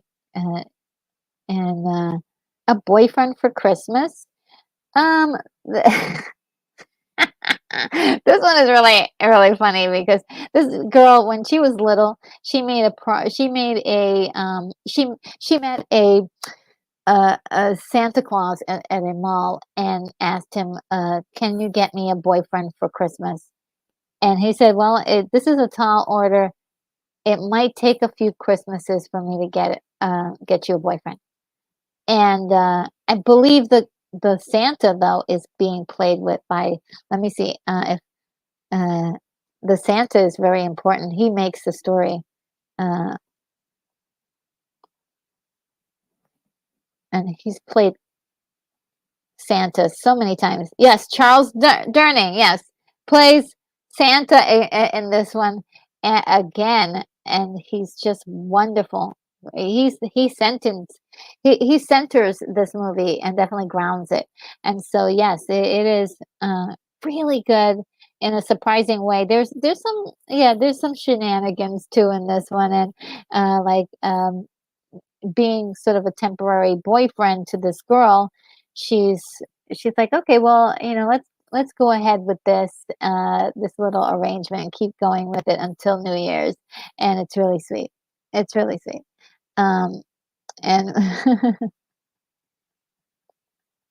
so Red says, great way to start a relationship, haha.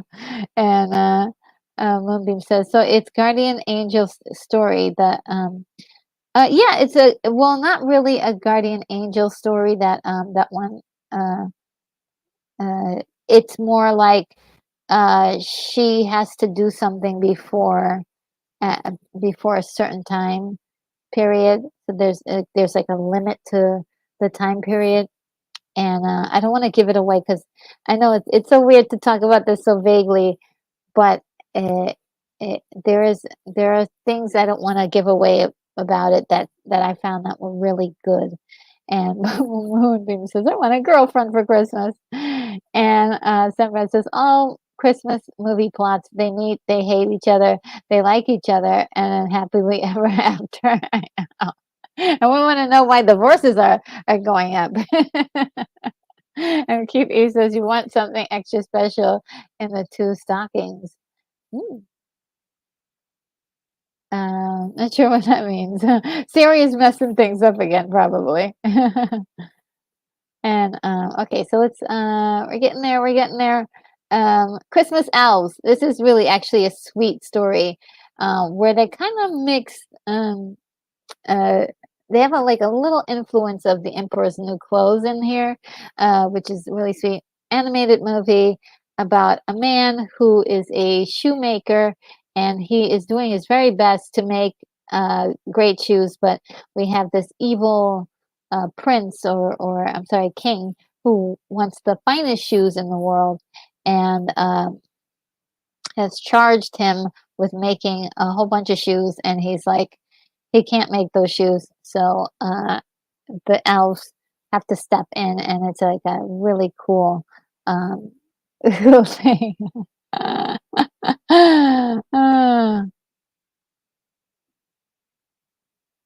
and someone says, "Keep us now on the naughty list." LOL. And movie says, "A Boyfriend for Christmas" is a fun film. Douglas Fairwood.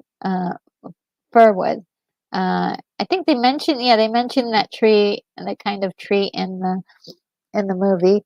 Yeah, it's really good. I enjoyed it. It was one of the ones that I felt like, oh, this is cool. And I think oh no, sorry, Patrick Muldoon is in this, who is famously in Starship Troopers. So I do approve of that one very much. See if I can get the next one. Okay, so I finished with my list. Woo, guy, we're gonna go through this part really fast. Movies that I've yet to see that I've heard a lot about. I'm just gonna breeze through it. Casper's Haunted Christmas, The Smurfs Christmas Carol, Santa Claus Conquers the Martians. I've never seen that one. Everybody says it's their favorite. I don't know if they're just pulling my leg or what. And I saw Mommy Kissing Santa Claus. It looks like a good one, with Connie Selica and Corbin Burnson. Yeah. We've got One Magic Christmas. I definitely want to see this one. I'll Be Home for Christmas. Uh, and Christmas in July. I never saw that one. Looks really intriguing. Christmas in Connecticut. Mickey's Christmas Carol. And this is actually a recent one, new Diva's Christmas Carol, starring Ashanti. So I want to see this for sure. We've got Holiday Affair. It happened on Fifth Avenue. I only just recently heard about this film like a few days ago. This is wild. I'm like, what is this? This looks like it's going to be fabulous. So yeah, have you guys seen any of these films? Meet Me in St. Louis with Julie Garland. And this is a famous film. I've known about it for a long time. Love, of course, the song "Have Yourself a Merry Little Christmas." It's from it. And I do. It's a Warner Brothers film as well, I think. Uh, and so this is the movie I was telling you guys about, Nine Kittens of Christmas, that I want to see. The Preacher's Wife, believe it or not, I've never seen The Preacher's Wife with Whitney Houston. And Beauty and the Beast and The Enchanted Christmas. Ernest Saves Christmas. Never saw that one. People have said that it's actually decent, and so I want to check it out. Disney's Mickey Saves Christmas. Never saw this. I've never seen this Tyler Perry A Medea Christmas, the movie. Never saw it. The Man Who Saved Christmas. Just heard about this a few days ago. This is an Apple film called Spirited. I want to see it. The Bishop's Wife. Now, this year I'm going to see that movie. I just found a copy of it to watch, so I can't wait to see it. This is going to be my new Christmas movie that I'm going to see this year. So I'm excited about that. And the Christmas Chronicles. Now, I did see the first Christmas Chronicle, and I probably am due for a repeat viewing. But I am gonna also, and this is also on Netflix. I'm gonna see the Christmas Chronicles 2, which I have not seen yet. And I don't know why I have this picture here because I believe I have seen this version of um, Scrooge of A Christmas Carol. And this is the one that was done, I believe, in the 90s. It was like 1996 or something. I have not yet seen A Charlie Brown Christmas. I know that a lot of people are very, very upset that I haven't seen that movie. I will try to rectify that one as soon as I can get a copy of it. Now, the unconventional Christmas movies. We're on the home stretch, guys. Nightmare Before Christmas, Edward Scissorhands, Die Hard, Batman Returns, Trading Places, A Nightmare Before Christmas. Oh, I mentioned that one already. Reindeer Games, which I love. I love this movie. Reindeer Games. Oh my gosh, I do love it so much. And Krampus, Gremlins, Bad Santa. I think that's it. That's it, guys. We finished the Christmas. We finished it. Oh my goodness, I can't believe it. Wow, wow, wow, wow, wow. So, oh yay. Um, I don't. Okay, so guys, oh, Stunt Pratt, I'm looking at the time, and I don't think I'm gonna be able um, to open. Let me just check one thing. If you guys could, let's. I don't believe I stayed on for for that long. They're like insane. Um, gosh, what am I doing to myself? Uh, let's see. Uh, ay, ay, ay. Um,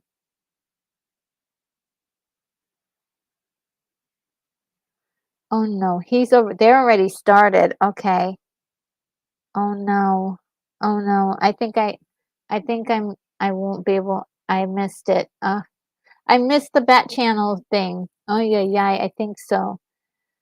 I'm sorry, guys. It went over. So I don't know if they can slide me into their show because I was supposed to do a live show, and of course I missed it by a million miles. They even came over here to tell me about it. Um, and let's see, if I can, if they started already. Um, I don't see it. Um,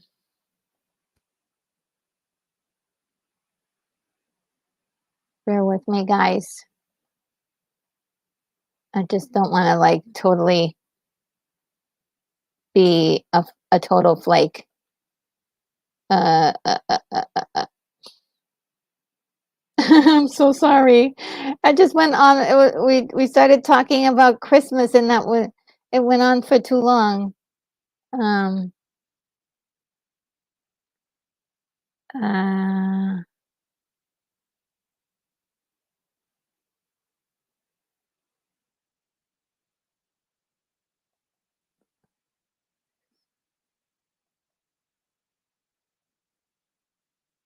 Oh, okay. So okay.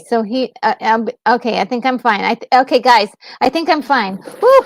All right. So I'll play this one thing for you. I'm gonna go get the package that Brat gave me and open it live. Okay. This is gonna be great. All right. So uh, let's see if I can get the thing playing to take this out, and I'll run over there really quickly.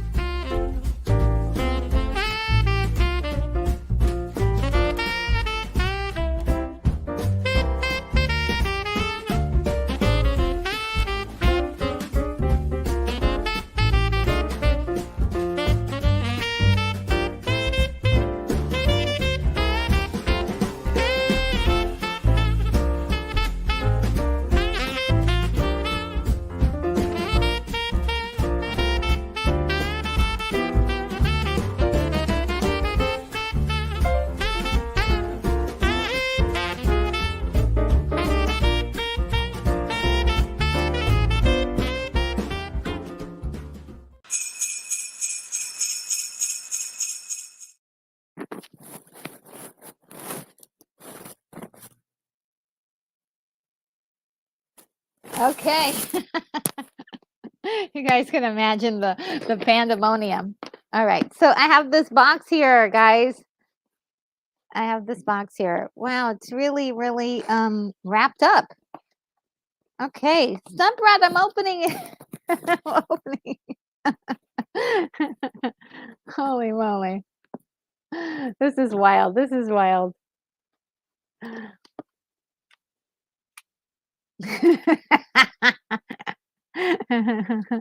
Okay. Let's see. I feel like a little kid again. What's in here? Thank you so much. This is very sweet of you. I really appreciate it so very much. Really kind of you to do this.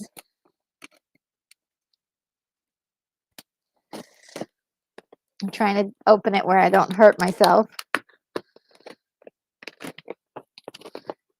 Or get one of those cardboard cuts, you know.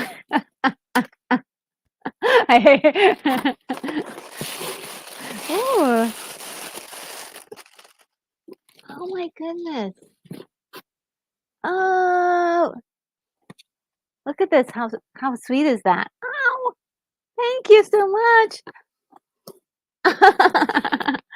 Oh, this is so nice. Oh, wow. I love it. I love cards.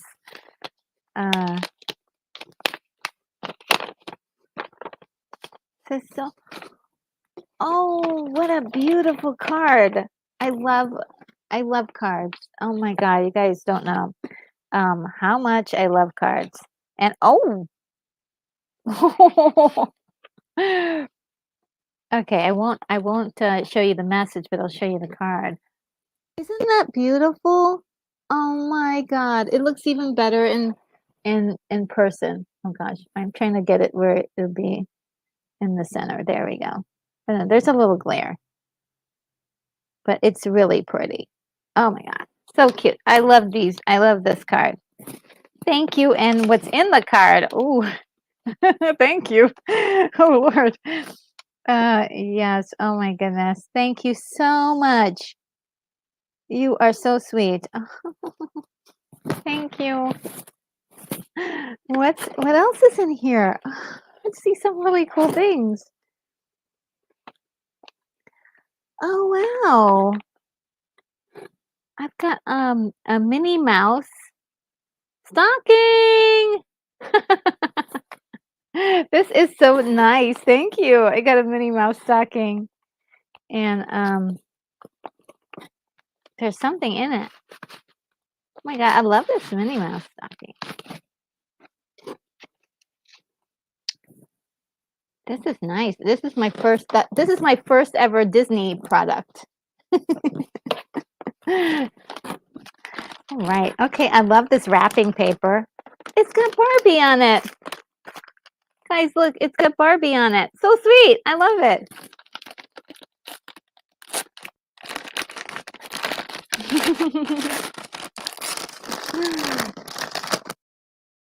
Oh my goodness.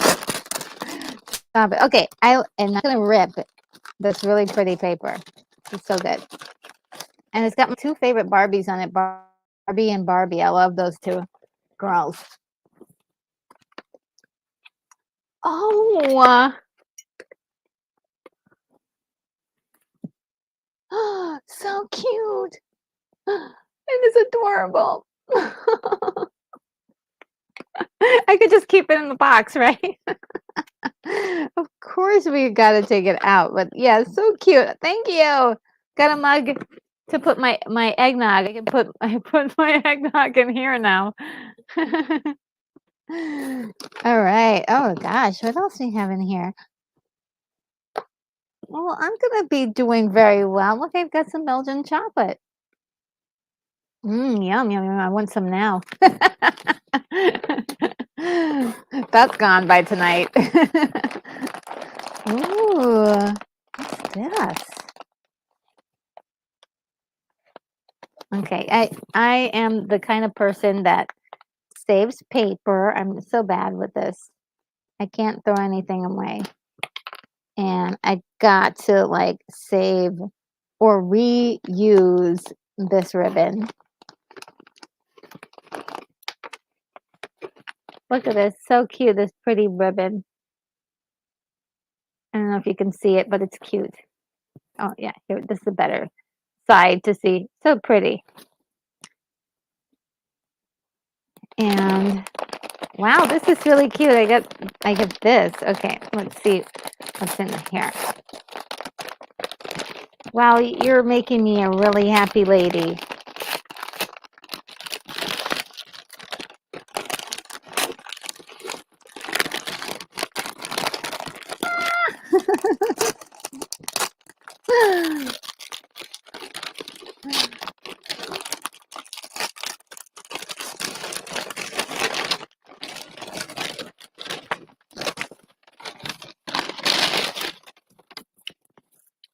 Okay. Oh, wow.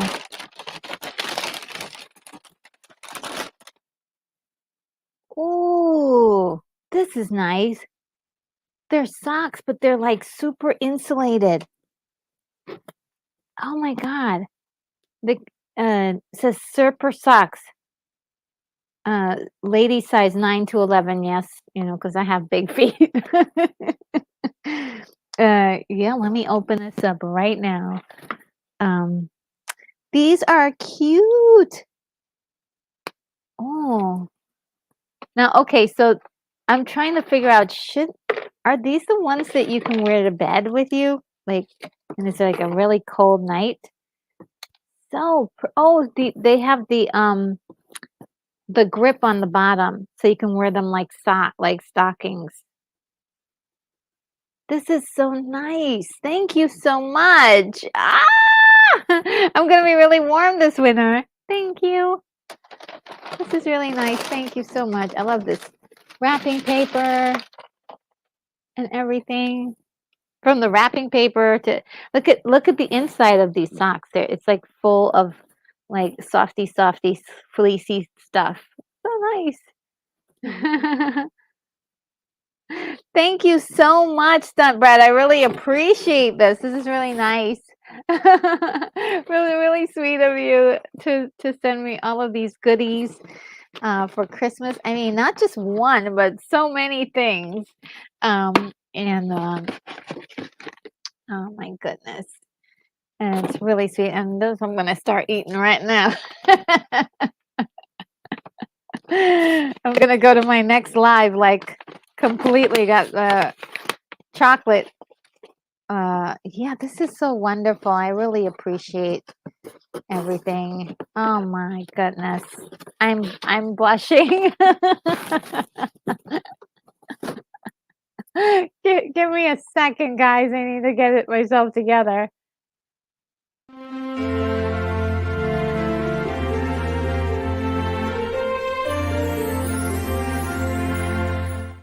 God. Oh man, I really appreciate that. It was really sweet. Oh my goodness. My cheeks are just All right, well, let me see if I can find where you guys are. And yeah, all the way back. Oh, thank you so much. Um Moonbeam says, "Retro Merry Christmas, ciao for now." Okay, thank you for bearing with me for more than 4 hours, guys. It's really yes. I started streaming 4 hours ago. This is one of the marathon ones. Really had such a wonderful time with you guys today. Thank you for everything, you guys. It's so wonderful. I'm gonna just select a couple of these already for the outro. And Stemred says, "There's a Barbie Prezi." Just saying, he. Yes. Oh gosh, I love my cup. There will be a. I will. I have some. I'm starting to get like a little cup collection. So thank you so much. I really appreciate that. And I have like I am blessed. I am blessed. Thank you for all of this wonderful stuff. I really appreciate it. And to think about me, I really I appreciate that too. I mean, my heart's so it's like, um, and William says loud and clear for the unboxing, yes. Um, and maybe I should start doing more unboxing here because I definitely do get some things in the PO box, and I should open them. I'm trying to figure out like where should I open them? Yeah, this was a this is a great moment to open it up right now. And William says, Mary, 270 minutes. Whoa, yeah, and. Sunrise says, "I'm here. I love this." And Keith E says, "Bad channel was uh, started at 8 p.m. your time." Okay. So I'm good for at least a little bit. Thank you for checking with me, checking for me, Keithy. I really appreciate you helping me out behind the scenes as much as you do. Thank you so much. This year, I wouldn't even be able to do it without all of the help that you've been giving to me, as well as Unicorn Rampant Studio and William Blake Hall. You guys are just so awesome. More accolades to come because I am doing just between us of doing a New Year's Eve stream, and I plan to acknowledge a lot of people who have helped me out this year. And yeah, it's just really so great. And Sunbed says, Retro, I'm so happy. Me too. I'm really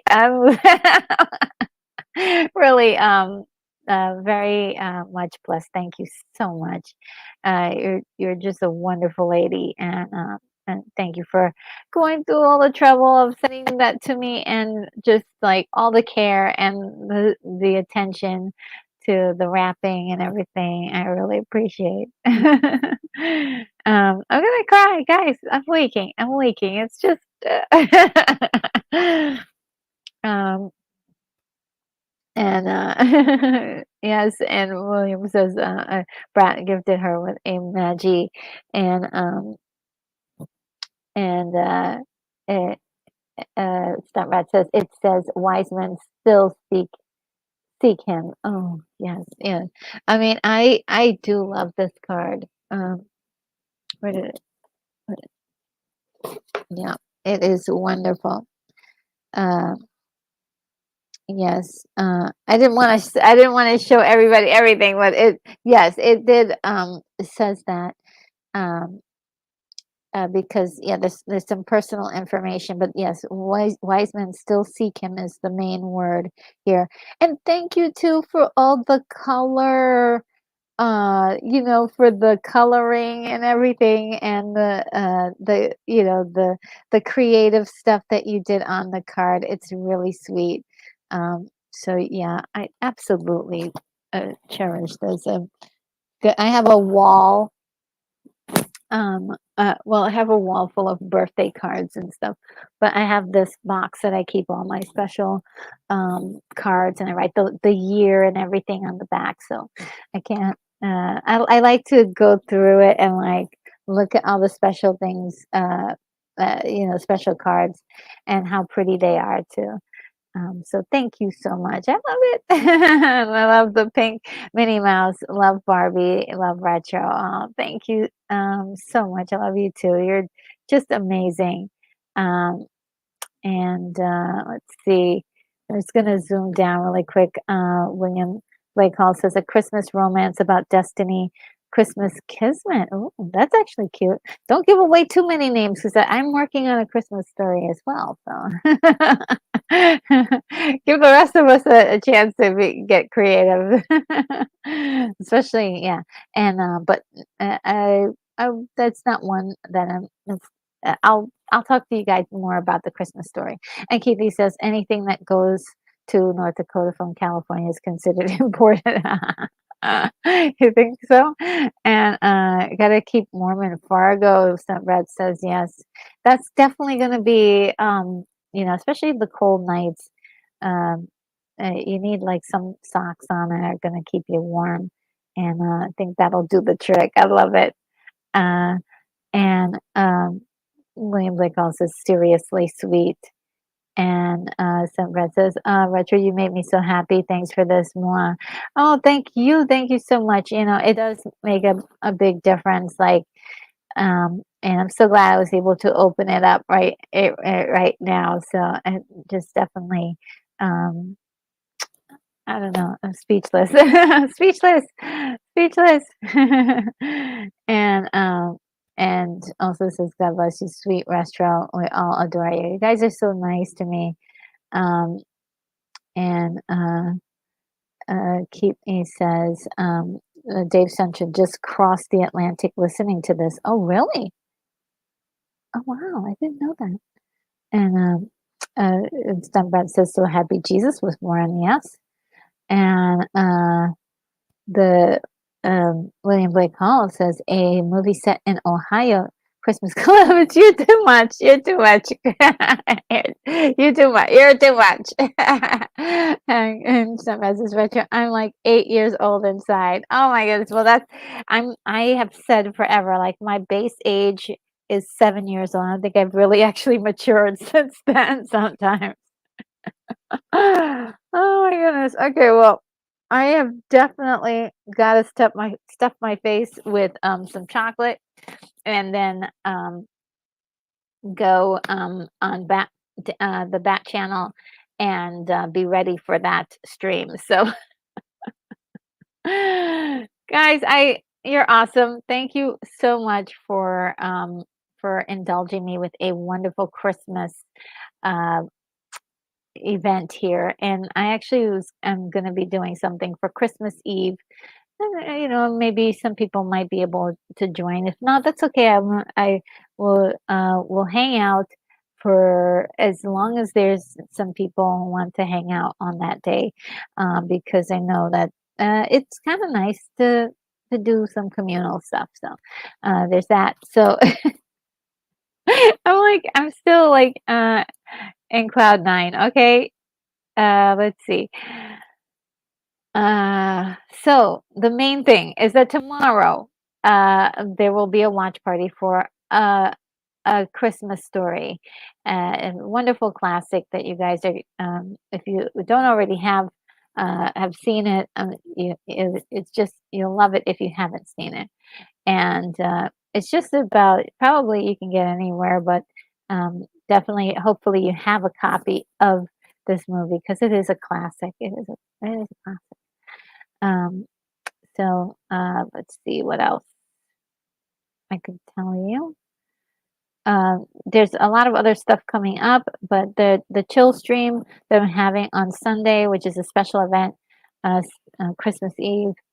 Then there will be I'll be reviewing Rebel Moon on Wednesday morning, and after that, there's a whole ton of other stuff that's going to happen, which will be leading up to a New Year's Eve night, which I will be doing a special party for just for us on New Year's Eve. So, without further ado, guys, oh my God, this has been a wonderful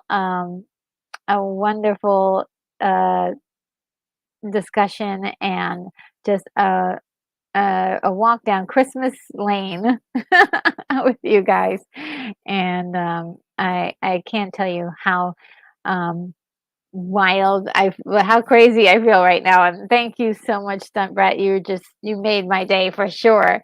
On top of everything else going so wonderfully, definitely speechless. I'm leaking, all sorts of things. My eyes are leaking. And I will, without further ado, I will see you in the next video. Take care, guys, and Merry Christmas.